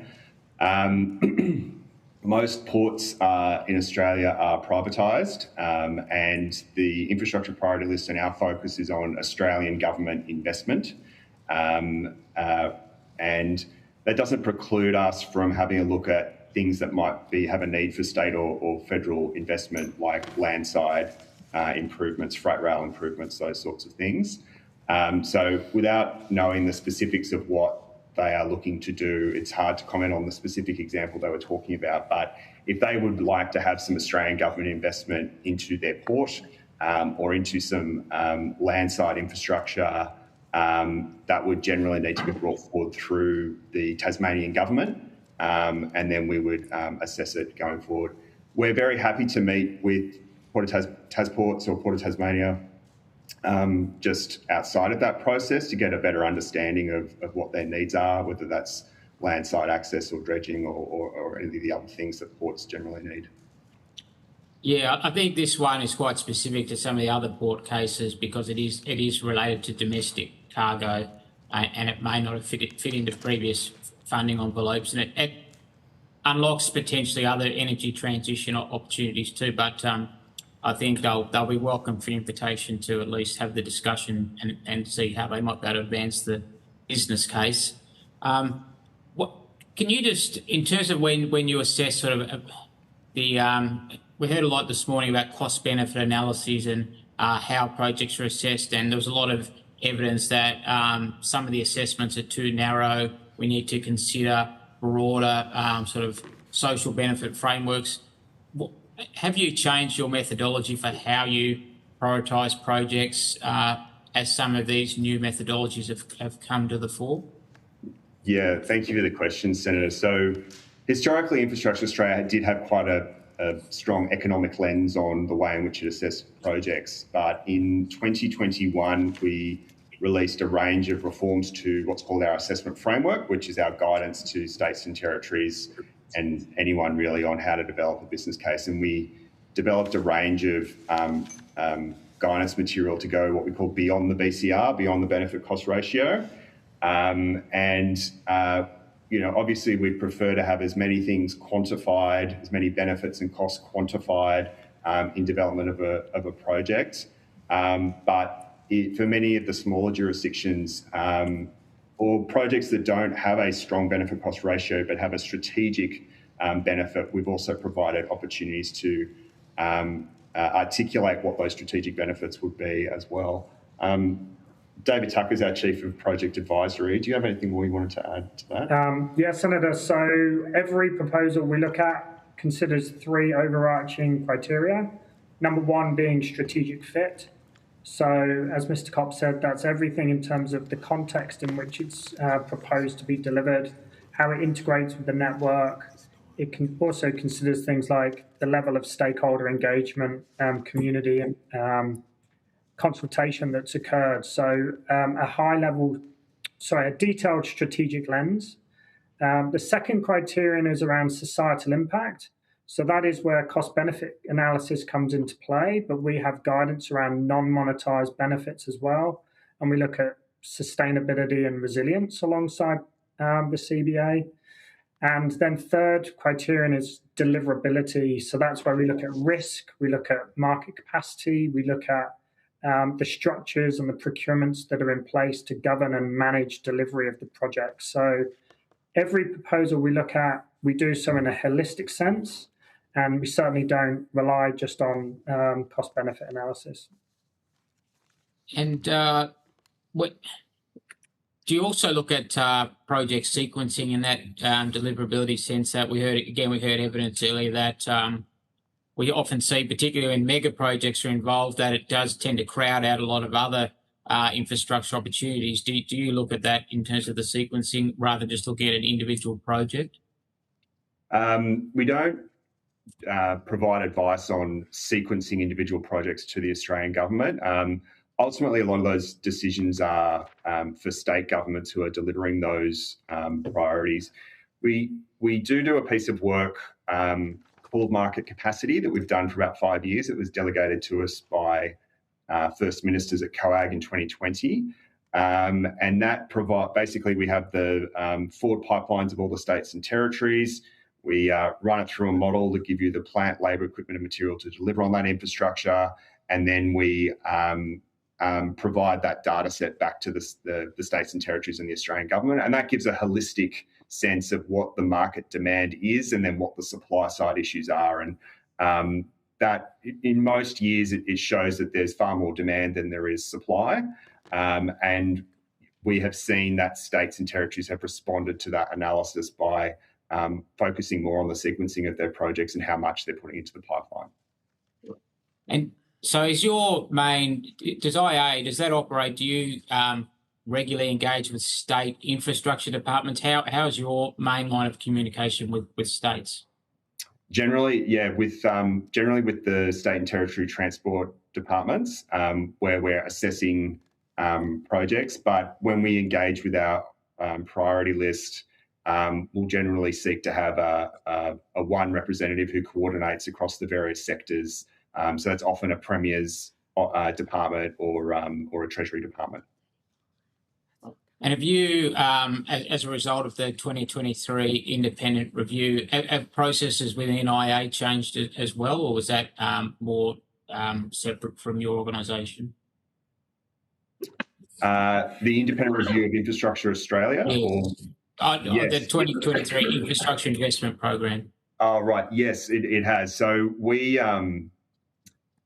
involved in the budget process twice a year now, as I said earlier, which shows that we've got our advice is coming in, almost right across the project life cycle. So states and territories bring in their proposals to the Australian government of what they'd like funding for. We assess them alongside the department. If it gets a bit of funding for a business case, we then publicly evaluate the business case, and then we do the post-completion evaluation. So most of those are new functions for Infrastructure Australia, and just means that we're injecting our advice to decision makers as decisions are being made, and then also feeding back the information that we've learned as well. Thank you. Final question probably for the department. Again, post the 2023 review, and again from witnesses earlier today, the way agreements are structured, I think payments generally still occur around milestones, but is there opportunities to look at other sort of performance-based payments to incentivise other desirable outcomes like workforce planning or other land use planning reforms, population strategies, housing starts, other ways you can incentivise desirable performance within those agreements?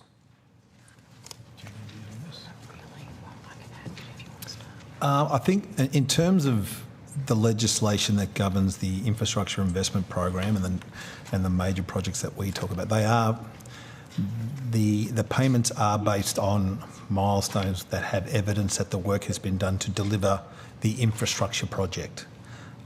We do have a number of complementary objectives that we look to achieve through the investment. I think Mr. Robertson mentioned some of those earlier in relation to participation of women in construction, Indigenous, economic benefits, opportunities for recycled opportunities for recycled content, decarbonisation, support for Australian business and industry, and opportunities for trainees and apprentices as well. So they're included in our FFAS. And what we work with jurisdictions to look at achieving through the investments that we make in the land transport space, but nothing specifically in terms of the approaches that you're talking about there, Senator.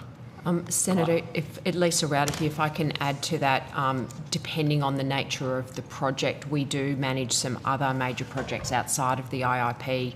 For example, Macquarie Point Stadium in Tasmania, which did have initial milestones around it, not necessarily financial, but to get us to the point of being able to have financial milestones that required the Tasmanian government to consider things like broader planning, engagement with certain stakeholders, planning for other sort of essential worker housing and things like that. So we can build those things in where we think it is a critical part of the development of a particular precinct. Yeah, I guess that's a great example because I was down there for the preliminary works a few days ago, and I think as far as the Commonwealth funding contribution, it's very much tied to non-stadium outcomes, right? It's around civil infrastructure and housing and other pieces like that. That's right. Yep. Yeah. Thank you, Chair. That's all I've got. Thanks, Senator Daly. Just for the information of committee members, the TWU, which had indicated a willingness to appear and interest in appearing this afternoon, has, I think, been in touch with the Secretariat and since indicated their unavailability. Could I just ask you to confirm that for the benefit of the other senators? Secretariat? That's correct, Senator. So TWU will no longer be appearing this afternoon? That's correct. Okay, all right. Well, look, my proposal is to continue, I know Senator McKenzie has further questions, to continue to our original time of adjournment, which is at 2:55 p.m. If any other senators have questions, they can indicate it to me or in the chat. Senator McKenzie, you have the call. Thank you very much, Chair, and I'll miss Mr. Kane. Do you have any updates to my earlier questions, gentlemen? So, Senator McKenzie, in terms of the SRLE's payment in 26-27, there is no month scheduled for the payments. We expect Victoria to advise the government in the lead up to MyFO in terms of the timing of that payment. Okay. So no milestones were agreed for the 26... Sorry, for no timing of the milestones in terms of 26-27. Were the milestones agreed? Generally, milestones are agreed. Generally, but for the SRL, were milestones agreed? And if so, what were they? Yep. Like, we need to buy a gazillion more houses, or we need to get a drilling machine, whatever it is. I don't... Yeah, thank you. Anything on the referral issue? Any further detail, Mr Robinson? No, Senator. No one's been in touch? You've closed your computer? I don't have that information with me, so I will... No, hard to get if you've closed the laptop. And but Senator, anyway, I will Senator, follow up on notice. So be aware, you're going to get a table with all the allegations and referrals, and I would like to know which state, federal agency the individual things have been referred to. So next line of questioning. Could I just say that there seems to be quite a... I appreciate Senator McKenzie may have had a nice break and is full of enthusiasm, but I'm not sure being rude to the officials is particularly helpful on any stretch. If I've been rude, officials, I'm terribly sorry. I didn't hear that, but I would just remind all senators to behave respectfully towards the witnesses at all times. Absolutely. And I'm sorry, Senator Grogan, I feel like I almost know these people. I could invite them to dinner and we could discuss IIP schedules till the cows come home on projects right across the country. And I know Infrastructure Australia is even smiling at that because they feel the same. I just want to understand the process that we go through, because I have gone to DUA during Senate estimates to try and join up who Premiers write to in terms of concerns on infrastructure projects and then what the process is. So when allegations are made for federally funded infrastructure projects, when I wrote to Catherine King back in 2024 to give assurance to the taxpayers, she wrote to state and territories, as I understand it, well, she told me, requesting to be advised of any corrupt or unlawful behaviour. She also changed the FFAs to require states to A, refer allegations to the appropriate regulator for action, or B, and B, not or, and B, advise Minister King. So the department knows, even if a state's referred it, you know where it's been referred to. So this will be back on Quans. And we also discussed the unacceptable behaviour guides that were, I think, instigated by Queensland, but then jointly agreed between... and Victoria. Yep. So I just want to understand what action the department's taken with respect to the 63 allegations already received to ensure that federal funds haven't been misappropriated. So Senator, with allegations that come to us from the jurisdiction, we obviously, we engage with them to understand, firstly, obviously who they've referred it to. We want to be informed as to where those allegations ultimately get to, because they may lead to nothing. Correct. Absolutely. So we actively How's monitor. it resolved? Yep. That we actively monitor those with the jurisdiction, and we also ask the jurisdiction what are the actions that they might be undertaking in addition to just referring it to the regulatory bodies. And we seek to understand that information and get a level of assurance that they have sort of undertaken to the extent they can the work that as the project manager. Yeah, that's right. Yep. And so that's what we are doing, and we are looking and we are working with our Commonwealth colleagues to understand if there's further joining up that we can do to better understand where things are at and things aren't getting missed. As we've talked about before, sometimes allegations might come through the Fair Work commission, and nobody else may know about it. So I was trying to, we're looking at what sort of... Got it. So a holistic picture. That's right. Well, that's where we're trying to ultimately get to the extent we can, having regard to the facts that we don't want to pervert any sort of course of justice or anything like that. So they're the sorts of things that we're working on. The question on the tip of Commonwealth taxpayers' tongue is, at what point does the Commonwealth say this jurisdiction, for instance, the Victoria Big Build, $30 billion, as we know, I think it was 57 out of the 64 allegations up to our last Senate estimates were all from one jurisdiction. There was clearly a structural issue that has now been borne out through the public debate.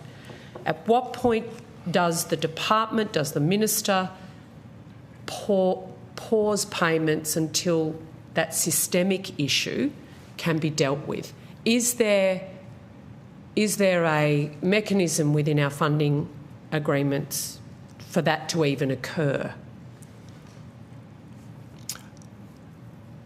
There's certainly a mechanism where we can work with the jurisdiction if we have found out that there has been a misappropriation of funds. So in terms of the Commonwealth being made whole, we can deal with that. It's a balancing act with this sort of stuff, Senator, too, given that there are allegations versus, at this stage, allegations as opposed to outcomes, to determine whether we would seek to stop making payments to a jurisdiction, because there are implications for doing that in terms of increasing the cost of the projects, the effects that will have on the workforce. There's a number of things. So I don't think I can give you an answer as to whether we would do it or not. But other than to say that should an allegation prove to have result in misappropriation of Commonwealth funds, then we would absolutely be dealing with that with the jurisdiction. Okay. Does the department stand ready to cooperate with the Victorian Government's Royal Commission into the Big Build?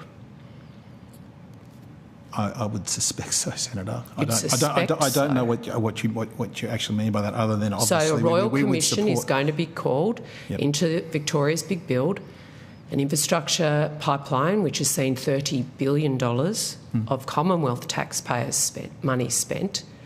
My question is, will the Federal Infrastructure Department, who's been responsible for delivering that $30 billion to Victoria, stand ready to cooperate with the Royal Commission in Victoria? I would say yes, Senator. Okay, good. Now, the unacceptable behaviour guides that we spoke about earlier, are they publicly available? Yes, I think so. The guides were developed by the three jurisdictions that we mentioned. There's sort of slight differences because they reflect the individual jurisdictions' branding, but they are publicly available on relevant jurisdictional websites. Okay. For the sake of ease of me running around state government websites, can, just on notice, you provide me a copy of the unacceptable behaviour guides that you've developed with jurisdictions? No, we can definitely. Thank you. At Senate estimates, DUA advised that they'd established a committee of all relevant regulators responsible for the industry to share information about investigations are underway. I think you alluded to this, Mr Braun. Is the Infrastructure Department a participant on that committee? This is the one to work out there's no gaps. Yep, we are, Senator. You are. Who are the other departments that participate on that committee? There are an awful lot of them. They involve, off the top of my head, Fair Work Commission, Fair Work Ombudsman, ATO, I think AFP, ACCC, I think. ASIC. I think ASIC is there. Those sort of I can't remember any more, but there are a few. If there's a gap, please fill it on notice. Thank you. And so that's the body that oversees any unlawful activity in Commonwealth infrastructure It consists of the parties that are involved with any sort of criminal behaviour, whether it's financial or. And is the Department of Finance on that? I think actually they may be also on that committee. I think they are as well. I think they are. Okay. I'll have some questions for them around. I will need to check. I don't want to. Dob anyone in. No, there'll be secretaries screaming on a Friday afternoon on their way to the coast. Oh no, the snow. That's right. This time of year. Are there any other processes that the department or the minister takes to address criminality and corruption on federally funded infrastructure projects? Any other processes? So you've got the committee, you've got the reporting structure. Such as it is. I mean, there are. I mean, to the extent that if we hear anything, we have obviously the ability to refer things to the NAC, but. Has there been any discussion about referring the big build to the NAC? I don't think that. I'm not sure that's their jurisdiction in terms of this issue. I could take that away though, Senator. And that'd be interesting. Yeah, thank you. Whether it is something that they could even look at. I just had, in the time available, going to election projects, and I know Senator Chandler's given me a suite of questions about, because she's other TasPorts and TasRail, so I will endeavour to get to those as well. If not, they will be put on notice. In relation to the processes used by the federal government to assess and prioritise and allocate infrastructure project funding, the government committed $50 million for the Nepean Highway and Overton intersection upgrade project under the Victorian Road Blitz. Yeah. Yeah. What work did you do to assess that project? So, to say that it was actually appropriate to receive $50 million from the government? So, Senator, I mean, in terms of detailed question like that, I don't have my state branches, as you know. Okay. I just don't have that level of detail. Okay, so I'll ask you a general question, sure. And we'll cover that in estimates. So for all the boys and girls with their spreadsheets, when I see you next. Yes. But just when government makes an election commitment about a significant infrastructure project, whether it's Nepean Highway,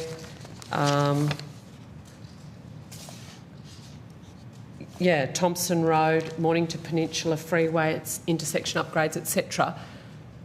What level of advice or assessment does the department do in order to advise a government to make those election commitments? So, Senator, I would say it would depend if we are, whether we are aware of a project and it's been considered previously that then becomes an election commitment. We would do our normal due diligence on a project like that, but if it was during an election period time, per se, we wouldn't have much involvement in those types of decision making. It just depends on. Well, in this case, in the election commitments I'm talking about, you've got a federal government standing up with state governments making commitments. Yep. So surely there would have to have been some level of assessment done by the department around that. Well, not if it's during an election commitment process, Senator. We don't do that sort of thing. No, not whilst during caretaker. But if I'm the minister and I know I'm going to be wanting to make that commitment, wouldn't I get you to do the assessment prior to caretaker being called? Well, that's what I mentioned before. If we know about the project and we have the information to be able to make the assessment on those projects, then we can certainly advise government accordingly. All right, well, I'll have some specific questions around that. Now, going to Senator Chandler's questions. Okay. My question is, ports lack clear and consistent Commonwealth funding pathways. What does that mean in practice for TasPorts when seeking Commonwealth support? So, I mean, in my space, I've land transport infrastructure. I don't really deal with the ports space. That's not eligible under So my ports are treated program. differently from roads, rail and airports when seeking Commonwealth support? Yes, they are. Okay, talk me through that. Well, it's simple. In my space, we are governed by the National Land Transport Act. Yes. Of which there are certain projects that are eligible, and they are road, rail projects and intermodals. And how do you treat ports? So ports would be a matter of, because generally ports are not Commonwealth funded, they're state funded or private sector funded. It would be a matter of, if I use Pilbara Ports as an example, which does have some federal funding going towards its redevelopment, that would be a matter for in that case, the WA government to write and put in a proposal to the federal government for its consideration on a case-by-case basis. So there's no pool of funding available necessarily that's dedicated to ports. So Infrastructure Australia, is that a little bit frustrating given you identified ports capacity and connectivity as a national investment priority in your 2025 annual budget statement and your 2026 priority list? How are you seeing the Commonwealth give practical effect to your advice? So, I mean, we don't really take a view on funding other than what the reality of the funding situation is. So the recommendations we've made... So why aren't the Commonwealth taking up your recommendations to fund ports? So the recommendations in the ports capacity and connectivity chapter are largely for enabling infrastructure for ports. So Port of Brisbane freight rail improvements, the Western Sydney Airport fuel pipeline, Ankertel Road to connect into Westport. We do have Westport listed currently, but it would just, the reality of the funding regime would be it would need to have a federal financial agreement negotiated around it. It doesn't have an existing stream of funding, and we're essentially accept that as the reality, but still make a recommendation. Congratulations on your reappointment too. Thank you, Senator. The Tasmanian, just going to smaller states and assessment frameworks, keeping a very close eye on time, Chair.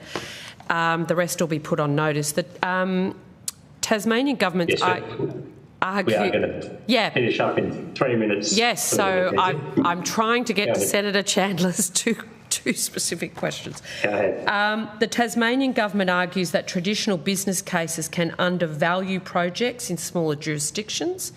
I would make the same case for the regions because they rely heavily on population-based measures, that cost-benefit analysis and how all that works. How does the Commonwealth ensure that Tasmania is not disadvantaged under the current assessment frameworks, particularly when it comes to smaller population states such as Tasmania? Well, I mean, I would say IA may have some views in relation to this, but in terms of things like cost-benefit analysis and those things, that is one input that is considered. Is not the only input.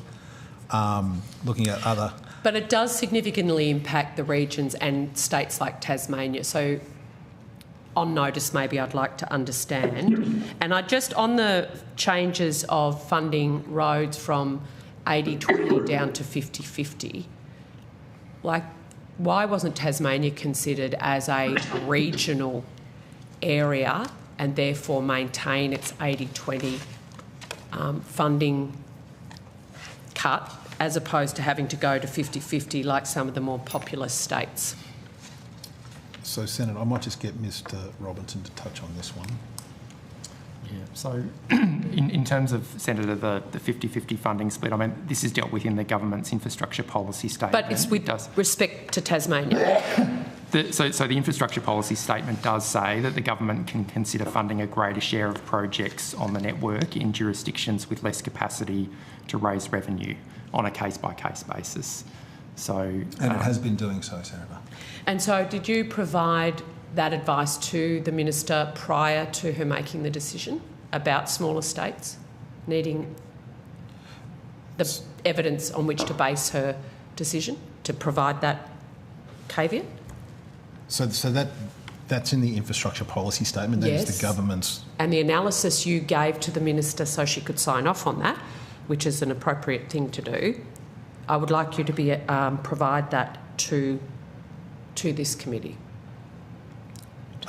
Yeah, I'll have to take that on notice, other than to say, in terms of the 50-50 preference, that is on the basis that it is trying to obviously improve the accountability on these projects, both parties having an equal share in the projects. Yeah, you don't need to justify the 50-50. Senator Chandler's concerned with Tasmania being a small state and not having the revenue base or the population of the other bigger states to compete with the 50-50. Yep.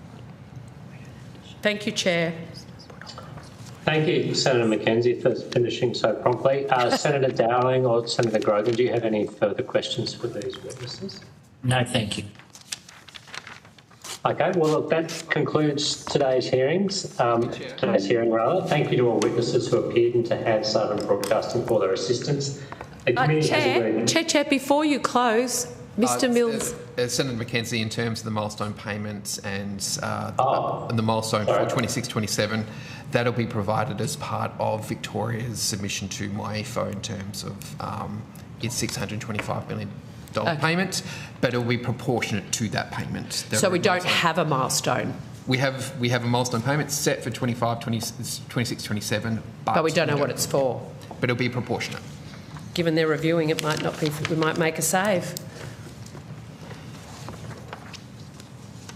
That was a comment, Chair. That was a comment. No, that's fine. No further comments or no further responses from the witnesses. If that's the case, the committee has agreed that responses to questions on notice should be provided by Friday the 21st of August 2026. The committee now stands adjourned, and thank you to my colleagues, Senators Dowling and Grogan, for your participation today as well.